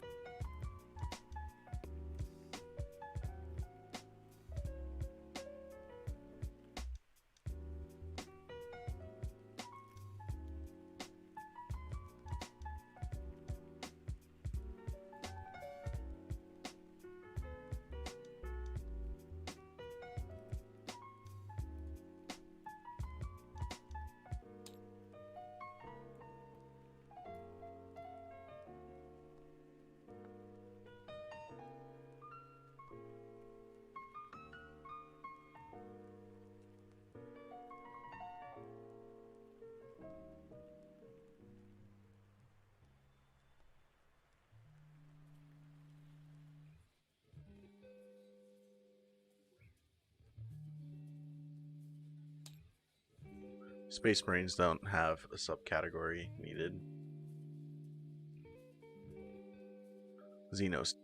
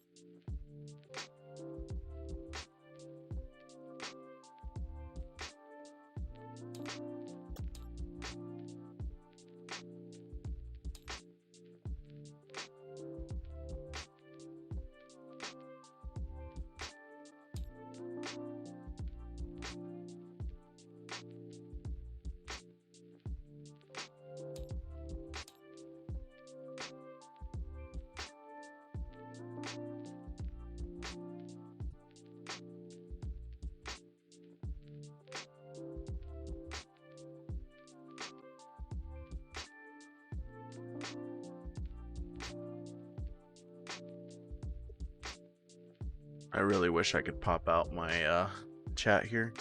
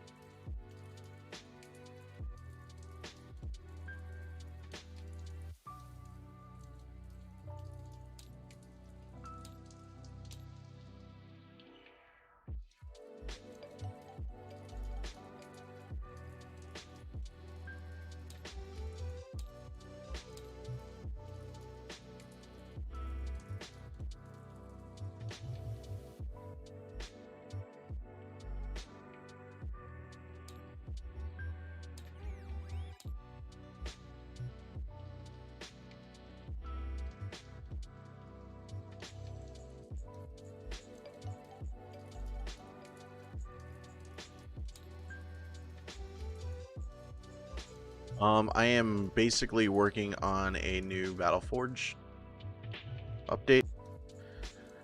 I'm just working on the template for 9th edition stuff, considering new units are coming in and all that good stuff.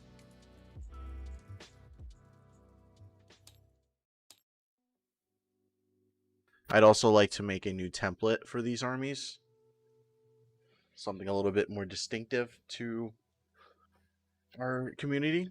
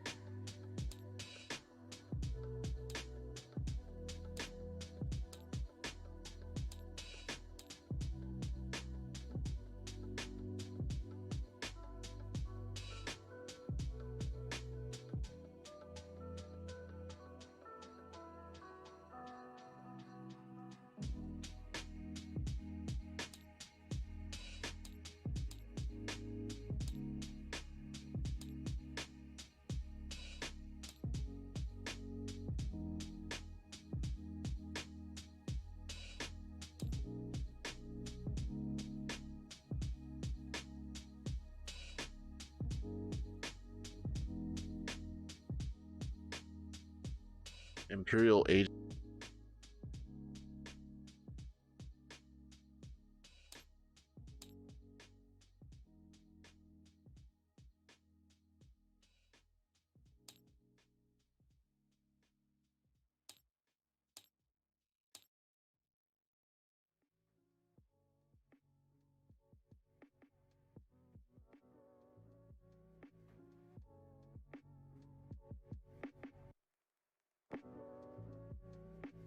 This is so bad. Ow.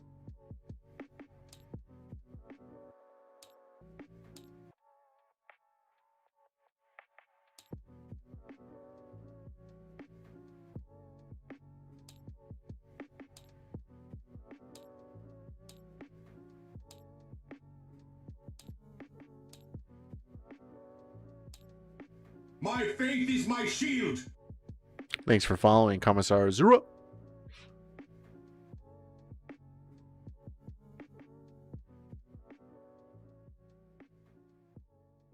Points value spreadsheet. It lists what the new codex book's title.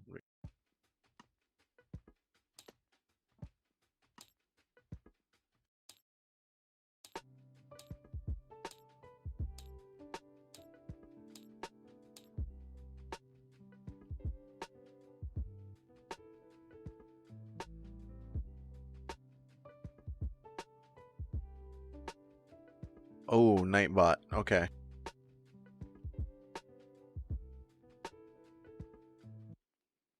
Stop spamming emotes. What the hell? I need to turn that.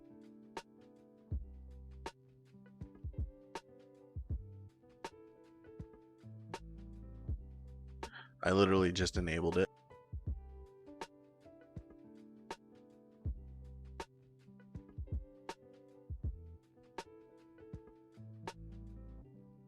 No one knows me like the piano. You show me I had something people call home.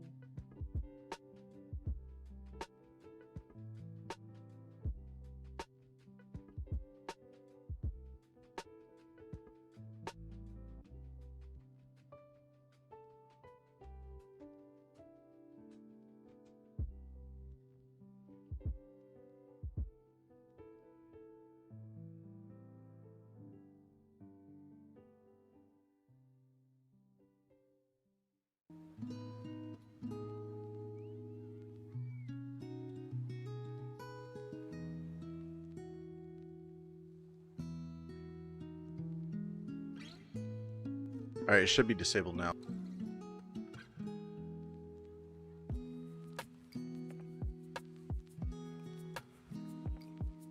Yeah, that is pretty weird.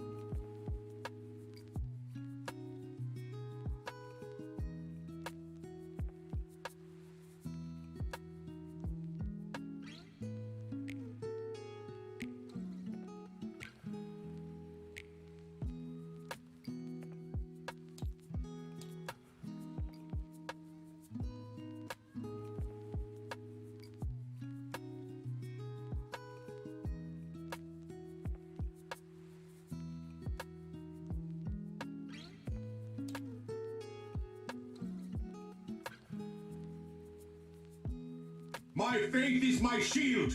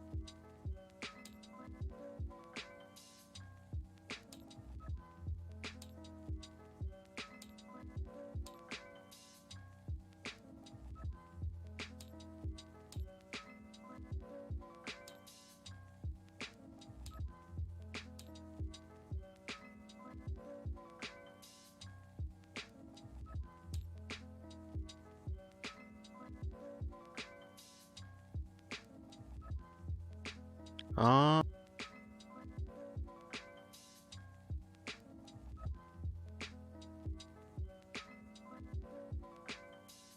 you know what I could do is I could put the, well, it's gonna be too late, but I don't know if anything else I could add into this that would seems pretty good so far. I guess the wording for this could be done better. I don't know.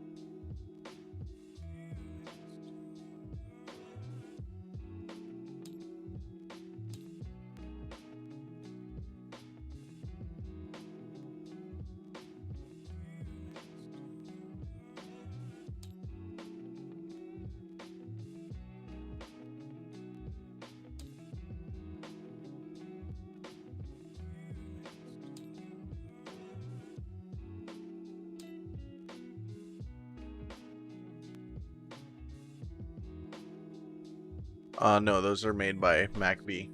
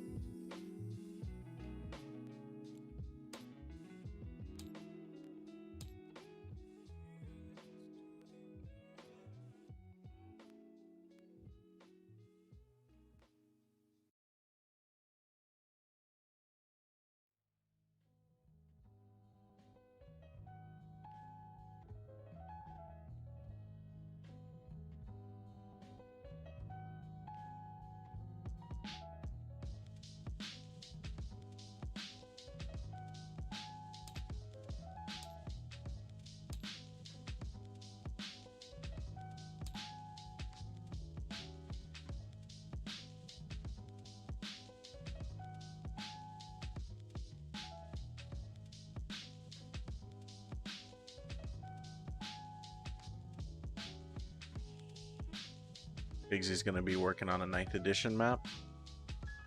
I guess everybody's been kind of inspired today. We've been just speculating all day about this 9th edition shit.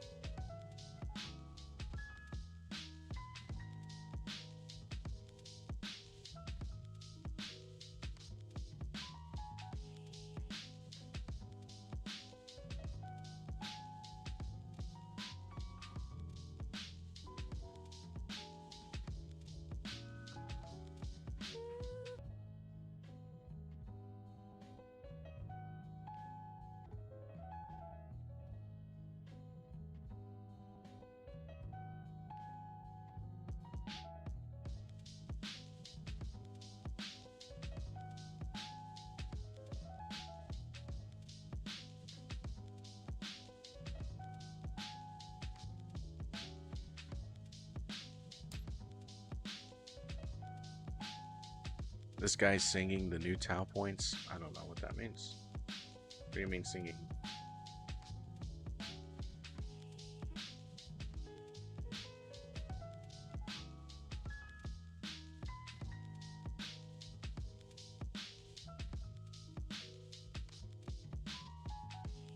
My faith is my shield. Screaming?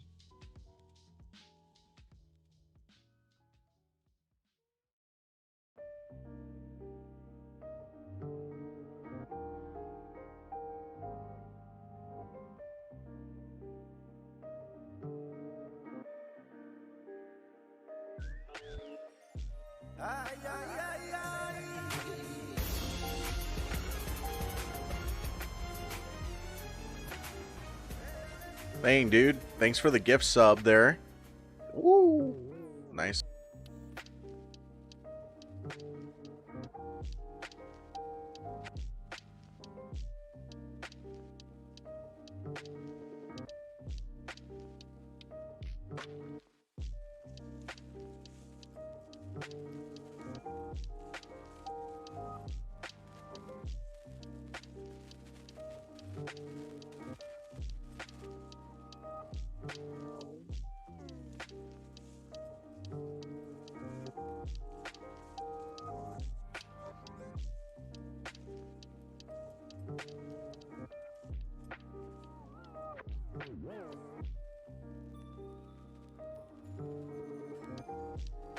Hey, I want to see how base Kyorza is. Let's see how base Kyorza is.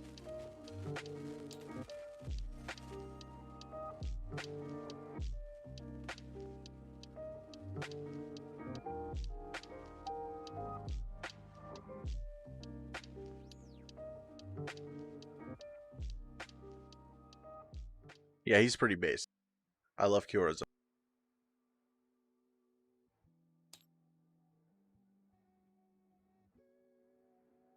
Oh my goodness.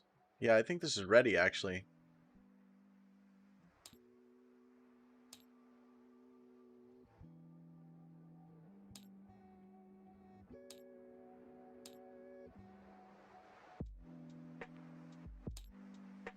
As far as we know anyway.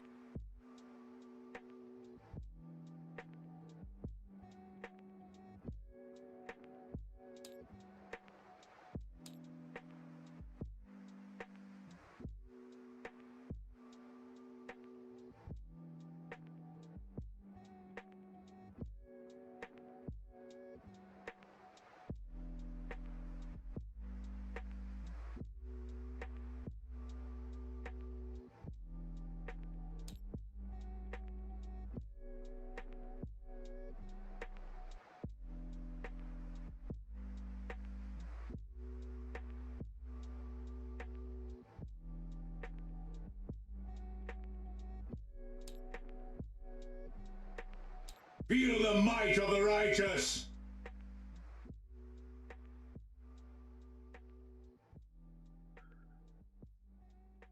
C23 Hades. Nice. Yo, this is this not this one, but this one. This. Yo, who's Arachne, yo? What? Is this Yeetus?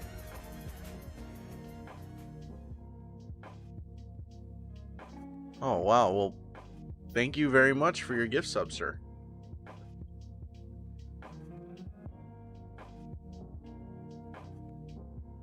Just some guy. Just some guy who wants to give some gift subs. Ugh, I knew it. I knew it was an asset bundle.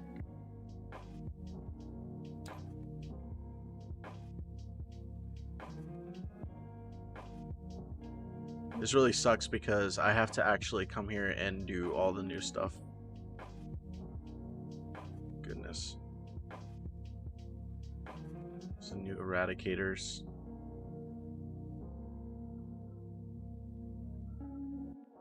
Have to retexture everything. Again. This day has come finally. I don't wanna. I don't wanna.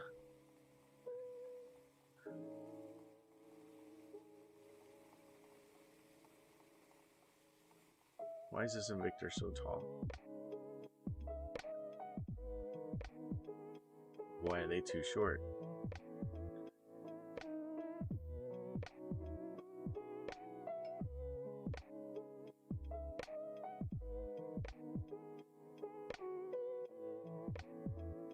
Yeah, dude, I could, but it takes a lot of time.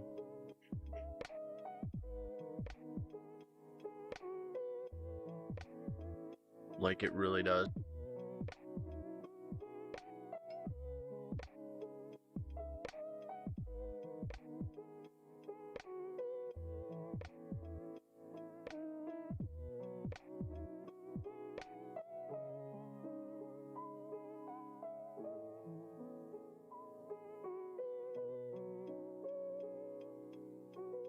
Just trying to see all the... I need a better key for this.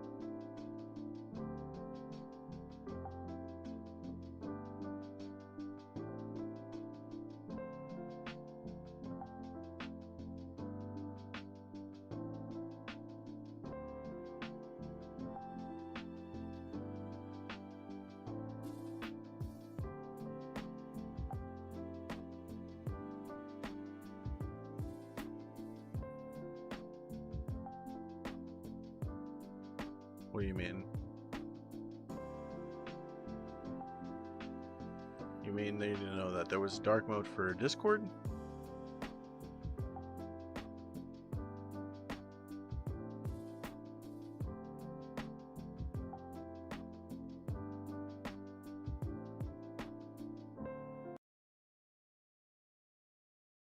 This would have to be done for every single Space Marine.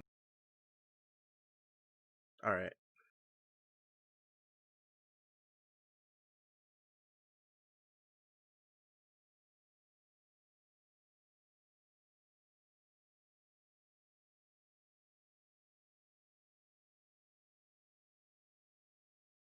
Where's the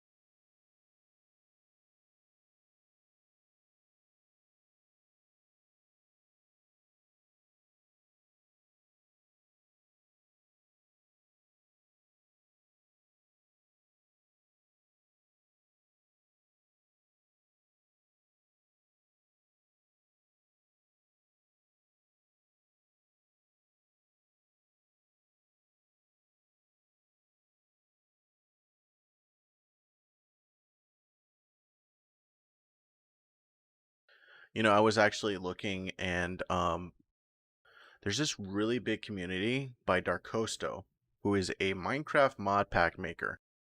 And one thing he does is, by the way, he pings his entire server every time his stream goes live. And then for his streams, he just streams making the maps and the mod packs, which I thought was pretty interesting.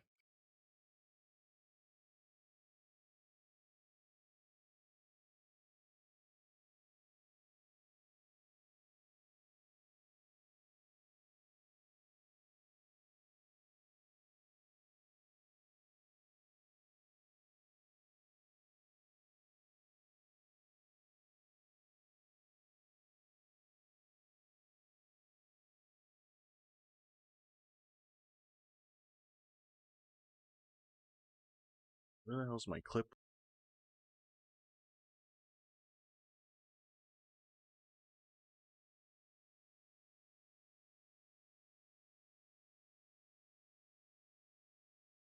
They changed it?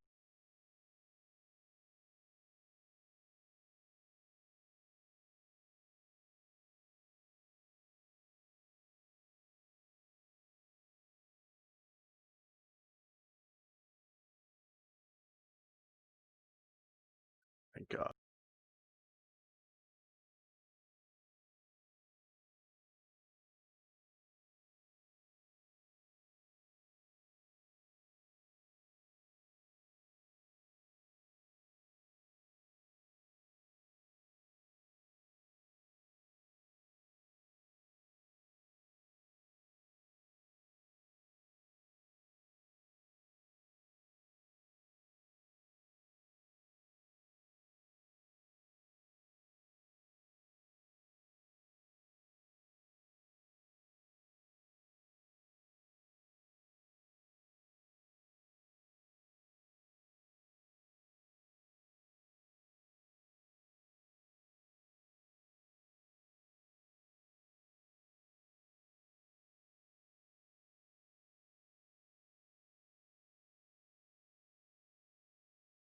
Oh my lord.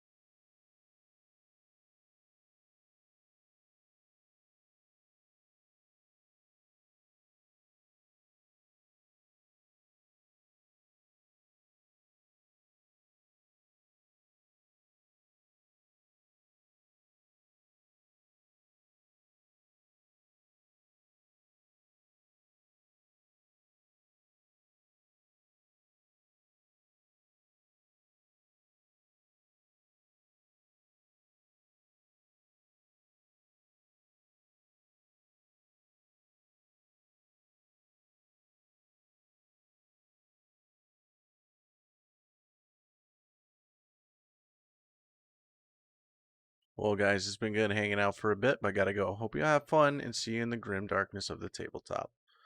Thanks for stopping by, brother. Appreciate you.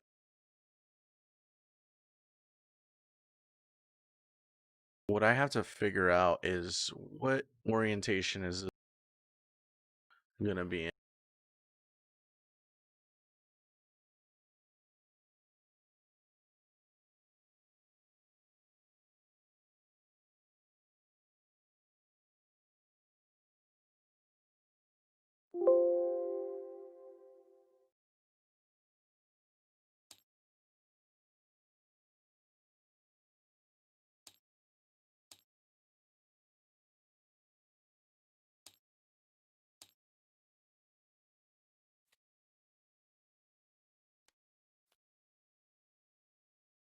That room was literally killing my processor.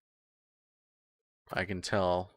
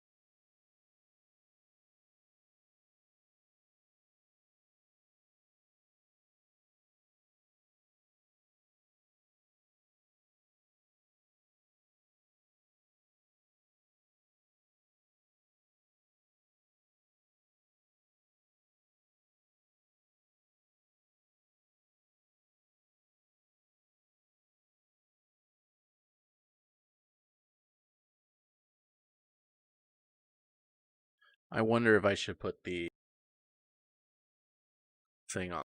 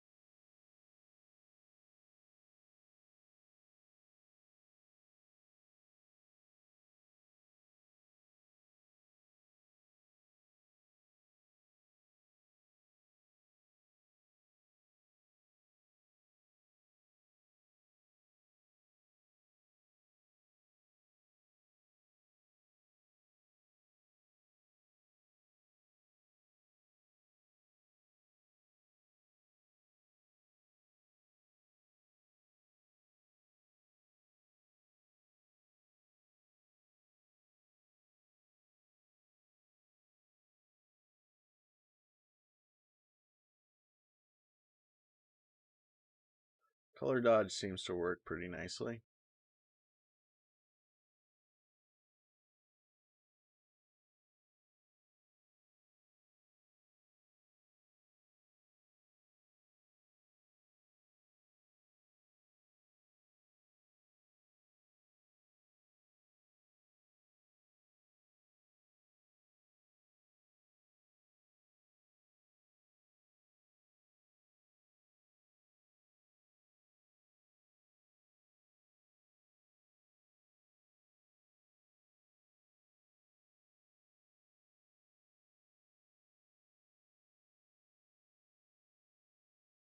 Screen does too.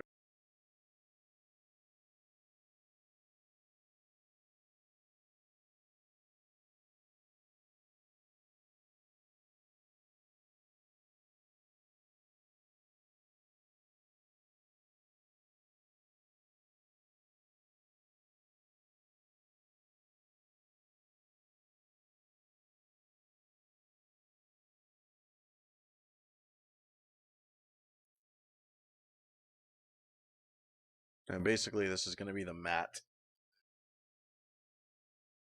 the texture of the table. I hope this orientation's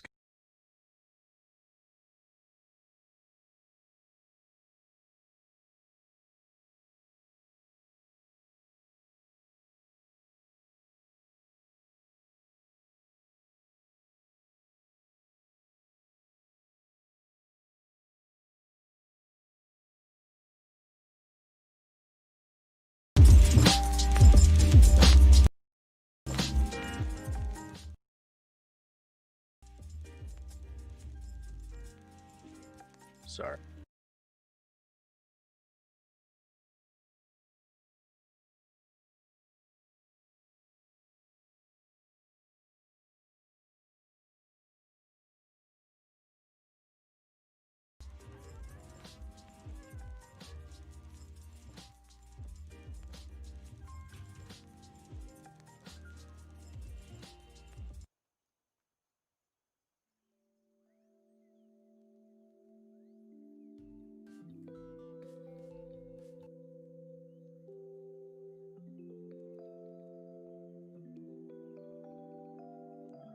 Actually had no idea that we were streaming on the YouTube.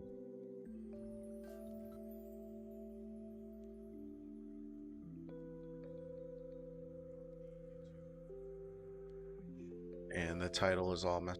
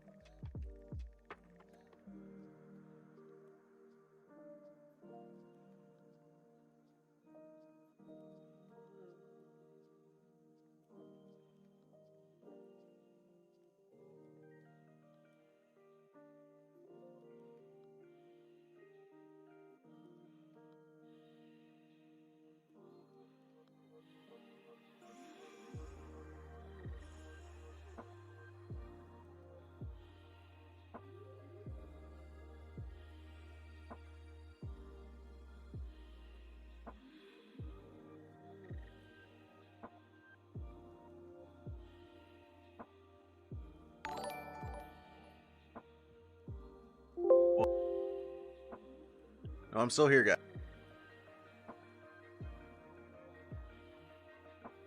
I just noticed that we've been streaming for 5 hours on the YouTube, and it doesn't even have a title. So I'm updating it now.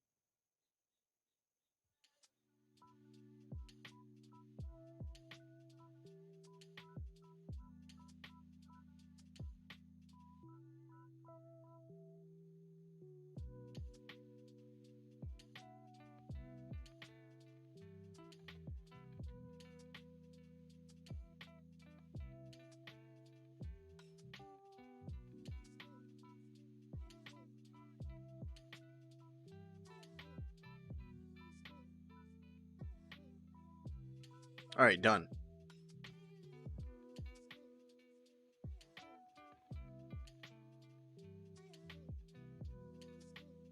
All right, so for this image, I really need to find a comfortable toggle key for me on this push to talk bullshit.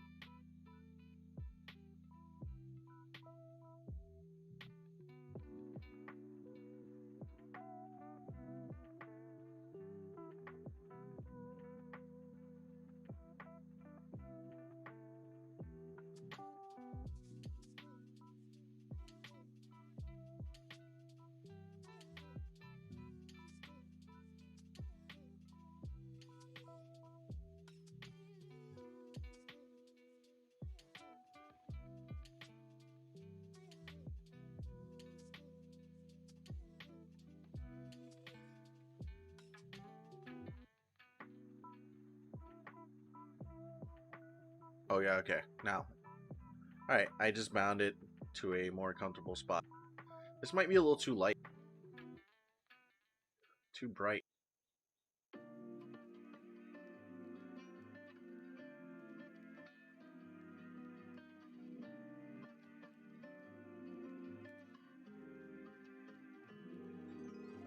It's definitely desaturated.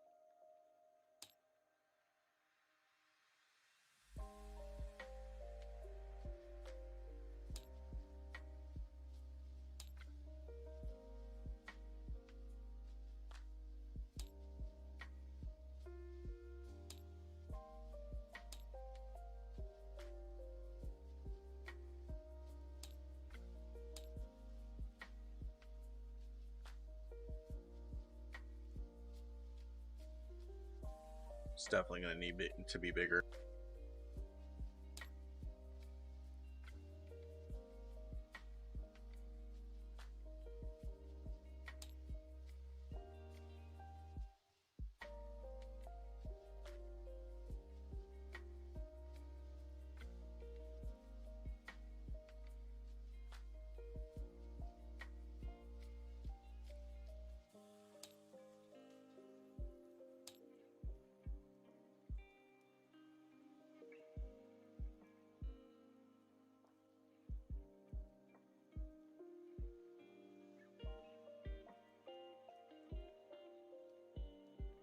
That's about right.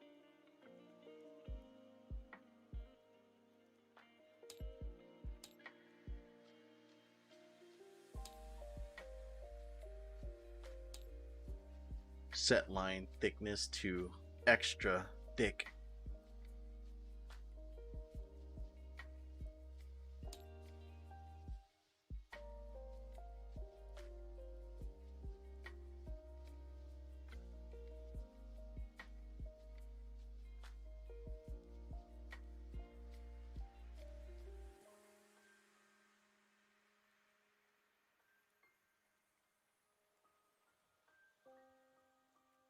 Actually, I should have put the battleforge logo on there, huh?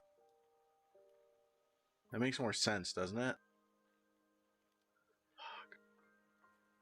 All right.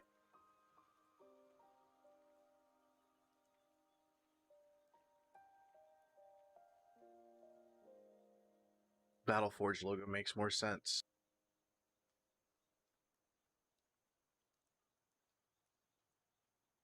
Why didn't I think about this?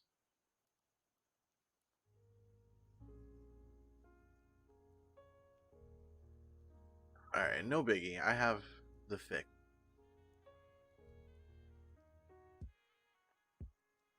The quick fix. Now, if only I can remember where I placed that logo. Uh-oh.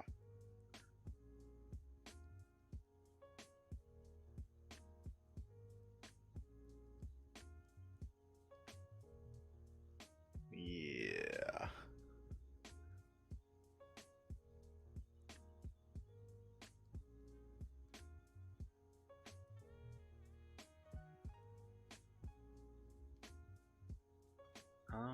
Oh, there's an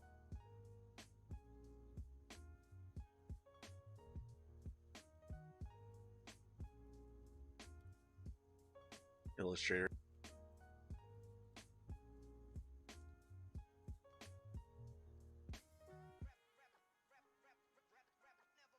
Non-pirated version, by the way.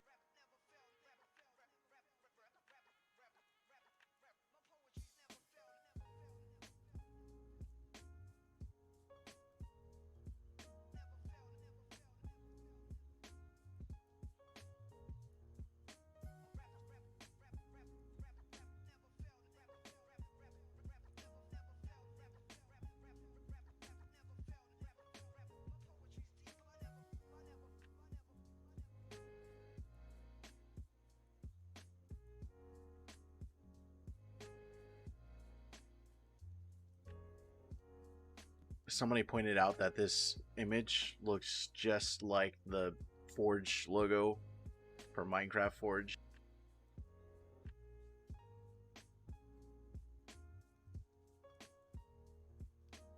Minecraft,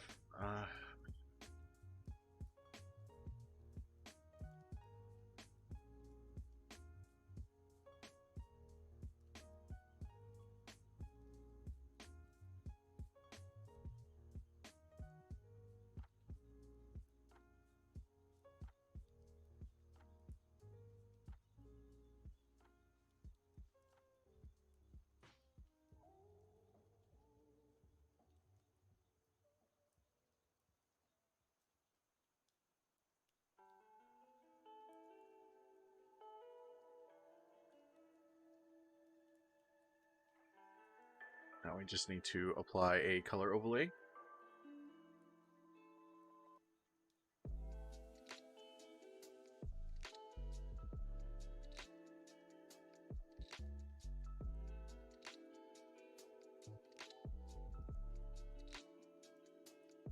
I still think this thing is really bright.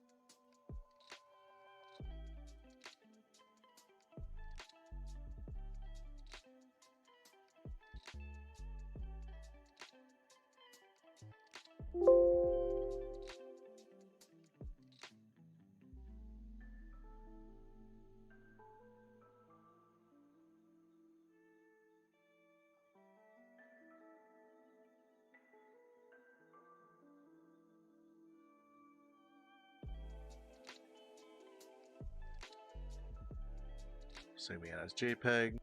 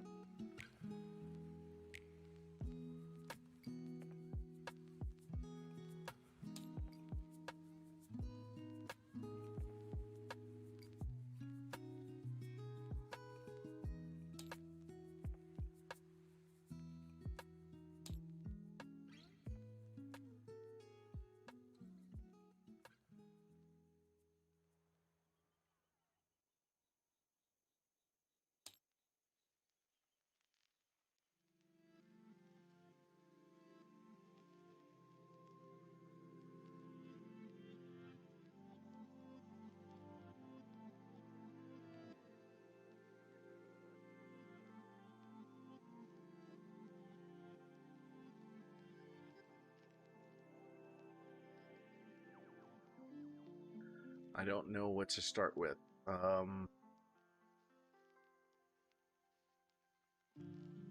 Okay.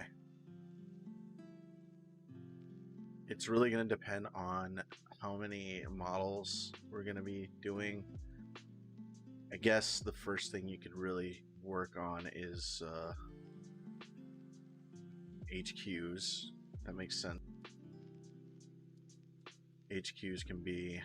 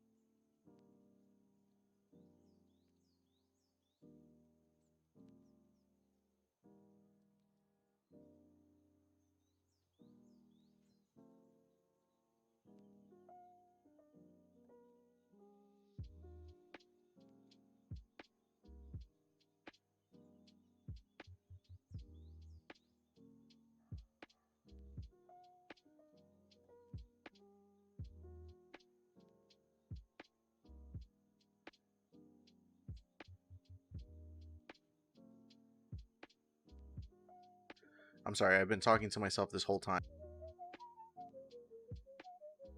Hey, thanks for stopping by, Arachne. Appreciate you and the gift subs. Spoiling us out here.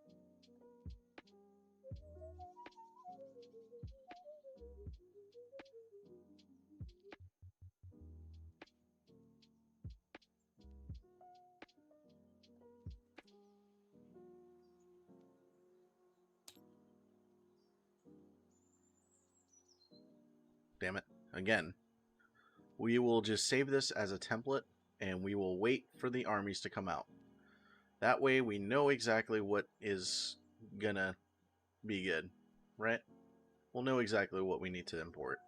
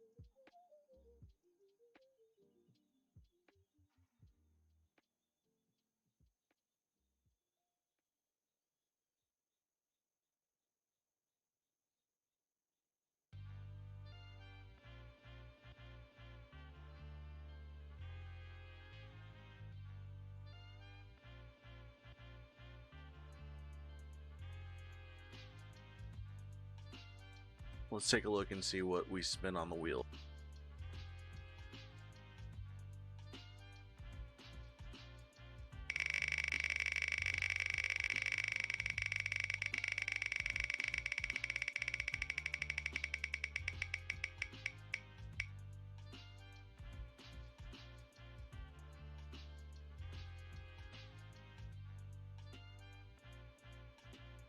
Oh, Eldar. Okay.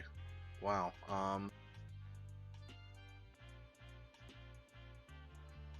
What counts as Eldar?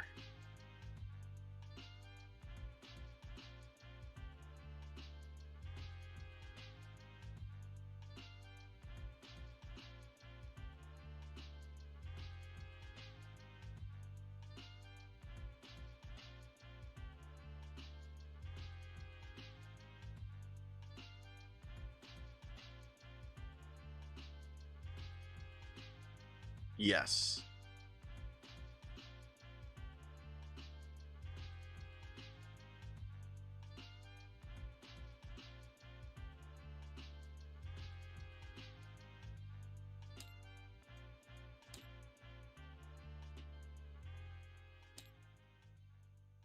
I'm more familiar with Harlequins than anything, so maybe I should just do Harlequin.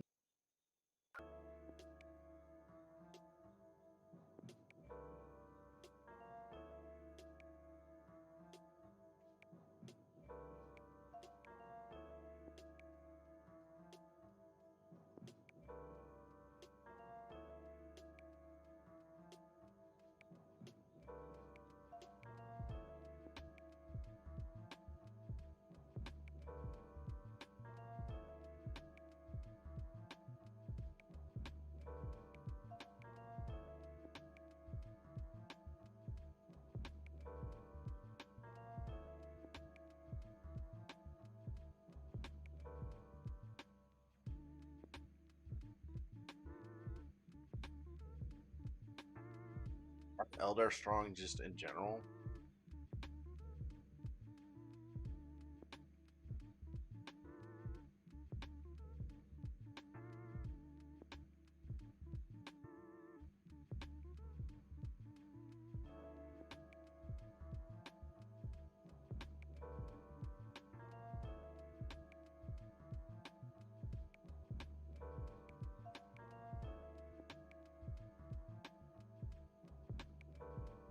What's the tankiest Eldar it can bring?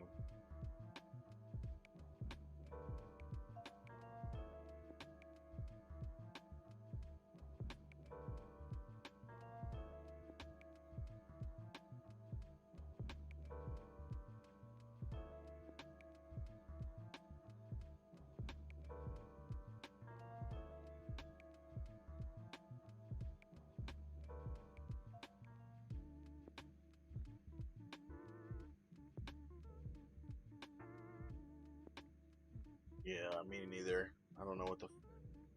I'm not an LR player. I'm gonna just leave my mic open because I'm getting annoyed with the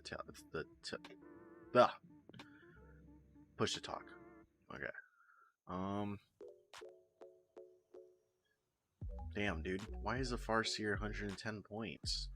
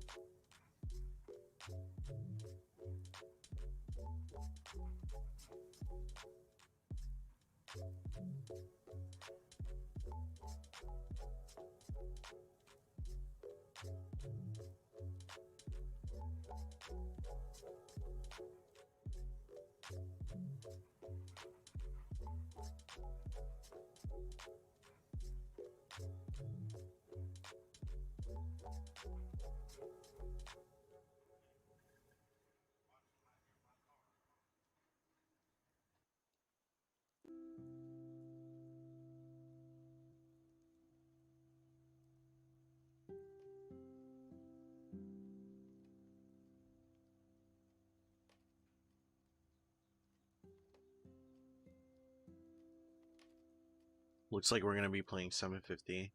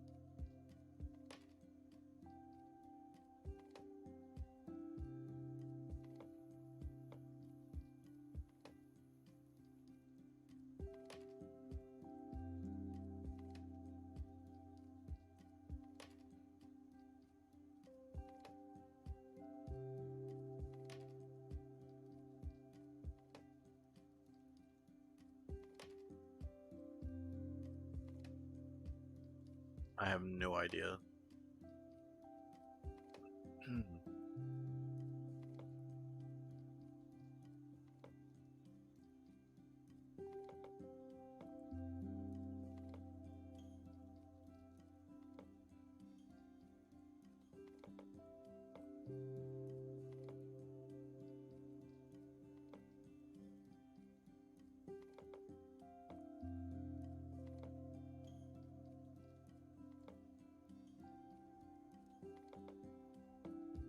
Yeah, I'm looking at them now.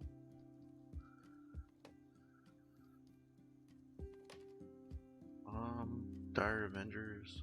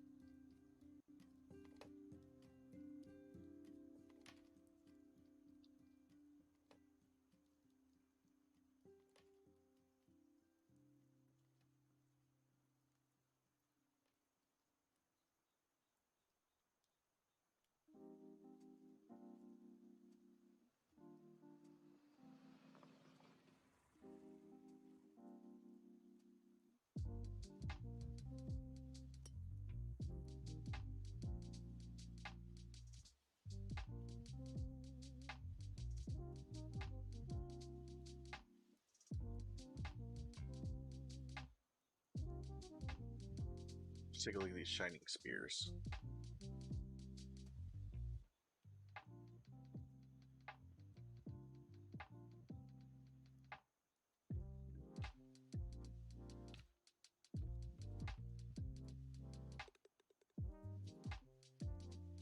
No idea. Dude. Eldar? What?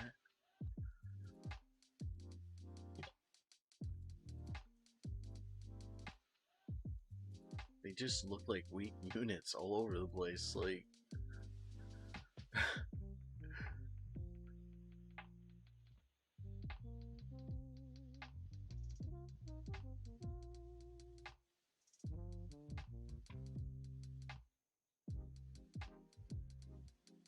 I mean, this boy's fast as fuck, but he would need something. Is there something that allows him to charge after he advances?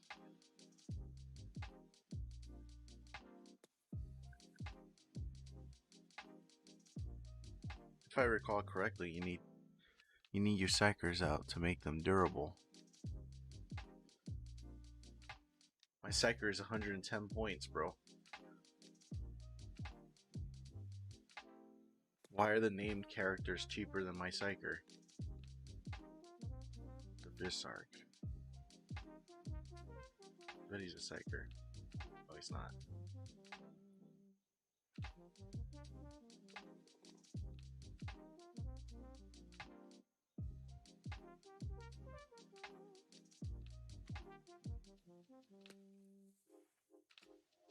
Fire dragons are 110. Farseer is psycher, surely. Yeah, he is. He's just 110 points. Maybe a warlock, maybe. Right? A warlock instead of a farseer.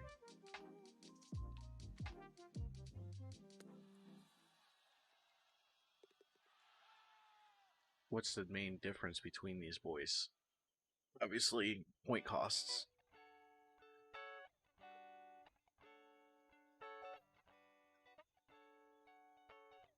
Let's take a look at these powers.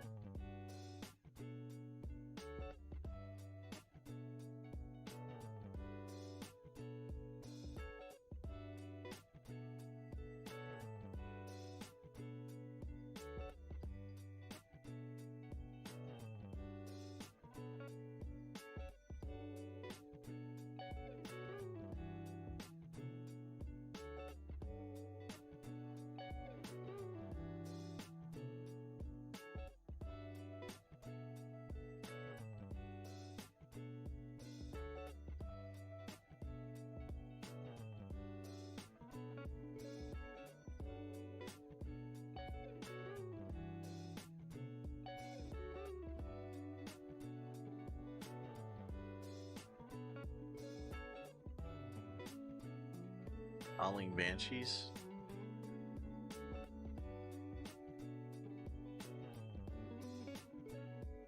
I've heard that those were bad.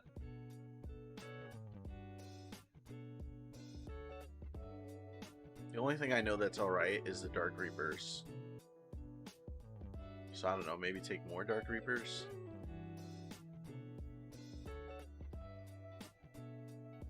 They can advance and charge when can't be overwatched.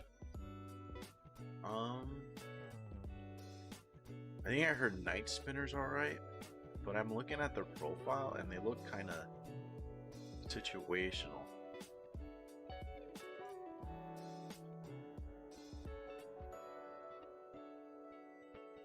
Heavy D6, strength 7, AP minus 0.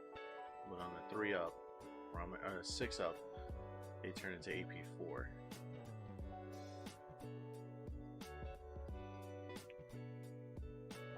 This weapon can target units that are not visible to the bearer.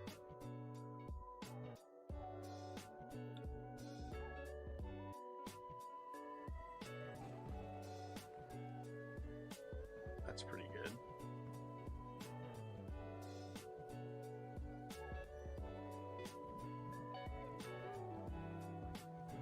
bring some cheap troops here. Storm Guardians. What kind of special weapons can they take? Fusion gun for 14 points. It's a fusion, it's a melt a weapon. 18 inches of range. Storm Guardians actually end up being more costly here. Maybe more Dire Avengers.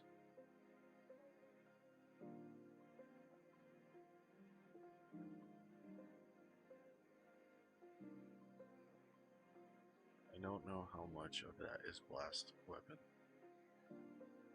Pretty sure it does have blast. 48 inches range. Doomweaver. Doomweaver.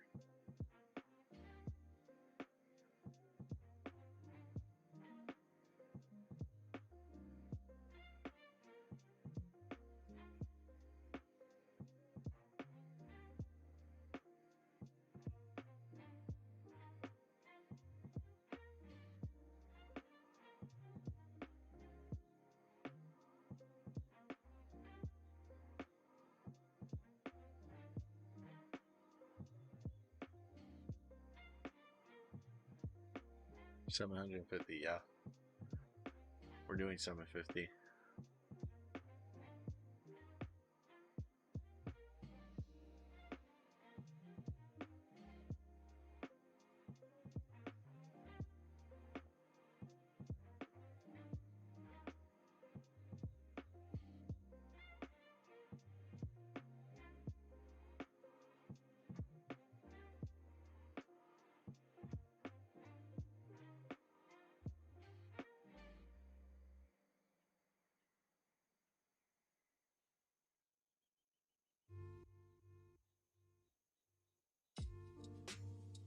Spears.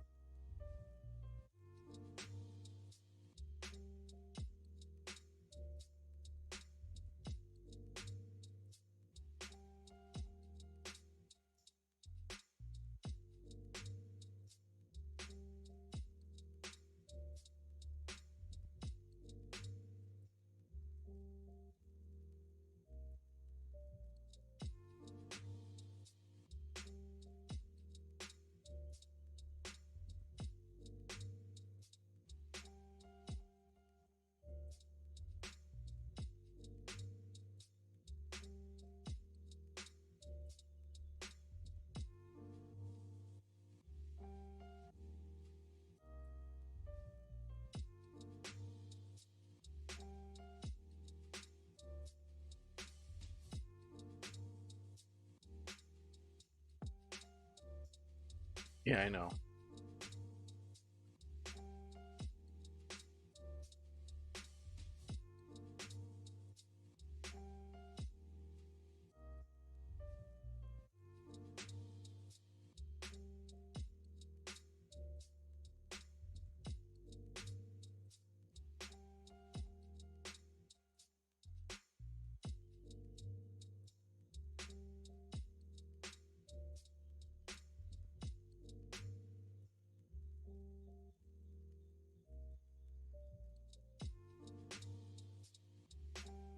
Rune of Battle, Fate, Fortune are the best.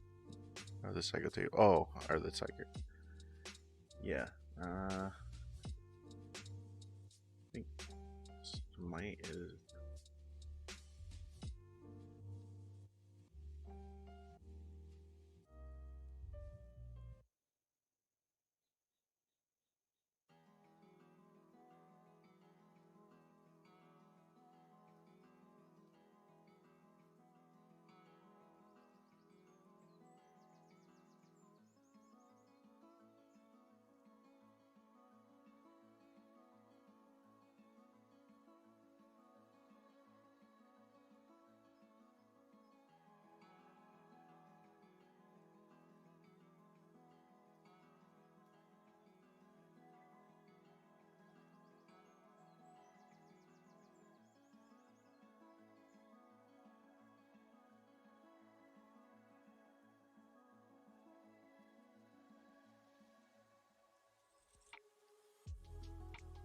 Seal Reveal, Protect and Jinx, and Doom are the best ones. I'm trying to look for anything that allows me to charge after advancing.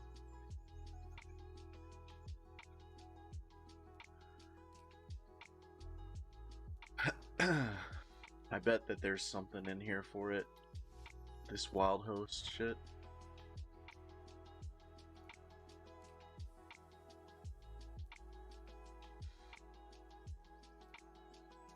Well, maybe not.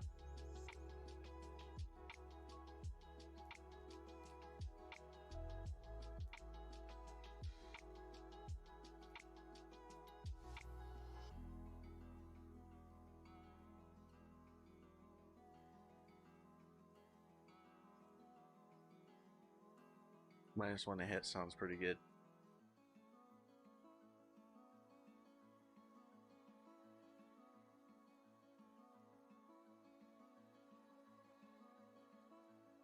Sam Hainecraft World. Warriors of the Ragging Winds stratagem.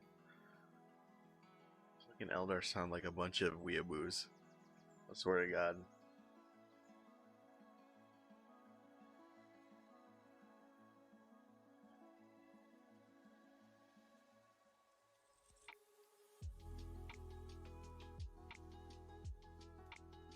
Space elves. Space weeaboos, more like. Believe it. I believe in my Eldar clan. Oh wait, no, that's Tau. Never mind.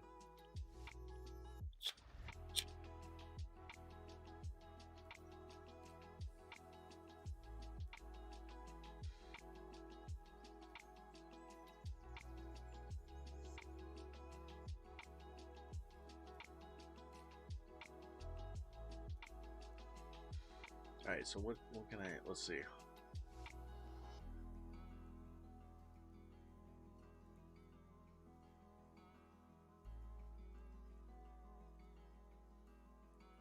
Mecha anime, I know, right?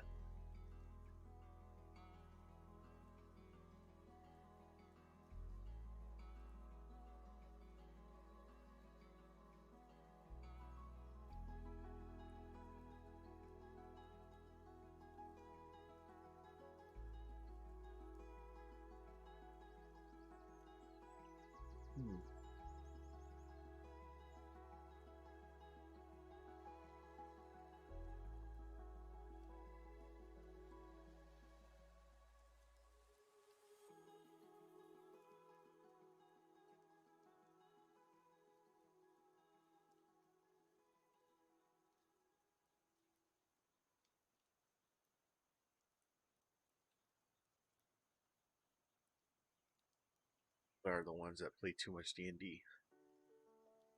I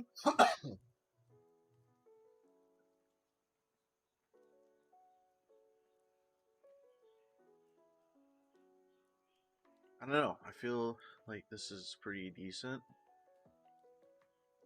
Now,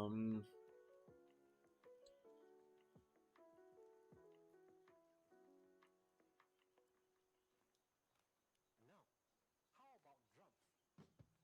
An instrument everybody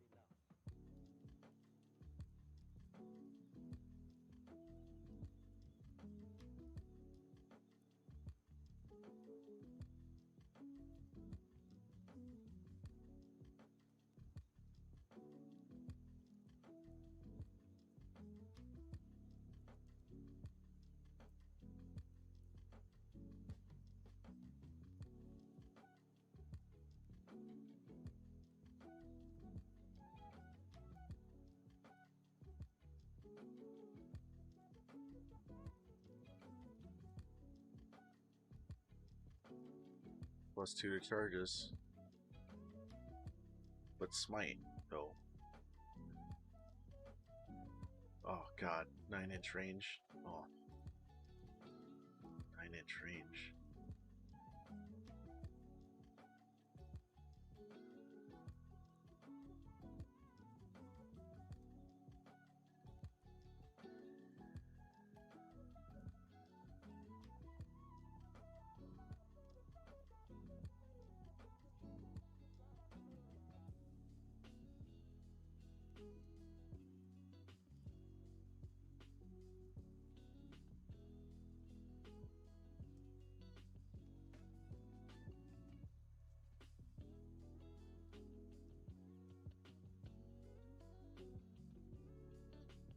These ranges are horrible.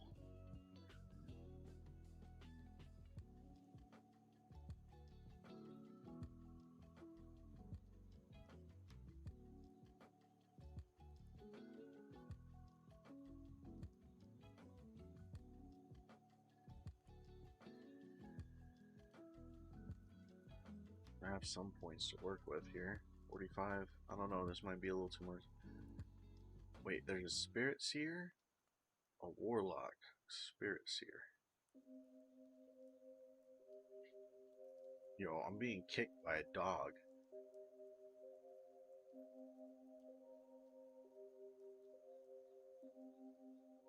No. Boys, it's gone.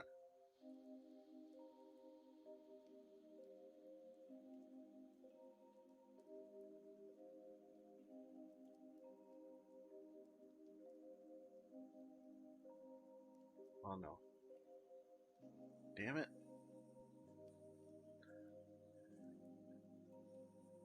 Really? Okay.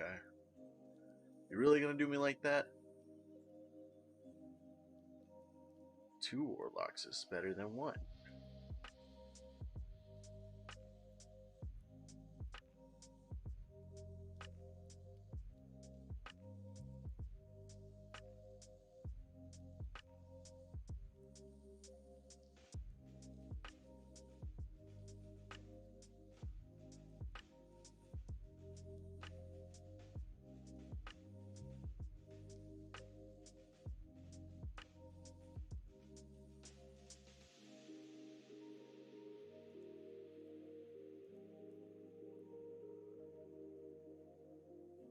You don't have 8 of these.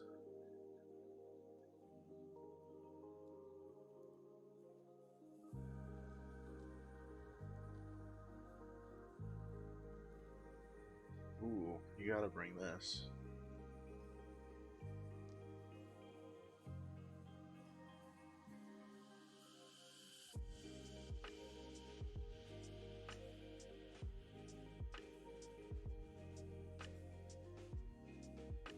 Starshot missiles. Yikes. That's a nasty profile.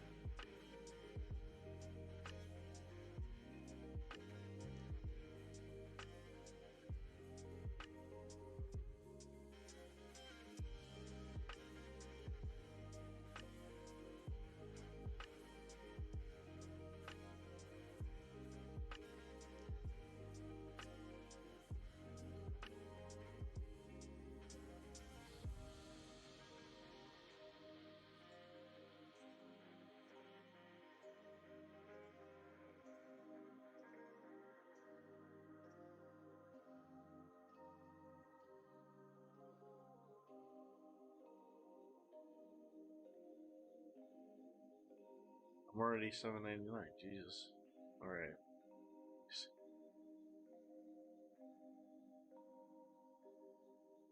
I feel like you gotta take this.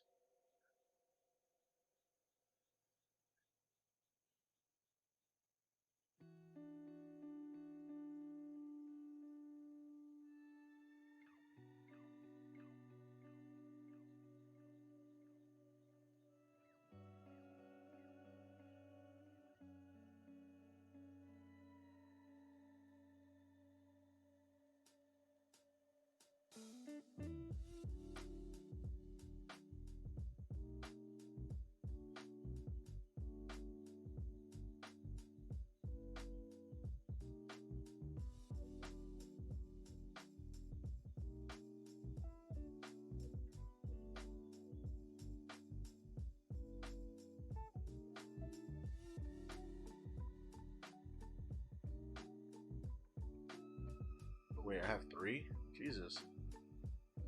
Didn't even know you could bring 3. Okay, never mind.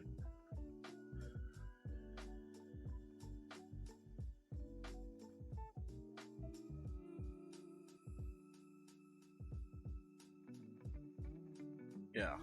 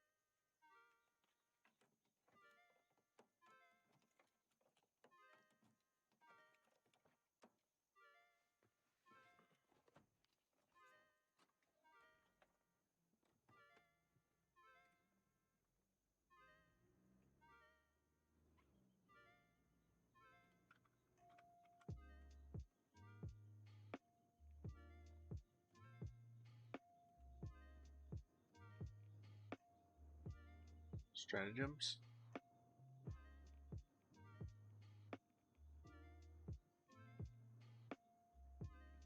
Man, this is not my playstyle at all. But this is what we're gonna roll with.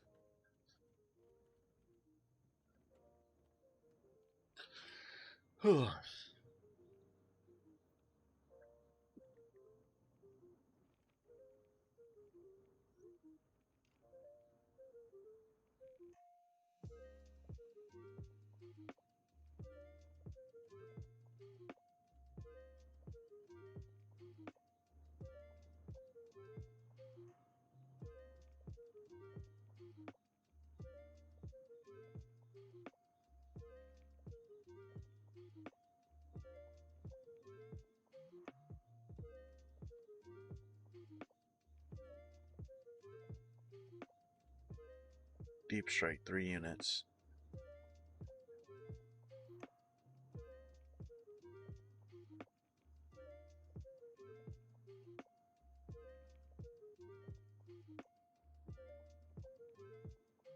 Hmm.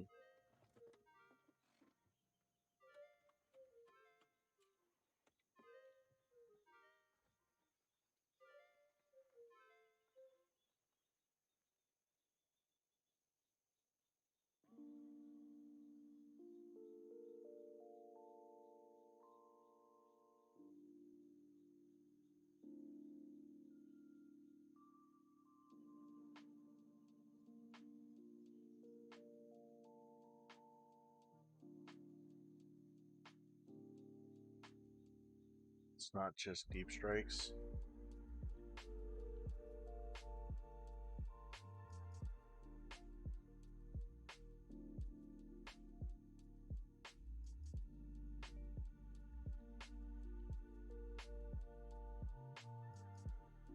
So, so basically, they're redeploys. So what you're saying is that I can put these on the front. That sounds kind of broken.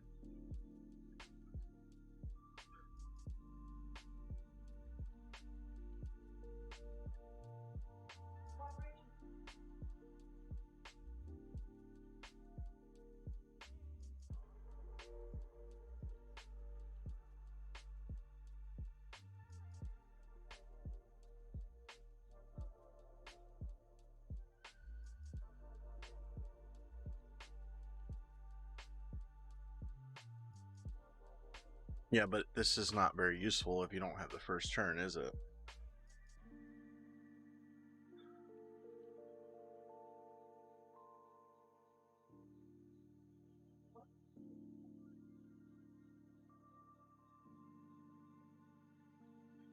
Or do you just remove them?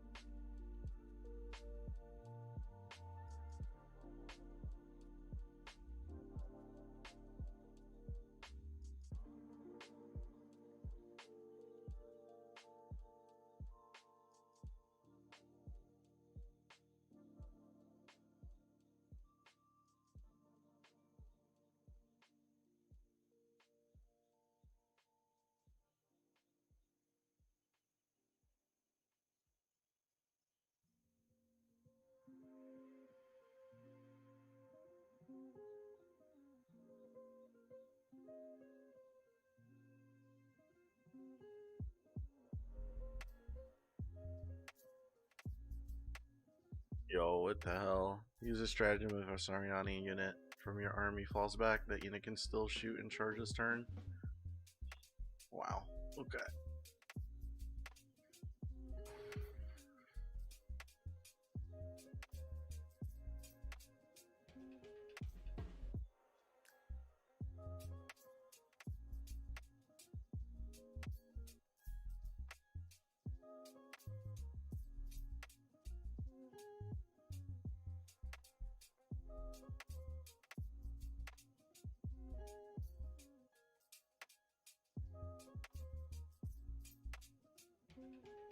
Yo, there's just like so many guarantees on the first turn charge, like fire and fade.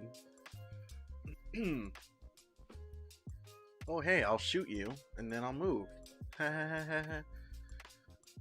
Balance, guys.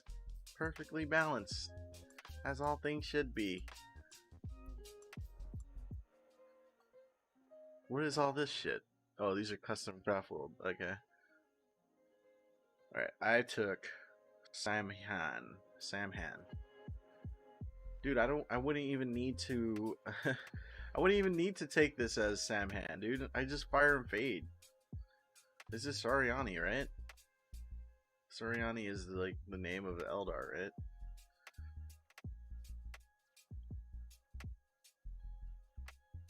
Read the last line of fire and fade. Oh, okay. Yeah, I'm sorry. I got selective reading ability here. I guess I stopped reading once I... Yeah, okay. Good for shooting and then diving behind the wall. Right, not charging.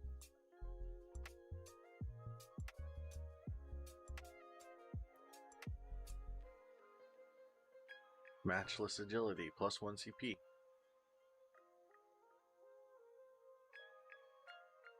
Yeah, these things are definitely getting in first turn charges.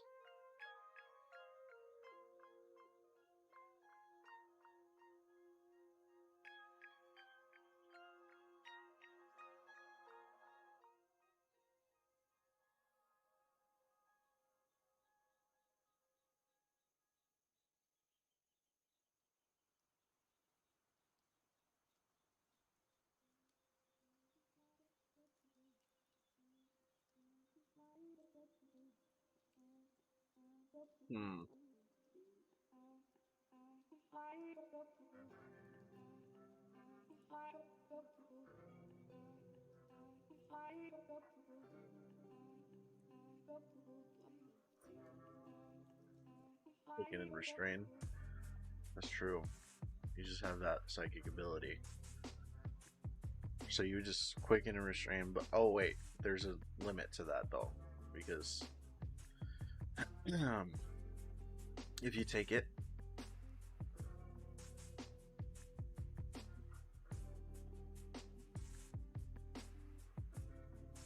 it's an 18-inch range. Oh wait.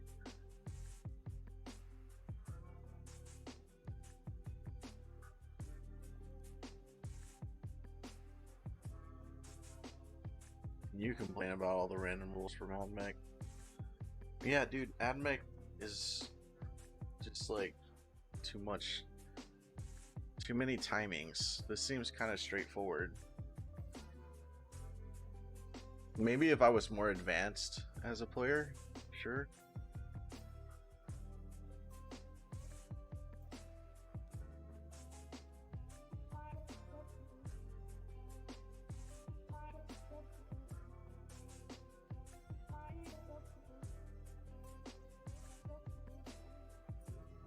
Animake doesn't have a psychic base. Yeah, but it has too many abilities, right? You have to remember all the abilities that you're bringing, and then you have to remember the timings for those abilities. And if you don't remember those timings, well, you're just screwed.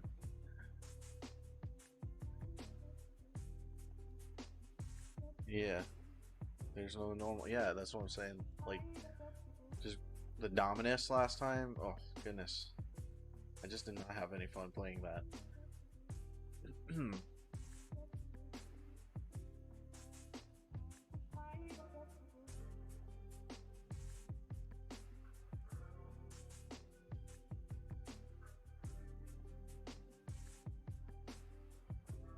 Ghost Walk.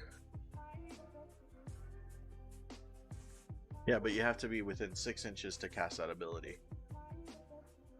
So, you know, movement, psychic. Wait, is it psychic and movement? No, it's movement and then psychic. So you're moving them 16 inches out.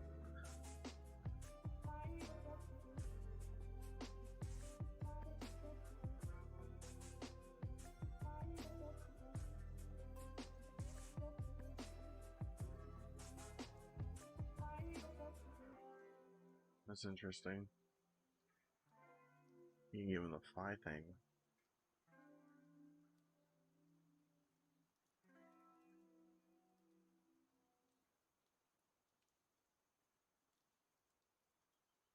Warlock Skyrim. Forward to victory! Thanks for following, Popscotch.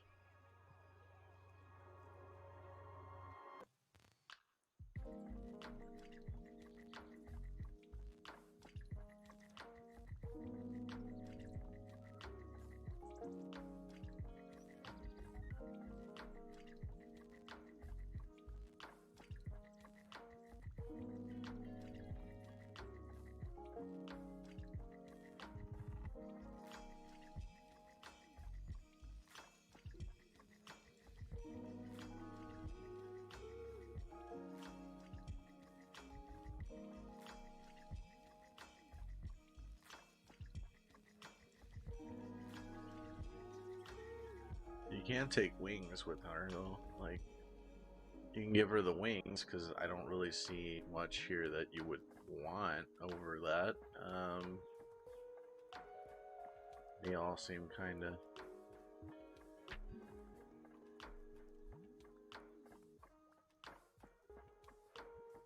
The one is like to increase the shots. Yeah, like if you take wings, then you don't have to worry about getting out of range. You just go Ghost Walk into Quicken.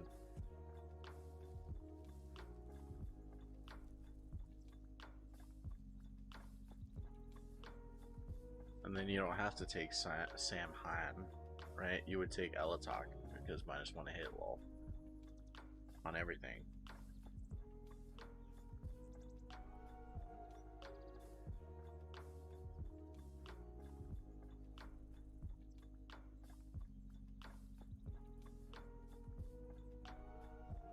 You move them out.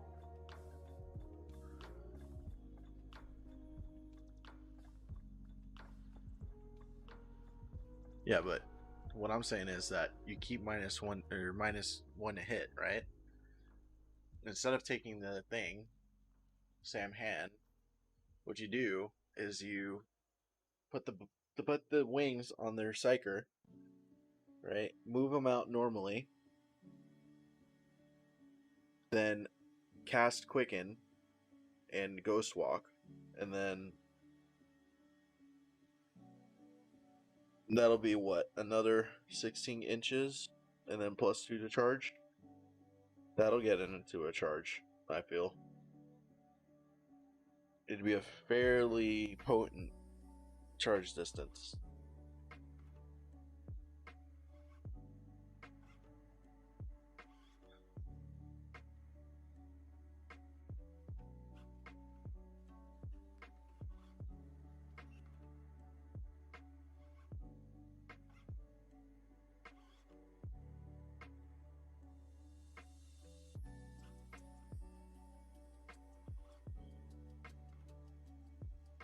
Did Elder not get a second awakening? This is weird. No, they did. Or they didn't.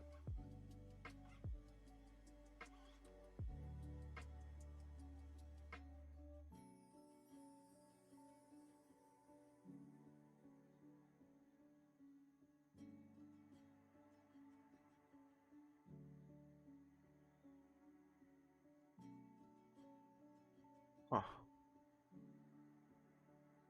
It's alright. -1 to hit. I mean, I feel like that's too strong anyway.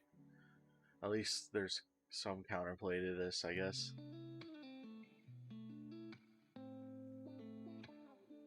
Would be nice if Battle Scribe also generated a deck of stratagem cards that are applicable for your list. Yeah, that's true. Phoenix Rising Wizard PA. Wasn't that great, was it? I don't really see too many stratagems in here for Eldar, but then again, maybe that's for best. Maybe that's for the best. Or maybe they do, but I don't see it.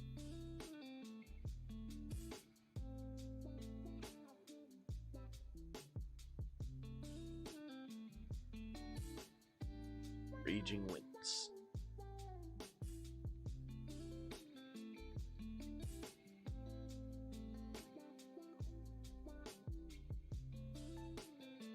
Alright. I mean, I guess all I have to do is just really, tools, maybe these are tactical objectives.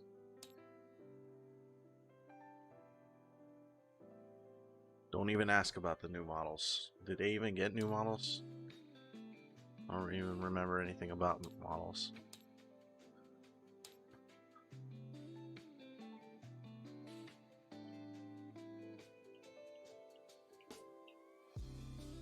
I'm kind of getting tired of the... Oh, dude. Scorpio? You know this is gonna be good.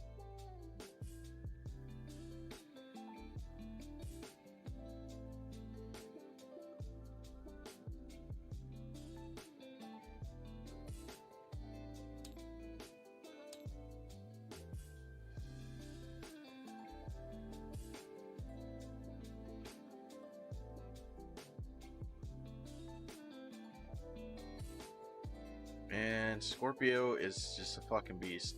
I don't even know. Scorpio is just like, you know, no allegiances to no one, but yet does the most. Look at this. These look like really nice models, bro. These are Dawn of War 3 models, I can tell.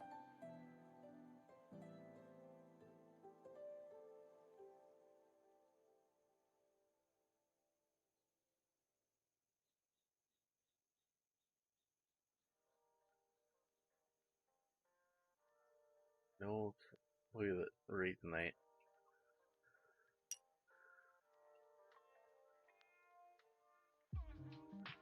What does he have? Swooping Hawks. Here's a nice. What the? Oh my god!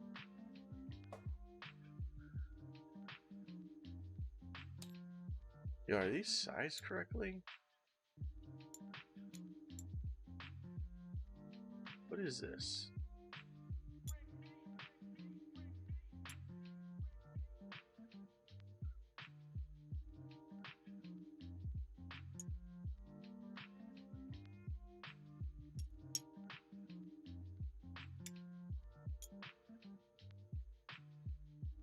I feel like I broke this.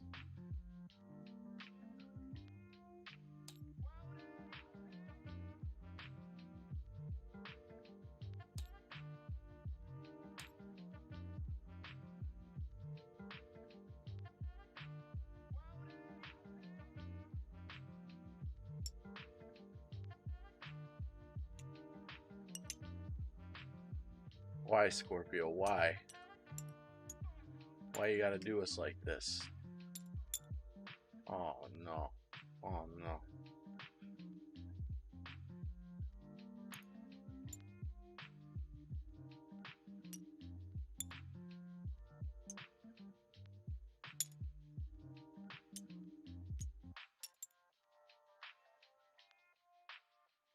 I don't know how to deal with that. And these also don't look very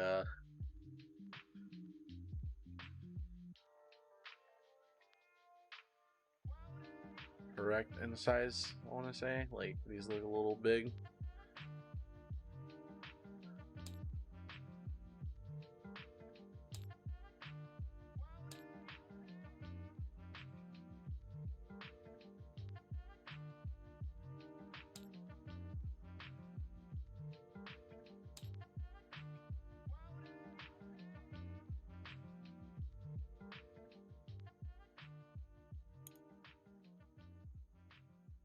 Did that work?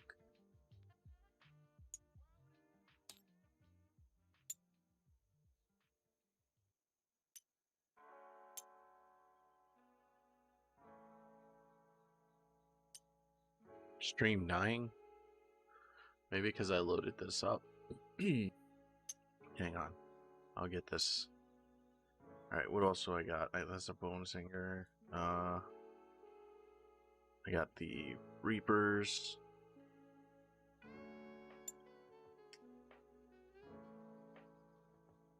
X-Art.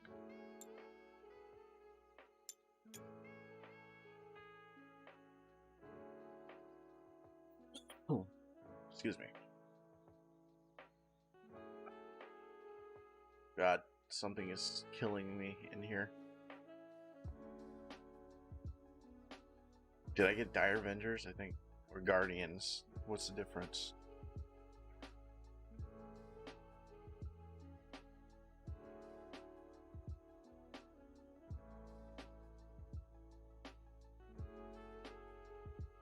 Dire Avengers, alright.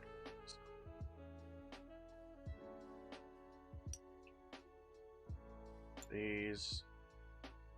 I need a Farseer or a Warlock.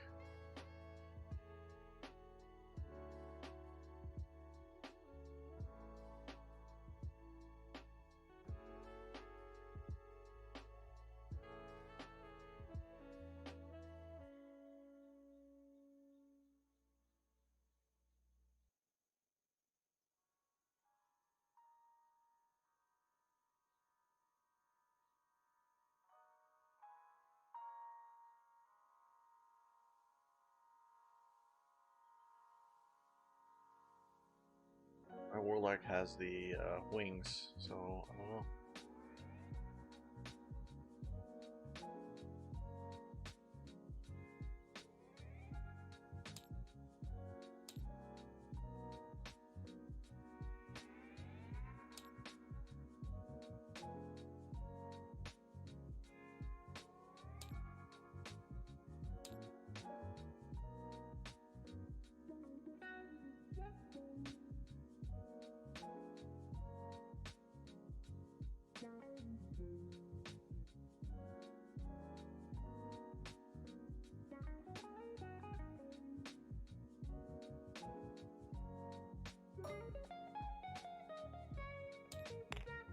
Oh, that's the thing already broken. Oh well, we'll just grab a night spinner from back here.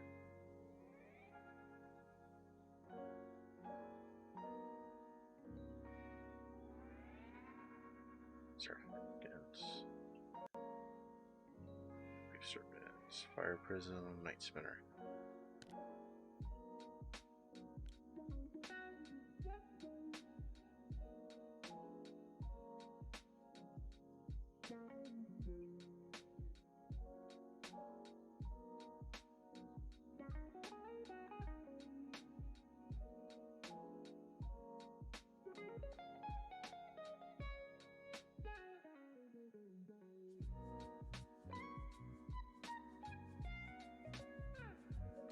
I won't assume that these are warlocks.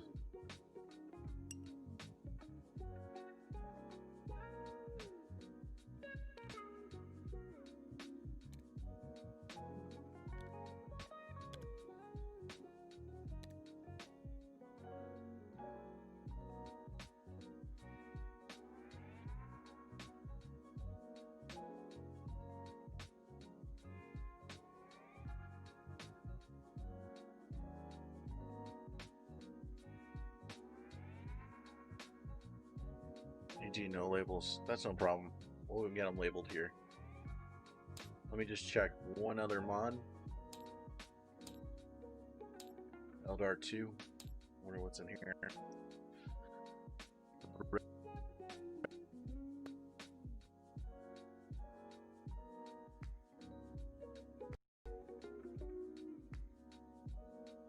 This might be in my stream.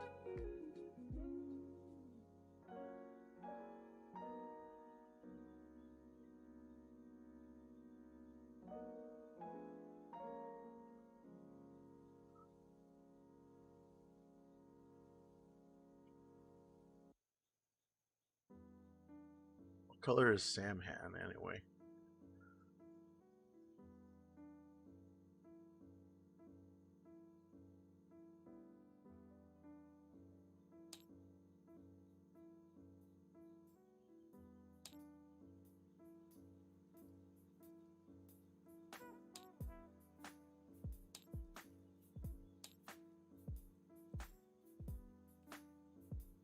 Yeah, nobody really needs that. The stratagems, though, maybe.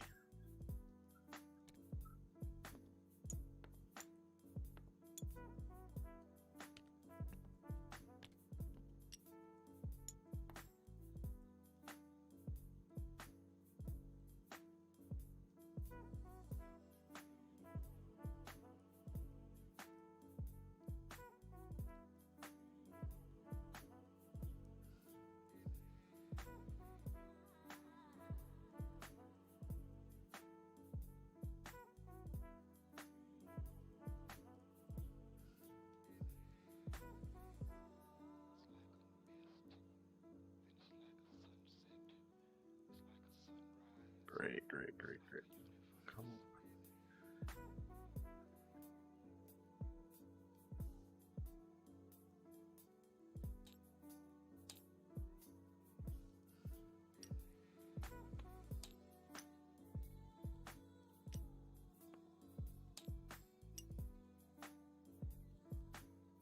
The Dire Avenger avatar? I guess I did. Wait, is that a, yeah, that is Dire Avenger.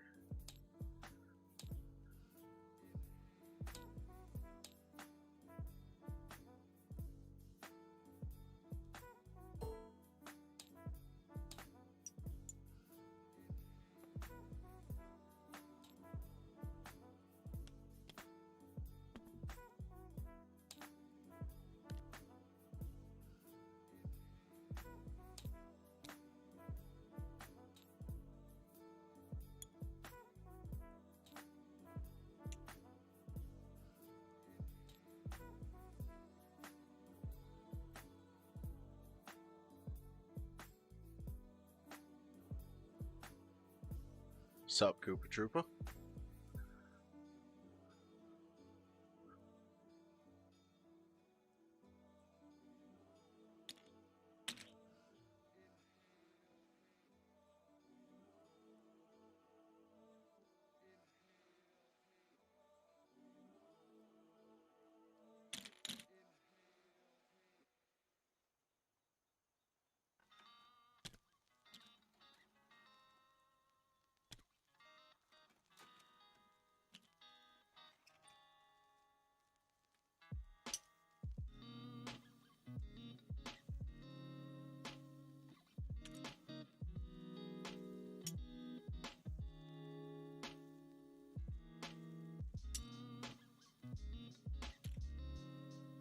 this a lot for 750 points? It feels like it.